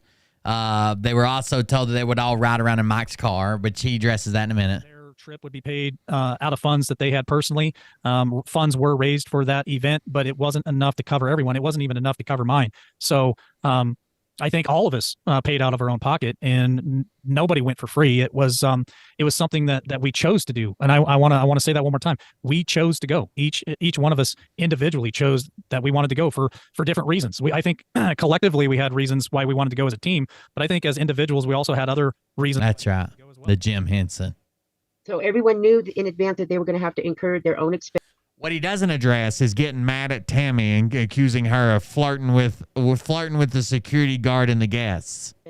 Correct. And misrepresenting, because she was being a floozy, misrepresenting Liberty Warrior Nation. He also doesn't go over introducing Cam to people as his personal pilot. There would be no reimbursement of funds. Is that correct? There were no reimbursement of funds, of course, because we're going to have to address Ubergate, Picturegate, and Videogate. I will be glad to answer all those questions. Okay, go ahead. But yes, we were all. I think they're overusing the gate. Okay, we all get it, Watergate, but this is like the 9th time we've had a gate just on this show. We were all we all understood that we were basically paying our own way, and if funds were raised, we would try to use those funds for the travel expenses, and that there was no defining line for that. There was no percentages that went to any individual. It was just funds that were raised would go toward the trip. And me being the host, me having the show, I was driving the furthest away. Those funds were definitely used for travel. Okay. So they decided they were going to raise money and that money would be used for all their travel. Well, he decided since he's the host and he's traveling the farthest that he got 100% of it. I just don't think that's accurate. Like, first of all, he's getting the most benefit from it. So I'm going to tell you personally what I would do, and then I'm going to tell you what I think he at least should have done. So personally, if I raise funds for travel, and I'd already planned to do this whether I was raising funds or not, it wasn't like if we make, $1,000 we'll go. We've done those before. But let's just say I'm going no matter what. My co-host is going no matter what. My cameraman's going no matter what. If it was me personally and I raised funds and it wasn't enough to cover all of our expenses, they would get it first. And then, of course, I'm going no matter what, and I'm benefiting from it the most. It's my channel, my show, blah, blah, blah. Then I would do without. Again, whoever is the leader is the one who's supposed to suffer, right? You're supposed to be the one who takes the shitty end of the deal to protect the people that you are leading. But at minimum, he should have said, hey, I'm driving like 2/3. You're driving like 1/3. Your plane ticket, whatever, and you're driving like 1/3, whatever, right? And they should have been split like that. So if we had, let's see, I'm driving the farthest, so half of mine is paid. You're driving shorter, so half of yours is paid, but it's a lot less. And I'll pay half your plane ticket, or a quarter, whatever, right? Whatever could have worked out. But as a leader, leading people, I think that you get the shitty end of the deal, and the people who are going to benefit less or not at all from it should have their shit try to take care of, right? I've had money-making adventures and schemes and shit where I went out and I'm the only one who lost fucking money. Hell, everybody talks about all the money I raised with Nick Swick. I lost money on the Nick Swick channel. And if you really want to fucking know, because we took up money. It was a fake Grifter channel we made, and I dropped a donation link because people were asking me for it. And then I took that money and donated it. Well, when I revealed myself that it was me, everybody got pissy. And I told people the donations were to help people in our community. But everybody got pissy and charged it back, and I ended up losing fucking money with Nick Slick because I had already donated it out, and then they went to charge it back. I had to pay that out of my own fucking pocket. But yeah, we help people with that money. Some of our community, some random lady I didn't even know who had a really sad story that was a Nick Swick follower. I lost money on that. But I wouldn't go back to those people I donated to and say like, hey, you gotta give me the money back. They charged it back. Are you shitting me? Okay, now what, let's address, first of all, the interviews and the networking over there. There's a lot to be said about what's going on there. Was there any prearranged deal about who was going to interview who? Were you guys on your own? Were you jealous because maybe your co-host was doing more interviews than you or more networking than you? Did you keep business cards that should have been given to somebody else? How did that all work? And what was your agreement as far as video footage and the individual that was taking that and who owned copyright? And all of these questions are out there. So I know that's a mouthful. If you could just continue answering all of those variables. Absolutely. Let's address the video first. I originally had asked a certain individual to go. They turned me down. They could not go. So I reached out to the second individual. They were excited to go. I was excited to have them. But there was some, how do I put this? Because it's been brought up, so I want to address it. There were some issues with personalities. Let's just put it that way. Some individuals didn't like other individuals. I mean, I could go on into a whole book of drama on that. So I chose, and my co-host chose, to just not speak of it, not talk about it. I didn't want to deal with drama. Didn't want to drill. I wanted to have a good time and have qualified people there to help document it. And so this individual agreed to document it. No, did I have any written statements claiming that I could use? There it is. They took at that event for my purposes? No, it was just verbal. But verbal don't mean crap, right? So we also had a game plan as a team. We had team meetings prior to the event. He's all about these meetings, but he seems to be the one that can never stick to the meetings or the itinerary or the plan or whatever. But he should be the one working hardest to keep everybody to that. Team meetings where we were going to, my whole thought, which once I got there completely changed, was we were going to pretty much try to live stream everything. That's what I told the audience. I said, hey, but that never happened. Pay attention. You didn't even have a hotspot. You didn't request a booth. There was booths that you could get to set up. He didn't even request a booth. key piece of equipment that I didn't grab was a hotspot. We got there. I was willing to go buy the hotspot, but they had Wi-Fi in the building, so we thought we'd be able to just go ahead and pull off the Wi-Fi. And that he told him. So according to Cam, he told him he was going to buy the hotspot, and then the next day he's like, "Oh, they got Wi-Fi." When you're going to an event where 10, 20, 30,000 people are going to be, do you think you're going to be able to use their public Wi-Fi? It didn't happen. Basically, long story short, we were sending our video back to Texas to my other guy, tech guy, who was now going to broadcast it live. And we had so many technical difficulties that it was frustrating for me. It was frustrating for the camera guy as well. And so my whole game plan went out the window. It was pretty much changed to, all right, let's try to figure out what everyone else is doing and try to make the best of it. I was almost thinking just all pre-records because the Wi-Fi was just absolutely horrible. Hey, what's up, Jeff Riddle? Didn't have any game plan going in on who was going to see, buddy, or how many interviews we should do. This was all very new to me. I was absolute greenhorn and still am to doing these events. So my first day there, I know that part of the team wanted to just jump right in and start doing interviews. So many people have I don't know, distanced themselves from Liberty. It's kind of sad because I do think that the first, maybe, I don't know, the first few months, maybe the better part of a year, he was just trying to do this for what he was. But you can almost see a switch flip when he knew it could be monetized and he knew he needed to get rid of these people if he wanted to keep these old ladies, or people couldn't drink this, or people couldn't say that, or people couldn't do this. And now he's doing interviews with people who claim they're opening med bed spots and shit. Like, Nasara Gassara is right around the corner because I decoded the Q drops. That weird dude, Mel Carmine or whatever he is. Views and certain things, and at no time did I ever tell them they couldn't. If they felt like that's what. Oh, thank you, Jeff. Is that the real Jeff? But thank you, I appreciate it. What they should be doing. I didn't stop that. You know, it was just an absolute mind-blowing experience, and so for a good chunk of the first day, I just simply went into the main area and was watching all the big boys play. Like I was watching Flashpoint, I was watching His Glory, I was watching many other massive media personalities. So this is another point that was brought up. Like, there were all these chances to do interviews, and it was like Liberty was just wandering around. So that's when Tammy claims that she went out to get some interviews, and she was accused of flirting with security and some of the guests. Like, and media conglomerates setting up stages and lights and camera, makeup, action, all that stuff. I was just taking it all in, trying to figure out what I should be doing. And so some people took that as being an inverted personality, or I don't know, an arrogant personality. I don't know. So many accusations. Let me pause you for a moment. Some would also say that you are taking your girlfriend or your fiance on some type of leisure trip. Is that true? Oh, that's absolutely the furthest. Okay, well, I'm sorry, I had to throw that in. Thing from the truth. Yeah. She knew that I was going there to. Yeah, to be fair,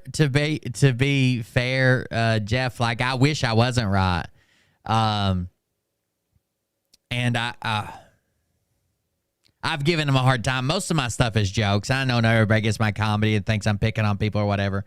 But there was just some stuff that absolutely was right. When he kept going more and more and more to the hopium, he couldn't seem to keep people around him. He's down to a moderator now. His head moderator, who he loves so much, is someone he berated, someone that called him out and said he was running a Ponzi scheme. And he said that she was not to be trusted. Nobody could speak to her. All of her stuff was banned. You couldn't even say her name in chat. And now that's all he's got left. Like, he's went downhill. For sure. What got twisted, what people took and twisted it to be, that is, I told people I was leaving a day early and we were going to stop outside of Denver, and that was going to be our little getaway. Denver, which was completely separate from Missouri. Was she supposed to go there and help take photos? Absolutely she was. And she did take a few photos. And then after that, things were said, things were done, and she just decided that she wasn't going to participate anymore. It was hard on her. She heard some things. Well, let's get to the photos, because these photos seem to be... let's talk about photos. Wow, he was actually spilling something that wasn't scripted. She heard some things about... Well, let's get to the photos. Way to keep him on course. What are you, the guardrail? Wrapped up in photos that were taken on... Good night, Shar. What's the story with Photogate? Photos were taken in the park, and photos were taken for the first day for sure at the event. Now, whose phone they were taken on, that is a he say, she say thing. I have no... That's the saying. He say, she slay.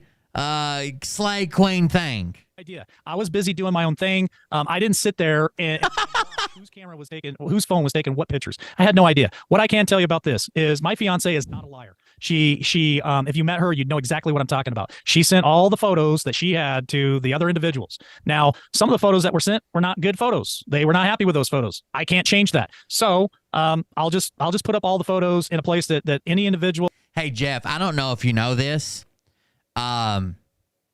But way back, really, I mean, you probably knew Liberty Warrior back then, and maybe even did some stuff with him. But way back, someone sent me your video, a video that you made, and I was like, this guy, you know, he sounds like a cool dude, but he sounds like he may be like, you were talking about your sobriety and how hard it was and some other issues you had and stuff. And I was like, he sounds like he needs somebody to reach out to him. You know, he sounds like he needs friends on the internet.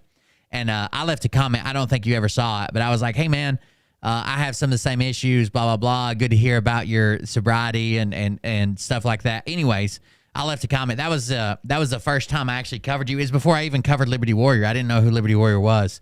I don't know. That's just I'm not saying anything. It's just a tidbit of information. I don't know if you ever even knew that. But this was a long time ago, man. Like 2 years ago. When you first started making videos, it was like your third video or something.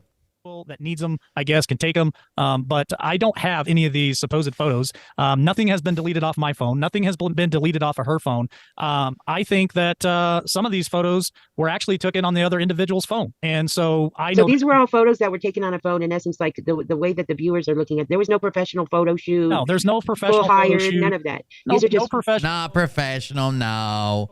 Come on. Somebody, we'd stop and take photos with them. And sometimes it was me by myself. Sometimes it was me and my co-host. Sometimes it was the co-host by themselves.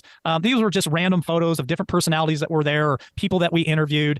They were very sporadic. There wasn't like a set schedule or a stage or a photo shoot center where we went. Yeah, I don't think you just saw my comment. And it wasn't like on your most recent video either. And I know the way YouTube alerts, they don't send all your comments. It's just a tidbit of information that I don't know if you ever knew. But I don't even have that show anymore. It was probably taken down with my first channel or whatever. But I did find you a long time ago. But yeah, it's no big deal. I was just letting you know. Did any of this stuff? This was like it's a small world. I think we've been connected longer than most people thought. I'll give you a prime example. I interviewed Senator Wendy Rogers. As soon as I was done with the photo, she said, hey, let's take a photo together. So her husband came over and took some photos. My fiance came over and took some photos. I think the co-host come over and took photos with us too. And those are the photos that we're talking about. It's just random photos of people and things that we did while we're there. We're trying to document our trip there. And I think feelings got hurt and hard feelings. Well, to be fair, and I've seen this message, Tammy texted you and said, hey, I know I've been bugging you, but is there a way I can get these photos if you could ask your fiance to send them? And you responded back with, hold your fucking horses. That's what set this photo gate. You're calling everything gate. That's what set this photo gate spiraling. So do you think there's photos that are in your possession that need to be passed along? And if so, do you intend to do that? Oh, I'll pass them on. I'll pass everything that I have, but there is nothing. Okay, I don't want to cut you off, but we've got to move on to some other questions. So, with regard to the Truth Summit, obviously there were some breakdowns of communications. Everyone had agreed to go there on their own expense. Oh, I have to touch on Bootgate.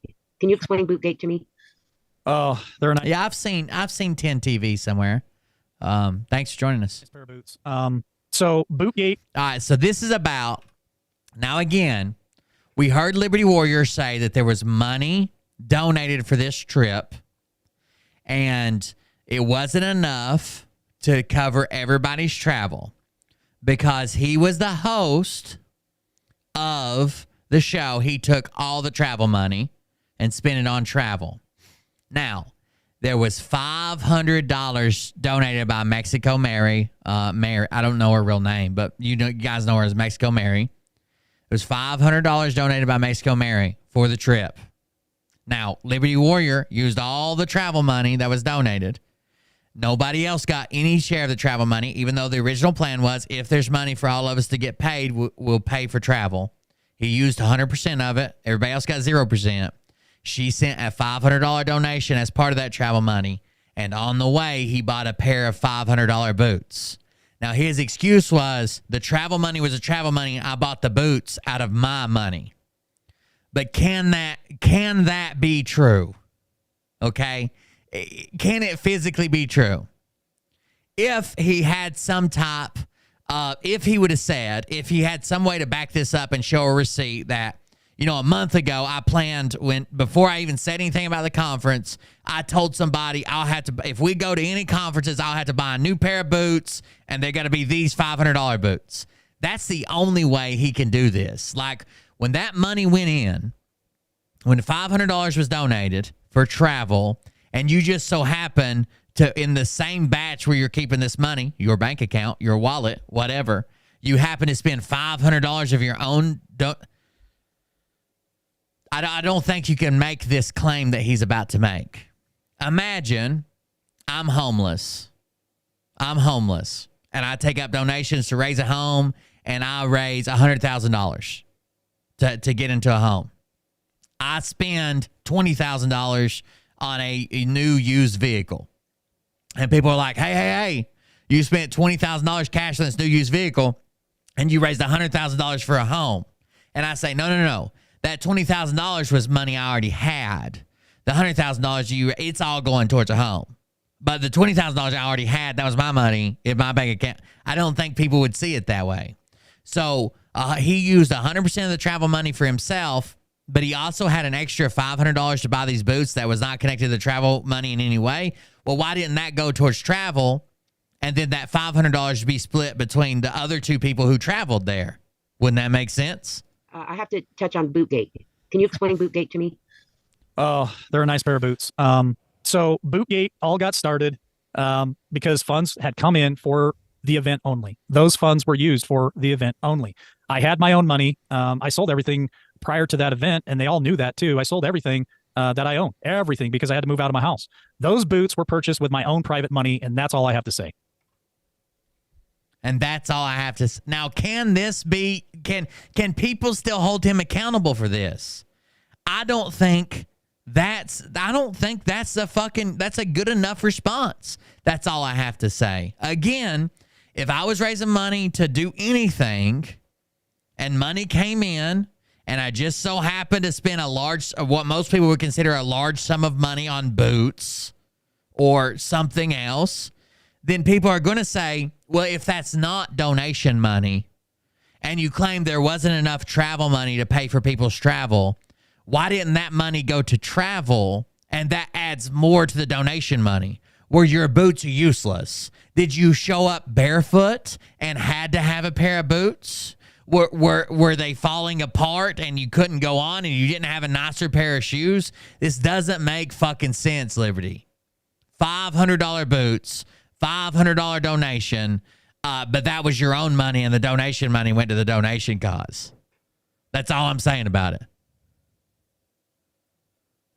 Okay, that's Bootgate. And then with regard to the video, he showed up and bragged about them being a $500 set of boots. Apparently, he showed up and bragged about it. Did I hear correctly that you were going to remove all those videos from your channels? All those videos have been removed from my Rumble channel. I think there might be some up on. So Cam did hold him to his word. You know, he made him remove all the videos, which I don't blame Cam a bit. Now, Cam did volunteer to go. He said he thought it'd be good for exposure. He thought he'd meet people. He thought blah, blah, blah. But if Liberty Warrior is now going to sue Cam for what he believes is the truth, he was there. He's doing a show. Tammy was there. Tammy's on his show. They are gathering their information, and Liberty Warrior's threatening to sue them. That's the first thing I would say is take down all my content. Facebook, and I got to go. You don't have permission to use it. Do it, but yes, I am working on all videos. It wasn't fair use. It's not a fair use argument. Cam recorded all of it on his equipment with his SD cards and his cameras and his microphones and his time, and he recorded every bit of it. No written permission to be used to be taken down like requested. That's right, Rudy. I believe that request was a valid request. I will honor that request. I just hope in return, in good faith, that maybe some of those videos out there also comes down that don't have the full truth out there. Understood. So when people are out there saying to the world and broadcasting that you're responsible for taking money out of their families. I just don't think you can. I just don't think you can say the donation thing. Again, if I raise money for gas, I don't have no gas, and I need to get to Maryland, and you guys donate $100 worth of gas, and then for some reason you guys go see me spend $50 on a watch, and find out about it, and then I say, oh, that was my own $50. I spent all the $100 on gas, like I said, but that was my own $50 that I bought on the $50 watch that I bought on the way. That's my own $50. I just don't think that stands. Mouth, because these people had to pay for their trips there. So you have to lost his house is a thing. Liberty Warrior is living in a camper, and so he raised money, and I don't think. Oh, wait. He lost his house originally, and moved back to be closer to his parents. Now that he's got his fiance who lives in a different area, he moved into a camper and is living closer to her. Now they can't live together because they're Mormons and they're not married, blah, blah, blah. I think he made a decision to move into a camper and blah, blah, blah. And he's saying, I lost my house and sold everything. And they did not have the money to go. And that's right, Bug Dude. You got him nailed. Have less because of that. How do you answer that? How does that make you feel to hear that? Well, it's confusing because then I hear from the same individual that they went to get experience, and they already knew that they weren't going to get reimbursed. So I guess I'm confused with the question in the comment. Was money taken unknown out of their family's mouth, or did they already know that they had to pay for it and they went for experience and other reasons? So I would say this: every individual that made the trip to Missouri knew they had to pay their own way up front and had the choice to either deny going, and they didn't have to go. And I would have had to make other arrangements, obviously, but they all agreed to go under their own expense. But again, if there are funds that are being donated and people did agree to volunteer, who should get those funds first? If you had $500 to spend on a set of boots, and we know there was at least $500 donated. There was more than that. I know you got some big donors. I've actually got a rundown of a list of people who donated. But there was at least $500 donated. You had $500 to spend on boots, and 2 people volunteered their time, their own money, and their own equipment, and themselves to come help you. Don't you think it's pretty obvious to most people that maybe we shouldn't have bought the $500 boots, and the $500 for those boots should have went into some type of fund that either helped them or helped the general people, both people, or was split, or something should have happened with it? It's propaganda. It's not an apology. Let's move beyond the conference to the aftermath of the aftermath. Transpired after that. After the concert, you came back, and within a 2 or 3 day time period, I think, and again, I don't want to regurgitate facts, but your entire staff did. Again, when we went to WLC and PLDC and all that shit for the military leadership courses, the leader is the one who gets the shitty end of the deal, right? You keep your troops happy, you keep those underneath you happy. You're going to benefit from it the most. You're making the most money. You're being in the spotlight. It's your channel. You're the host. You get this. You should get the shittier end of the stick. Disappeared.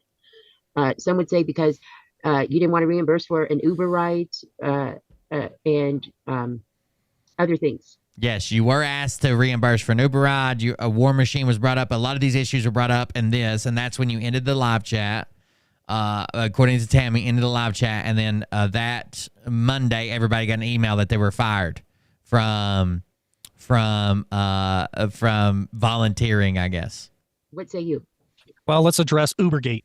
Like I've been in situations, literally in situations where we don't have enough fucking tents and it's raining. Do you think, as the person in charge and in command, that you would put yourself in a tent and put a fucking Joe out in the water? Absolutely not. You try your best to provide for everybody, and if you can't provide for everybody, you make sure that they're taken care of, and you do the suffering. You do the shitty end of the deal, you get the shitty end of the stick, whatever, however you want to see it.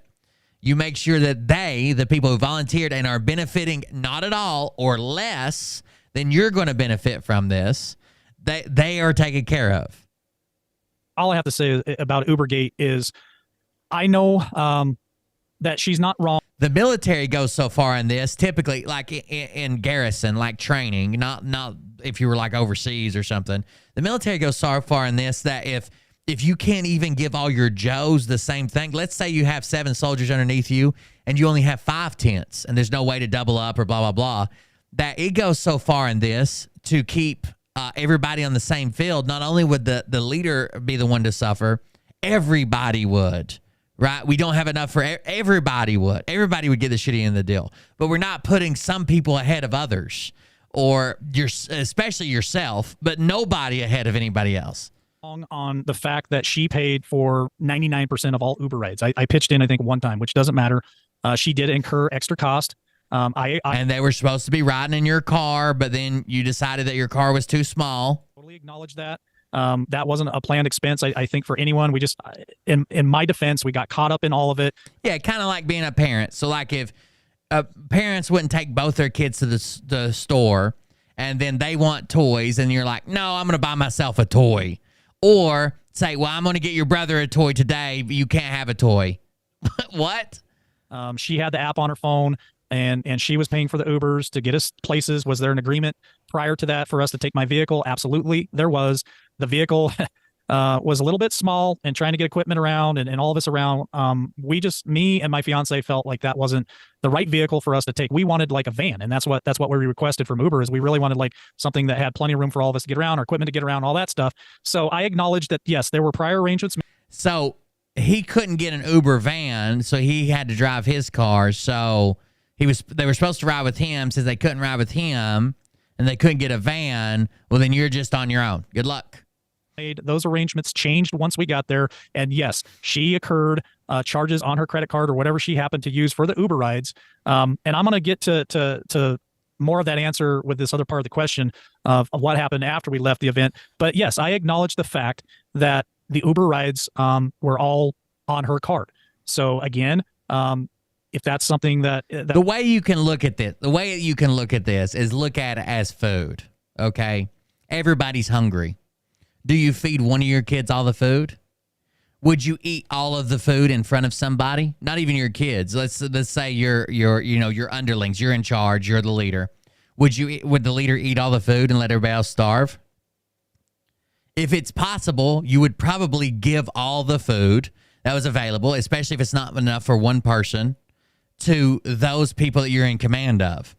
Worst case scenario, you would split it equally 3 ways. Let's say we only have enough for one person to eat, so everybody gets a third of a meal. But best case scenario, you would say, okay, well, you get half of a meal and you get half of a meal. And I'll do without this time, and we'll figure something out later. Like, if it doesn't work with food and people hungry, then it probably doesn't work with volunteers showing up to help you. It probably doesn't work with soldiers underneath you. That I have done. It probably doesn't work with your kids and they're hungry. Somebody and they would like to reach out to me via email. So it's an electronic communication and have a conversation with me about that issue. I will do my very best to resolve that issue and make it right with that person. So again, we don't want to have this out publicly, even though it's now public and I've admitted guilt. Private, and I'll fix it. Private, and I'll fix it. Send me an email and I'll privately fix it. How do we even know it's ever going to be handled? We don't, but Liberty's concern is not apologizing, not fixing the situation. It's to get it off the internet and get it private. Then who gives a fuck what happens? That answer. Well, I know these have been real difficult questions for you. I just want to recap for a minute before we move on to bigger and better things and more positive things. But, we've addressed the beginning of the show. We addressed the staffing issues. By the way, he said he was going to address this and more when he talked about this private meeting where everybody was fired. The money disbursement issues that are out in the general public. We've addressed these conference issues as they exist, and the lodging reservation that didn't go right in the email. I'm with somebody said it in chat earlier. His wife may have made him do this, especially if the rumors are true and she has money and she's bankrolling this. She might be afraid of a lawsuit, especially when he flipped out and threatened a lawsuit. Situation. All of this to say, and for weeks, well, I would say recently in weeks, but in the past, we've had months and months and months and months of disparaging things being said to you. Let me just... oh, that's my channel. You've been called a pedo. You've been called a fraud. You've been called a grifter. Had people. I'll say here and publicly say I've never called Liberty a pedo. I have said the stuff that his wife did, and that she went viral. Liberty Warrior's wife was not only viral in the States and on the internet, it made mainstream, ex-wife, made mainstream publications. It made it to Europe. People were sending me articles of their local paper talking about Liberty Warrior's ex-wife, and he pretended like it didn't happen. Challenge your religious faith over these issues that are standard business issues that just weren't handled properly in a lot of people's minds. Of course, a lot. That's not fair. Wait. So it's not fair to say people are challenging your faith over business issues. This happens all the time, except it's the other way around when someone says, I wouldn't do anybody like that. Look, I'm a good Christian. If you can use it to justify a defense, I can use it as an attack, or else you wouldn't need it as an offense. If you can say, I would never do this, I'm a good Christian, and then it comes out that you did it, I'm going to say, what type of good Christian does this? If you can use it as a shield, I can use it as a shield to bash you with. 100%. Or let's take it off the table and say, okay, religion and business don't go together. You can't use it as an excuse, and I can't say that you violated it when you did these things. We can take it off the table completely, or it's on the table for everybody. Either I can bring it up and you can bring it up, or nobody can. One of the two. But you can't say, you guys know me, I'm just a good Mormon, and I would never treat people like this. Unless I can say he treated people like this and he claims to be a good Mormon. A lot of people feel differently. Again, I'm speaking from a simple viewer standpoint who don't know anything. How does all of that make you feel to be addressed in those names, to have that out in the public forum? I know we've reached another level of concern that we're at. That's why we're having this interview today, to get every single thing under this umbrella out into the open to be addressed. He never addressed that meeting again, by the way. He was supposed to, with the Uber question, he was supposed to talk about this whole meeting where he stormed off and fired everybody on Monday. It doesn't come back up. So that there are no questions remaining. But I don't think a lot of people realize collectively what's being done to one individual here. It's almost a mob consensus coming after you for all of these issues. Look, I wouldn't come out and say, I'm a white guy, so I wouldn't screw anybody over. Or I'm from Tennessee, so I wouldn't do this. Or I'm an American, so I wouldn't do this. And then not fully expect to say, look, this is a white guy who did it. Look, this is an American who did it. Look, this is somebody from Tennessee who did it. Why is religion suddenly off talking when that's a premise you use to talk about the things that you've done? Issues that we've talked about here today. And, those are the main words. And I don't want to. I have been pissed off for years because my soap opera that I watched for years went to shit. Will I feel alive again? This is so juicy. Thank you. Thanks. I appreciate it. Oh, shit. I muted it. Make you feel as an individual? Those are the main words, and I don't want to repeat them again, that you're being labeled with. How does that make you feel as an individual? Well, as a human being with a heart and with emotions, it hurts. It hurts. Sometimes it hurts pretty deep.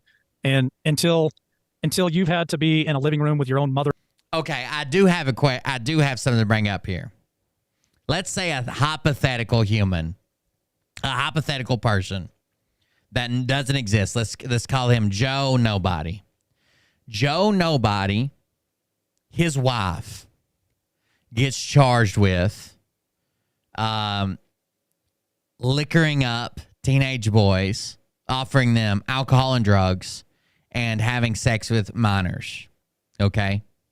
And then Joe Nobody also has a criminal past for buying and supplying alcohol for minors. I think those two can be set in context with each other and at least ask the question, were these things tied to each other?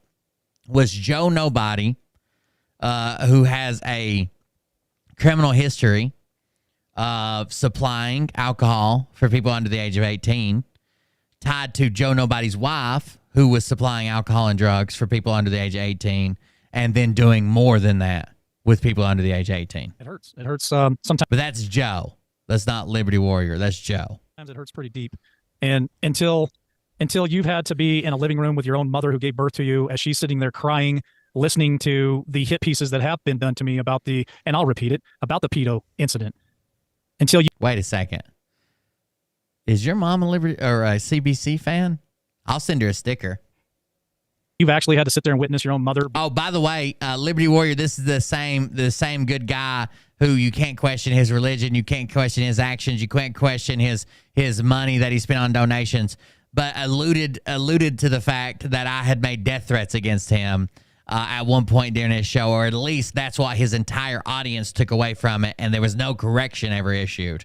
Being hurt from allegations that are unfounded, that there are no receipts with my name on any of that stuff. That was an individual that, yes, I had a relationship with. That married to, kids with. That were sickening and disgusting. I had no part of it. There's no police reports that state that I had any part in it. There's no lawsuits. I've never spent any time in jail due to it. So this individual did things when I was out of state working that is, it's unforgivable. And I feel that that person is right where they belong. For people to tie me to that. But when she went viral, you didn't have any responsibility to say, hey, folks, like, this has nothing to do with me. I know you guys know that this is my ex-wife. It's horrible what she did. I condemn everything she did, but I can't help it. She went viral. That and to do hit pieces on me, and now I go into other people's channels and see the comments made about me, to have people hop in chat under that person's name as a sick joke. Oh, no. Oh, no. Is somebody running around as Mariah Van Lith? What a horrible life to live, to sit there and have to continue to attack somebody like me who had nothing to do with that. Then you want to talk about fraud. There's been comments made about putting my face on billboards with a big old stamp across it. Fraud. There's no proof of fraud. I've never frauded anyone. I've shown all my receipts to everything that we've ever been part of. What if they're just calling you a fraud as a person? Like, they don't believe that your actions stand up to your claims that we put out there. And these people are hurt. Some of them are hurt and they're lashing out back at me. And that's why I said earlier in this interview, when you asked me the question, I thought about it a million times, and not until now have I really realized that maybe they've done some of this stuff because I've caused hurt to them. And so with that, I just ask for forgiveness. I apologize and say I'm sorry. But all of these things, you've got to keep in perspective here. There's been no proof. And these are some serious allegations that ruin my life. They ruin other people's lives. When you throw around allegations of pedo and fraud, they ruin people's lives. And that's something that's hard for them to come back from. There are lawsuits out there for people who have made such allegations. If you guys just want to stick around to the end, we're almost done, I promise.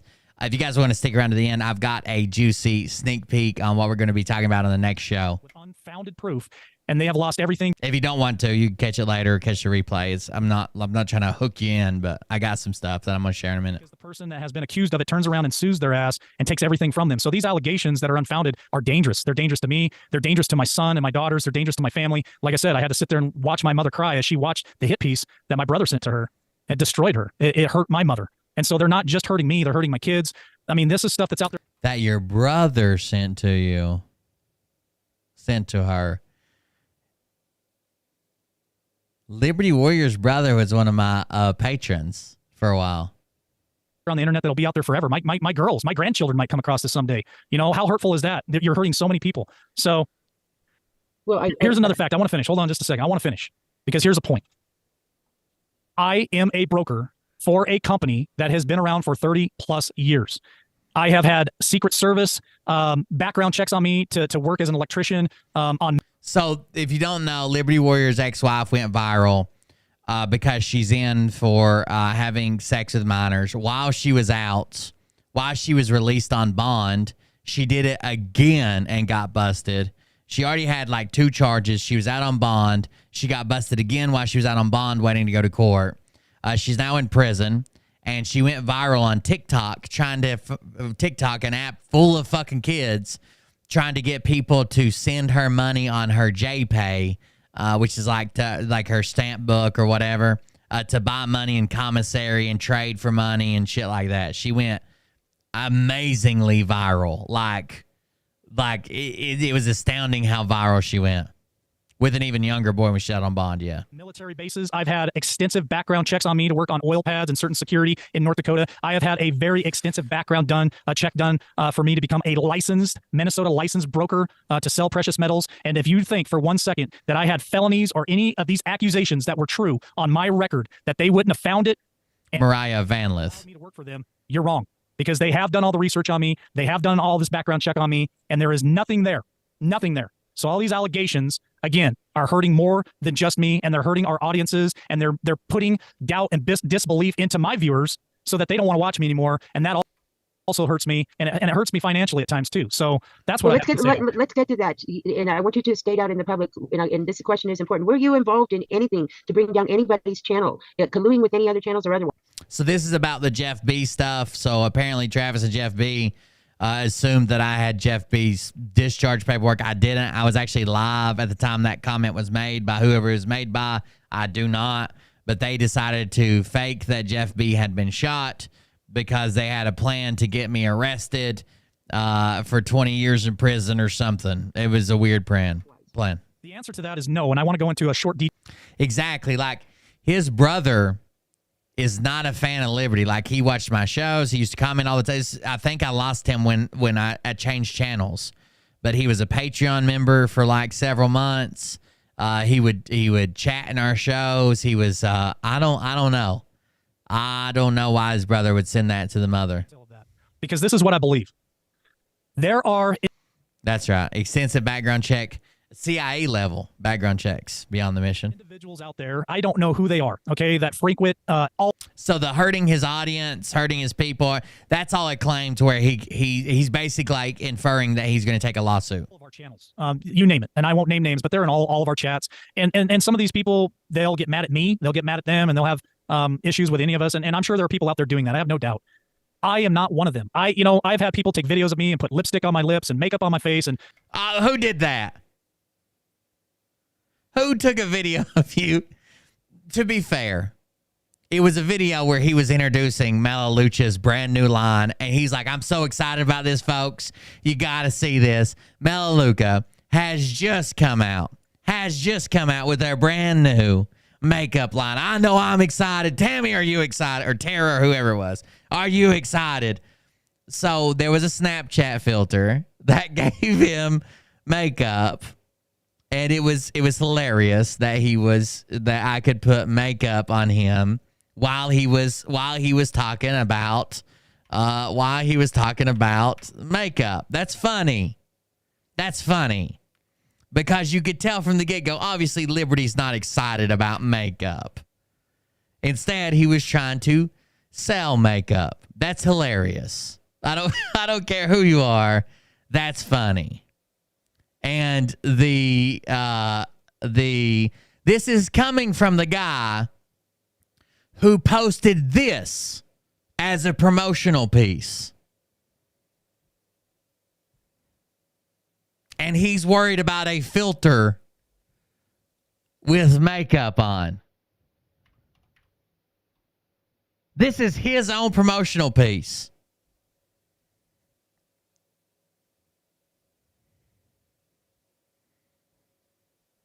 This is an image he had made for his show, but he's worried about with makeup on.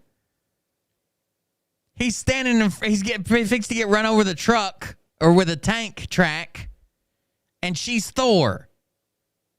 I don't know if you guys can see her. Tammy the Hammer over here. She's Thor.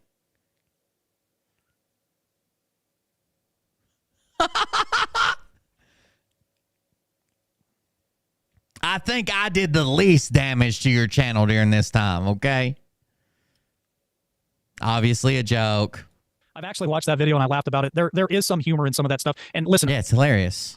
You were bragging about how excited you were about makeup, so I gave you a little makeup. People poking at me and doing videos about me about loving men and all kinds of different things. I can take that, and I can even laugh about some of it. It is humorous, and so I don't have any ill will toward that.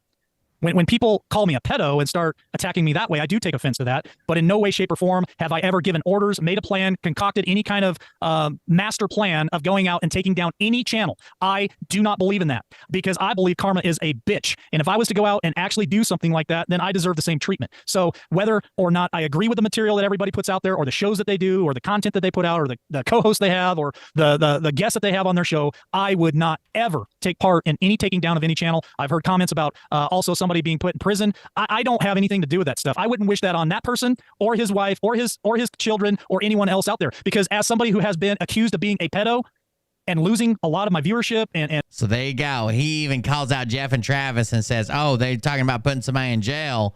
Well, I wouldn't do that because whatever." Also, somebody being put in prison. I don't have anything to do with that stuff. I wouldn't wish that on that person or his wife or his children or anyone else out there. Because as somebody who has been accused of being a pedo and losing a lot of my viewership and money and just having my mother hurt from it, I know what it feels like. And I would never put that on somebody else. So if I have made a snide comment or somebody feels like I had anything to do with that, one, it's not fact and it's not true. And I would just apologize to anyone out there that thought that I may have had anything to do with it, because I can say without any doubt that I have had nothing to do with that. And I don't believe in it, agree with it, or promote it in any way. I just don't. Well, I just want to thank you. So again, throwing Jeff back under the bus, which I think is a good thing. Jeff should always be thrown under the bus. Here, like I told you, this was not going to be easy. We agreed that this would be a no holds barred interview where I could ask anything. I tried to do my best to ask all the questions that I think are out there in the general public. Obviously, I can't get to every single one, but I think for the most part, we've kind of covered it. And I kind of agree, and I want to pull Power Girl into the conversation. Well, hold on. I just want to make one more statement before we get to Power Girl. I want to make one more statement because I don't feel like I was clear enough in my apologies to two individuals out there that I know that I've hurt them. They've been doing their thing for the last couple of weeks, and they know who I'm talking about. And I don't know if I was clear, so I'm going to be clear. All right, Cam and Tammy. This is specifically to them. They are. Hey, I'm sorry. I'm sorry for any pain I caused you. I'm sorry for any financial added expenses that maybe I inadvertently caused you. I'm sorry for not allowing conversation for closure. I'm just sorry for the way everything went down. It wasn't my intent. When we got back from said trip, things happened and transpired. I'm not going to throw anybody under the bus for what happened after that, 3 days after. But we all know what happened. We were all there, and so my emotions. Also, I got hurt. I was attacked. And so I was attacked because some of those friendships that I've had over the years are important friendships, very important friendships. We had some amazing times together. We did some amazing things together. I honestly did not want some of that stuff to end. It just had to because of circumstances and the way that all of us were treated, not just you, not just them, but myself included. I was treated a certain way too. And so I chose to move away from it and to walk the path of a lone wolf. That's why I made those decisions. That's why. What is this? Why is everybody so Rhino Nation 8 prays to the magical white wolf in the sky that he will howl their prayers to Jesus. And now Liberty Warrior's a lone wolf? First of all, he shouldn't have said, I was hurt. He should have, I was attacked, I was hurt. He should have said, I felt like I was attacked. Because all the claims that were sent his way sound like legitimate claims. I don't think that's attacking. I apologize to anybody that me personally or my brand has affected in a negative way. And do you think that, what I think would be appropriate here too, and thank you for those words. I think those words are coming from you, all the words that you say today. We all know how words matter. They're very, very important to this healing process for certain people. So I really appreciate your rawness and your openness in, everything that you answered here today. And I can only hope that from this, we can all move forward in a healthy way. We all don't have to be friends. It would be nice if everybody could be friends and sing Kumbaya together, but I think we know that that's not the reality. You and me both. And before Power Girl gets in here, I also want to reiterate one last thing that I said at the very beginning of the show. This is a one-off for me. This is me clearing my name and setting the record straight. This is me apologizing to any and every person out there that I have affected or hurt or done anything wrong to, bad decisions that I've made, bad business decisions that I've made, friendships that have ended abruptly for no good reason. I apologize for all that. And I have showed receipts tonight for all allegations made against me, but at no time am I going to debate this. Am I going to engage in any other material put out there? I'm not going to rehash this every 3 months or 6 months or every year and go back all the way to the beginning and start all over. Nobody can ever talk about this again. This is one time nobody can ever talk about this again. This is me closing that chapter for myself personally, and for that chapter in LWN that needs to be closed, I'm closing it tonight. This is it. I just will not participate in any other stuff. This was, again, not an apology. This is the worst form of an apology I've ever seen in my life. And I know a lot of people may comment that I'm above all that and I take the higher road. Well, I do. I don't believe. Yeah, that's what I say all the time. You claim you're above it. You claim you take the higher road. But in reality, you're just refusing to address it. And stepping snide comments like when you let like Jeff B say that we should have all been aborted with coat hangers. Like, that's a little strange, especially coming from a good dedicated Mormon.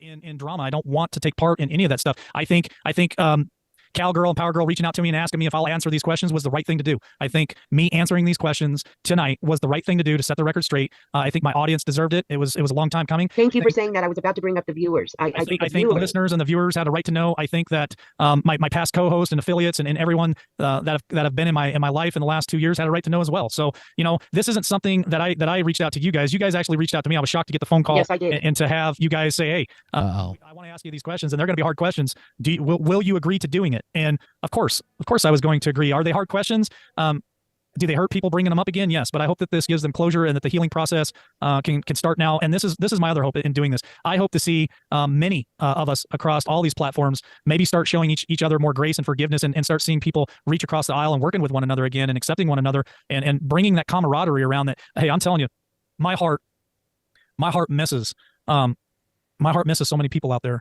that used to come up on panel with me, that used to be a big part of LWN, we used to go on one another's channels and joke and cut up and have a good time. And I miss a lot of people. I miss a lot. I don't think you miss these people because they left when they saw who you were and what you were. They came on when they thought you were someone different. These people are not coming back. You're not going to say, I miss these people. I hope they're just not. They will not be coming back. They know who you are, or at least who they feel you are. They signed on when they thought that you were probably something different, and they will not be back. I don't. Maybe that hurt your feelings. Maybe that's. I don't know what to tell you. I don't think that they will be back, and I don't blame them a bit. They feel like they were misled. They feel that you sucked them in under false pretenses, and now that that's over, I think they're pretty much done. They're pretty much done. Well, I personally would like to thank you for answering these most difficult questions. I know it was a very painful process for you. And like I said, I only hope that this helps bring closure and healing to some of the pain that seems to be out there in the general public. So with all of that being addressed, what do we got to look forward to from LWN for 2023? Power Girl, come on in. I know you're new to this arena, but I feel you can add a lot of perspective to this. I'll tell you what, I am just absolutely, I'm just so grateful that God had me in this room today. I feel so honored to be here and to be a part of it. I'm glad that I got to witness it all unfold the way I just did. It was very powerful. Thank you so much for those, hard-hitting questions. And I do think, Liberty Cowgirl, I do believe that you captured, I could imagine, I'm new to this, like you said, but I do think that you captured a lot, if not all of the concerns. And I just want to, really say, I'm really taken aback that in the new normal that has been so vicious to this Power Girl, to sit here and watch a man take full accountability for himself, for his business, for his brand, no holds bar, and to be able to stay on the positive end, to do it with such class and so concisely. I just want to say I'm glad. I'm glad that when the choice came down the track for me to get on the Peace and Liberty train, that I didn't listen to the naysayers. Okay. Didn't listen to the peanut gallery, and that I made up my own mind.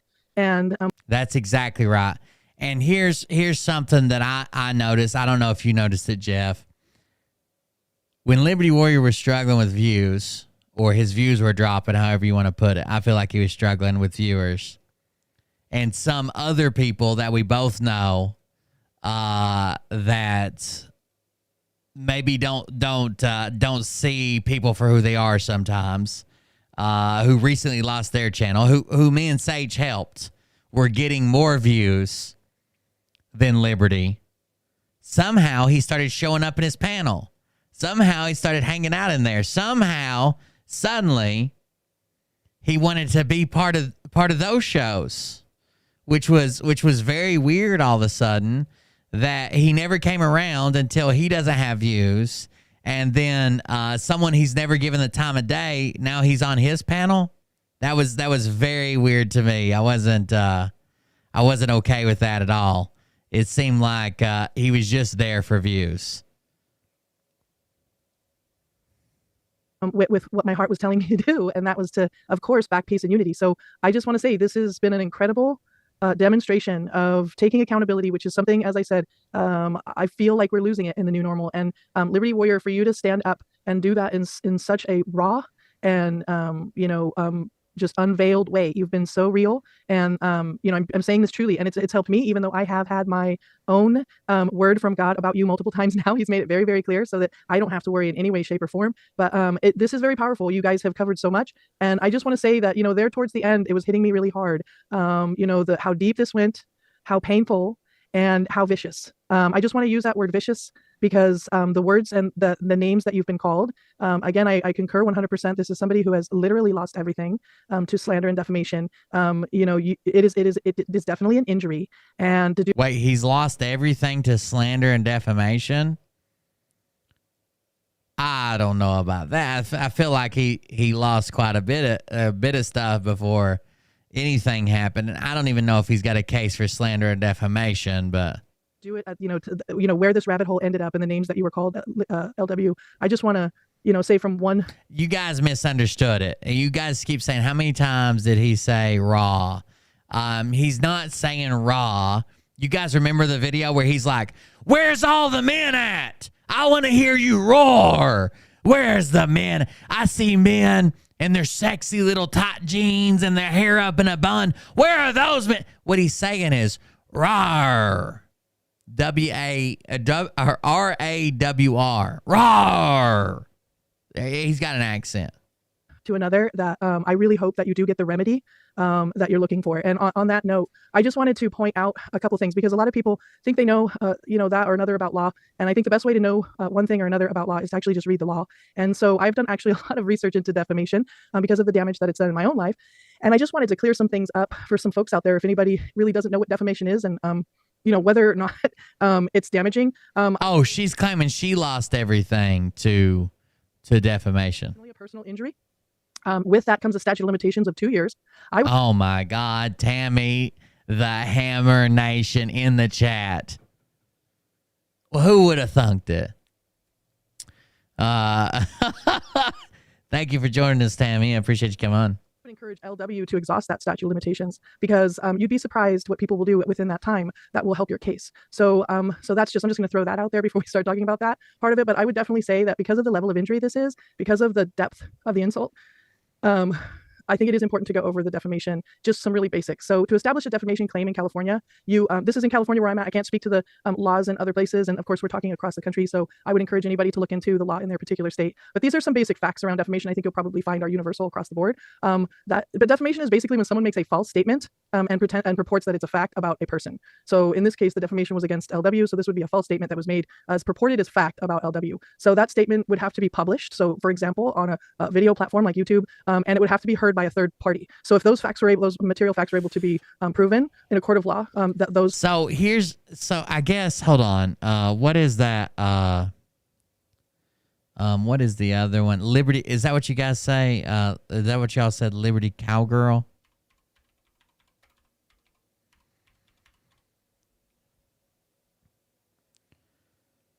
Why would he go?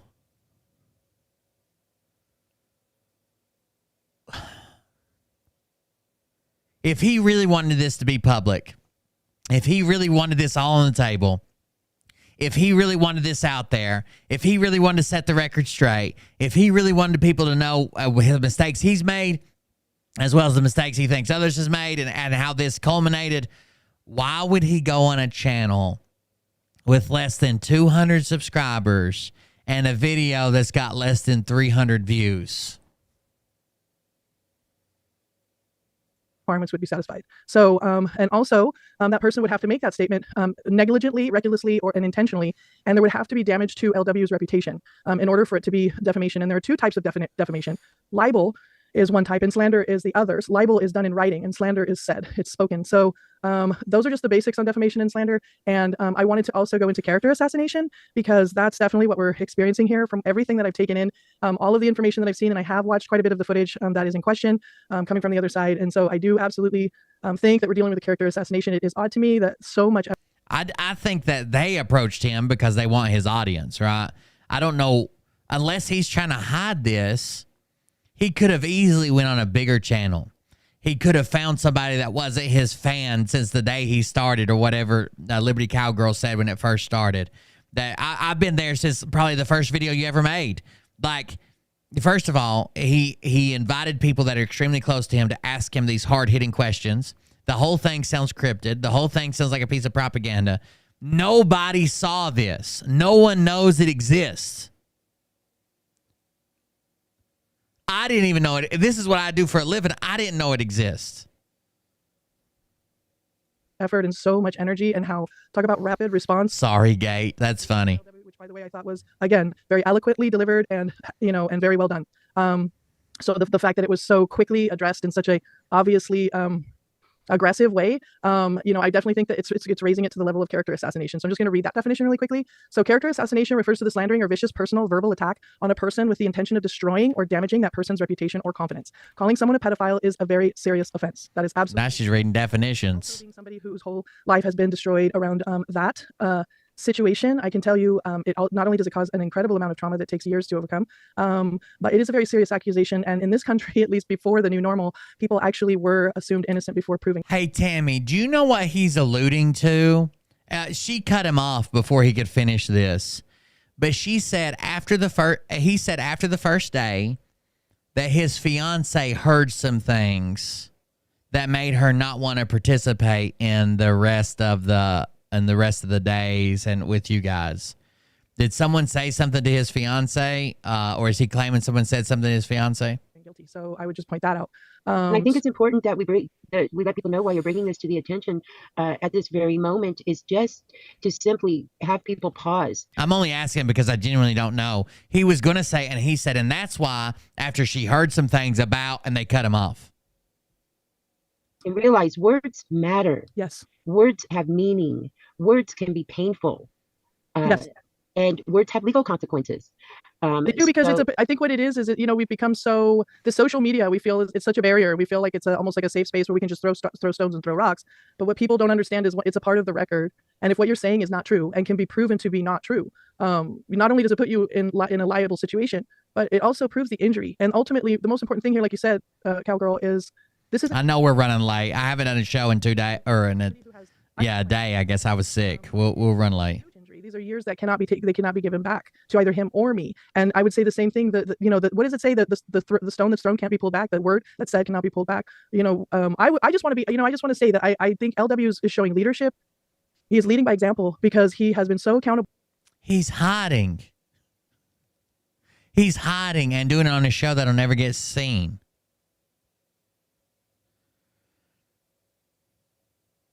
And he has given the apologies, and he has not skirted from any of these things. And that's the kind of person I want to be. So I just want to say I am okay that I made this decision because I that's fine. Been attacked and slandered. I thought you had said the same thing. Like, you got along. She was a really nice person. You had nothing against her. I thought I had heard you say the same thing. But he's almost making it seem like when he was talking about the pictures and how much she participated, that someone said something to her out of the way and she decided she would just step away and let him do his thing. But I don't know. It could just be more shit. That who knows. By at least one of the people that are kind of on this hater train, as you call it, a Liberty Cowgirl, because actually I would have been I may have been in South Dakota with you guys if I hadn't been so slandered and damaged and bullied by one of the people, at least one of the people that's involved in all of this, hubbub. So anyway, So she wouldn't come because Cam, I guess. Not just a bystander observer. I would have probably been around LW a lot longer had not I had experienced the same from at least one of the people. I can't speak for everyone or even anybody. Well, I think there's one thing. I think there's one thing that we can all agree on, and then I don't know if anybody called him. I know I never have. I put him in makeup that one time. I thought it was funny. I made a clip of his video screaming, "Where's all the real men at?" And then made it as an ad for Grifter, which is an app for homosexual men to meet. Clearly a joke. Like it's not a real ad for Grifter. I don't know. Other things, but the saying, Power Girl, that you brought forth and you have mentioned to me time and time again is hurt people, hurt people. Yes. So I hope by bringing a lot of this to the forefront today that the words of LW has started the healing in some of these people's hearts and minds. If he really had this gigantic case for slander, slam dunk case, I'm going to take everybody out, he wouldn't be coming on here saying, well, I'm hoping that since I did this video and apologized to anonymous people that I won't mention their name, I won't call them, I won't send them a message, I won't do the things that I said, they can reach out to me privately. We're not making this public. They can reach out to me privately if they want to be reimbursed for Uber or if they think I owe them money. Let's not make any of it public because he wants to go back to hiding. Then he says, I hope some of their videos with false information will be taken down. He wouldn't be doing that. He'd just say, I have a case. Here we go. I don't think anyone, if they ever... That's right, Jeff. That's right. Everybody has to get burnt by him once. And sometimes some people have to get burnt by him multiple times. These mistakes in the natural life, they're done. The outside world would be this condemned for some of the mistakes that we outlined here today. Well, that's the word, Cowgirl, that God gave me during this entire interview was the fact that he freaked out about me because someone in my chat, we were covering Mike Penny, and he went on Mike Penny's show to well wish him and blah, blah, blah. And we all knew that he had said, I'm not Mike Penny. What he says is crazy. He had already talked about Mike Penny disparagingly. He went on Mike Penny's show because Mike Penny was sick and asked him how he was doing and blah, blah, blah. Hope you get to feeling better, whatever. I just went on about my life. I was covering Mike Penny. I didn't mention Liberty Warrior at all.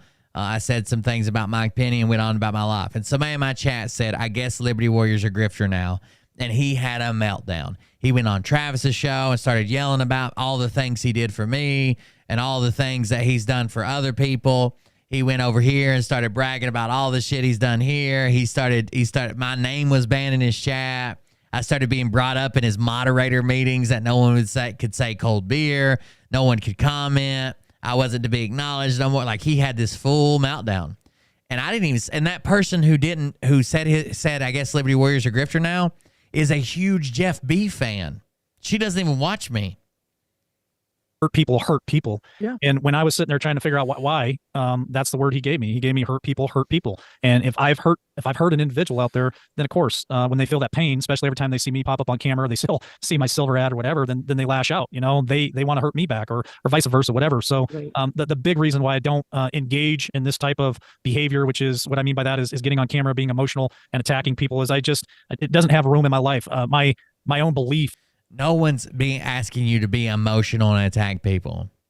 When there's a legitimate question about money or the way someone was treated or someone disappearing or you not mentioning someone or a falling out or reimbursements or your whole team's been fired and now you're back to Kathy H., the person who you said was a horrible person, nobody should talk to her, whatever you said about her, no one is allowed to mention her, and you ran her off once. Then you should probably just come out. You can't just pretend like it doesn't exist. You can't ignore it.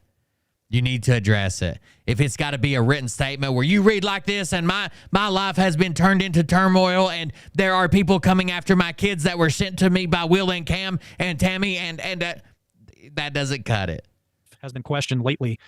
Statements made that I'm not a godly man. Hey, I am a godly man. I am walking a path that I make a lot of mistakes on, but I can own that and I can ask for forgiveness and I can move on. But attacking my faith, God has been with me every step of the way. And I can tell you this without a shadow of a doubt, you guys will hear something very special at the end of this broadcast. So stay tuned. That's right. Said she's watched almost all of it. You're right. Those warring angels showed up on my behalf, on Cowgirl's behalf, on Power Girl's behalf, because we're all experiencing these spiritual attacks. And yeah, the 295 views it's gotten in 5 days. Those angels showed up and really I think he wanted this. I think he wanted to do this just so he could say I addressed it, but no one would actually see it. And even the people that I've got 295 fucking people almost on Rumble alone, and I'm broadcasting on 4 platforms. More people are going to see me talking about this than will ever see this video he made that he wanted to get out to everybody. They also have been going through spiritual attacks. I've seen it on camera. I watched it all unfold. And so I pray for them too. I pray for warring angels to intercede in their behalf and to allow them the opportunity to extend forgiveness and grace and to refocus their lives on things that matter. And I think that's what we're all in this to do anyway, is to really focus on things that matter to help. Again, I'll leave you with this. Like, you might get mad about my stance on religion, but if you're allowed to use it as a shield and say, I certainly wouldn't do this, I'm a good Christian, then I'm allowed to say, well, it looks like he did this. Here's the evidence. I thought he was a good Christian. To fight for our freedoms and our liberties and get this country back, and this inner fighting, this inner bickering, this attacking one another, it gets none of that done. And so for me to give people closure and to ask for forgiveness and allow this healing process. I don't know if you guys, what was the What was the first big thing that we exposed him on, and he decided to take a week off and tell people that I threatened to, send people, and his life was in danger? What was that first big thing? I don't remember. One of the old moderators, I'd tell you if there's any still here. I know I saw Miss Priss. Mariah's probably asleep, but there was a first big thing that we exposed, and he took a week off and then come back and said his life was in danger because of some other channels that had been calling him out. I can't remember. To start, it's a healing process for myself. The one thing I will not ever become is a victim, and I'm not a victim. I'm a warrior, and warriors get knocked down. We get knocked down. But the thing, you're not supposed to be here, Jay Banana. Oh, Hot Mic, you're exactly right, Hot Mic. When the Hot Mic moment come out, do you guys know that he said, you're not going to be able to hear me during this, but just know I'm watching it the same as you and we'll worship together. I spoke to that preacher. Now, that preacher didn't want nothing to do with my show, and I don't blame him. He didn't want to come on. He didn't want to bash nobody. He didn't want to do anything. Fine. I spoke to that preacher. That preacher was mad that Mike used his sermon as a distraction so he could talk about people behind their backs in a video call. He took off the internet for a week and said that because channels were covering him negatively, that he had legitimate threats against his life and he had to take care of some things and there would be lawsuits to follow and he was going to straighten this all up. Get out of here. LW, absolutely love that. I'm sitting here looking at my computer right now with Ephesians 6:12. We wrestle not against flesh and blood. And you're absolutely right. We are warriors. And this whole situation, I think, has been a learning experience for all of us. And I just want to, I just want to say that, both of you have shown such leadership. And no, the Jeff thing just happened at the same time, Johnny. It happened while Mike was gone. Jeff claimed that his life was threatened too at the same time. It all happened at the same time. Such commitment to the truth, and it really does certainly help settle my heart, and I am grateful for it. So I'm just really glad to be a part of it. Whatever little small part, it's good to get the truth out.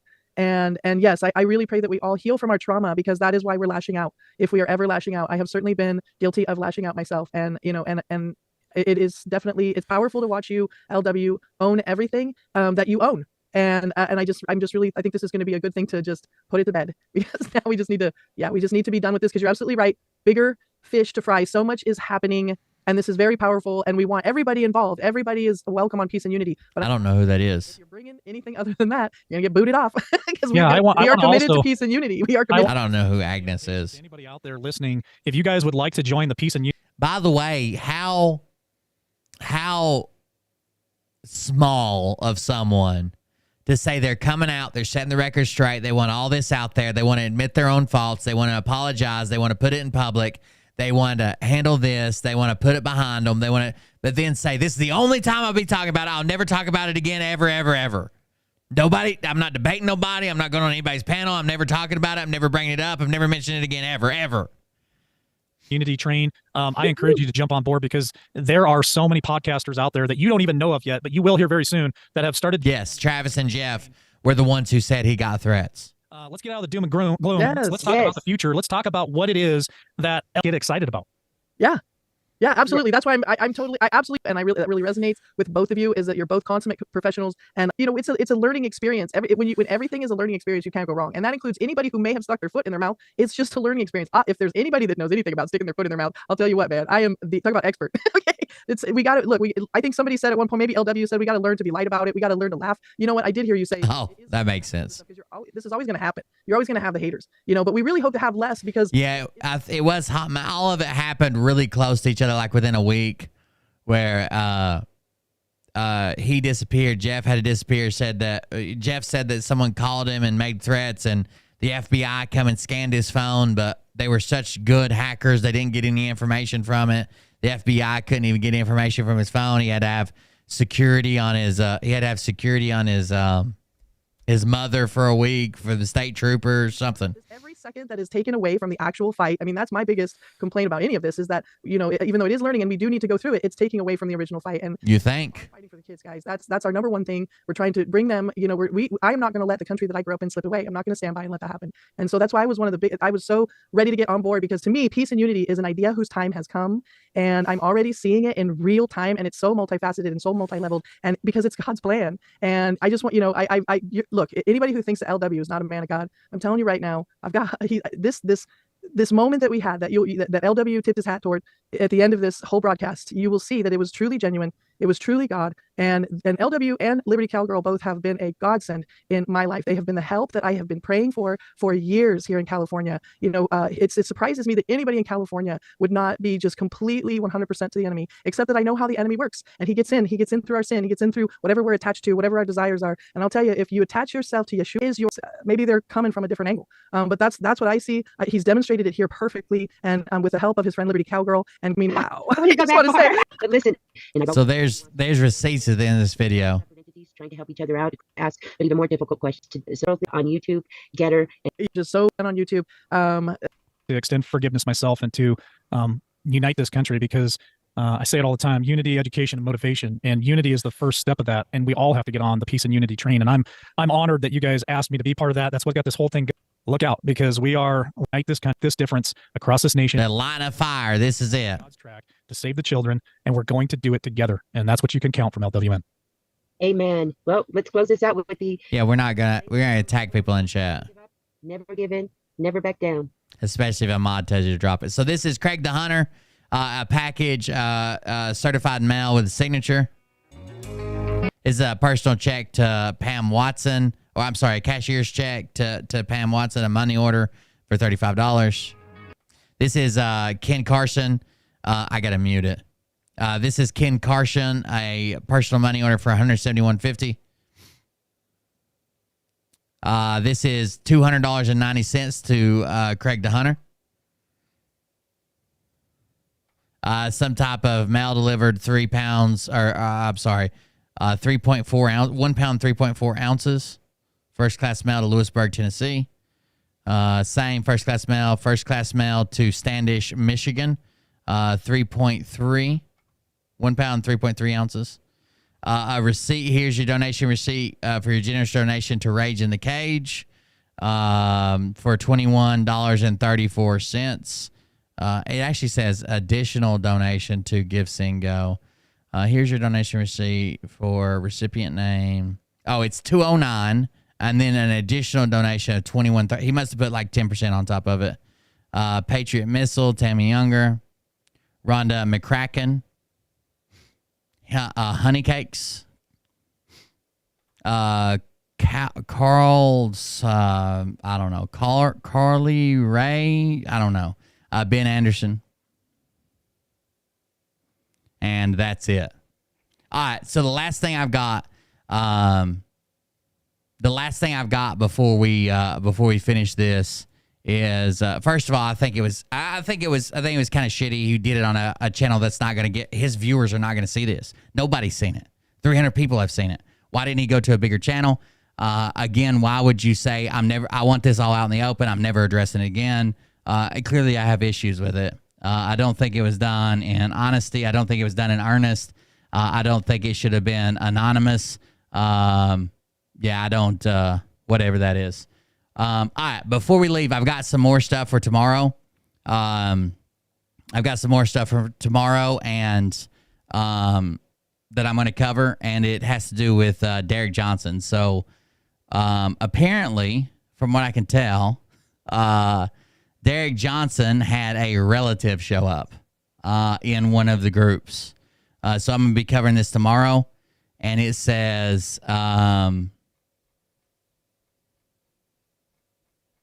let's start with the first one. So it says one of his relatives shows up and says he got injured at training installation, the box. Someone says, you are stating where, not how. He claims to be tortured by our own troops in an order of the Obama administration. She responds, he wasn't tortured by anyone. I can assure you of that. They say he put it in one of his documents as fact. Do you want to see where he claimed it? We can show you. She responds, if they're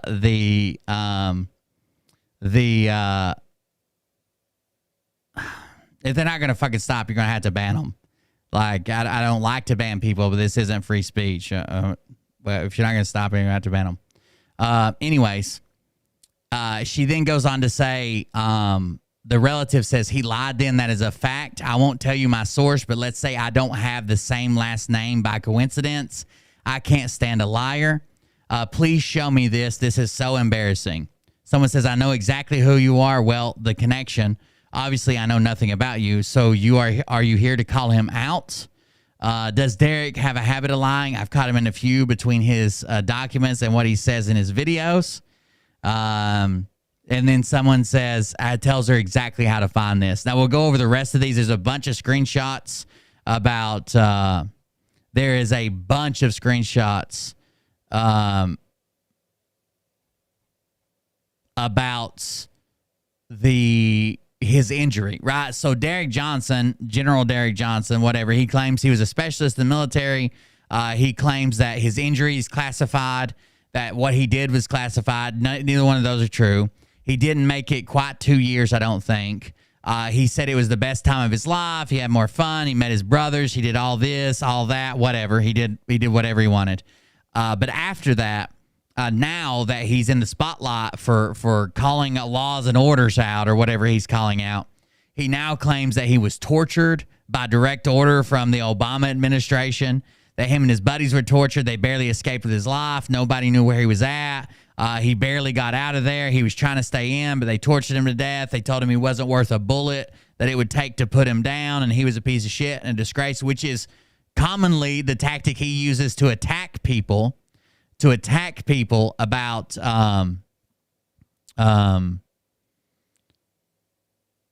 veterans or active duty service members that don't agree with him. So like Derek Johnson, where I don't agree with him, thinks that I should be stripped of my title as a veteran, that I should be stripped of my disability because I don't believe that he's got this master plan where Trump's still president. He's calling out active duty soldiers and saying that he's going to report them to their command for behavior unbecoming of a soldier. He called out the Space Force captain on TikTok, which actually has a decent-sized following.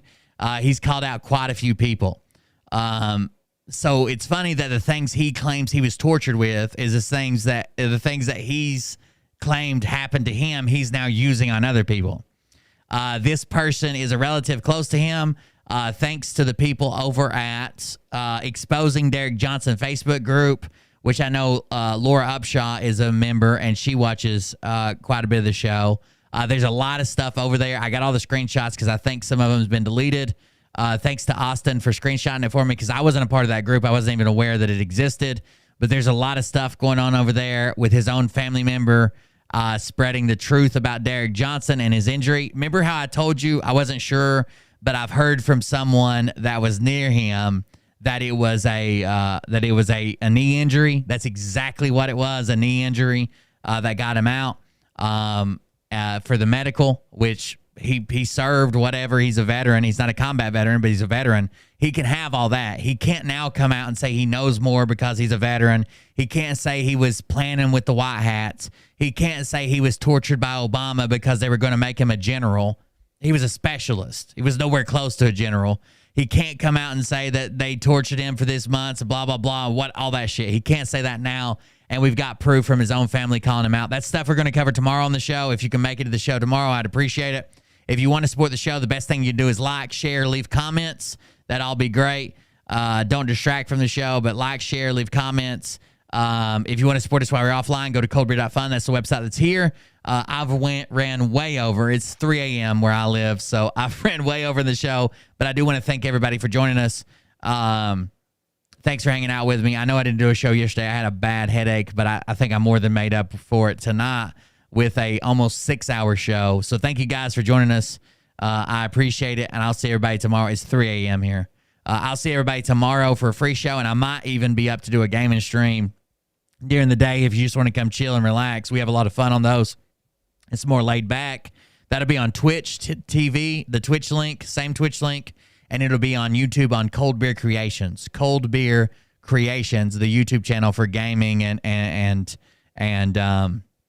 other, you know, hobbies I have, the drones, the airplanes, the stuff like that, the 3D printer. Cold Beer Creations on YouTube and here. I like to try to do it around lunch. It's usually me and Bullshifter. I like to try to do it around lunch, but we'll see. It's 3 a.m. here, and I don't know how long it'll take me to fall asleep. So thank you guys for joining us. That was a 6-hour show to make up for the last one. If you have to watch the replay tomorrow, thank you for coming back through and watching this replay. If you made it this far, thank you everybody for joining us. Go to coldbeer.fun to support the show and subscribe to other places while we're offline, and we'll see you on the next one. Have a good night.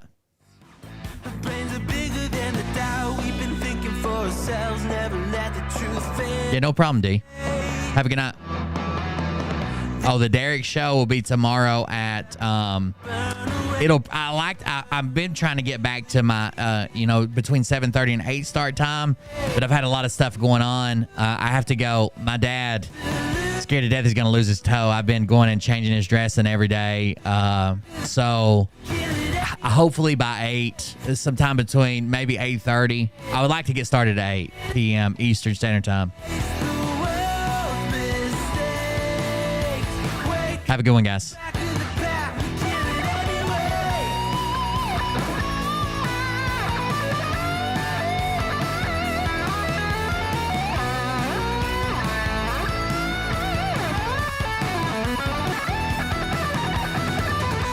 Is snoring right now. Yeah, I saw he stopped. He was messaging me, and I saw he stopped. I figured he's passed out. Guys, seriously, thanks for sticking around. I know we held like over 400 viewers for 6 hours. That's insane, dude. That's insane. I can't believe people stick around for this shit. When I first started, I had an account watching, Mariah had an account watching, and I think my first show I had 3 people in the stream, and me and Mariah were 2 of them. It's crazy.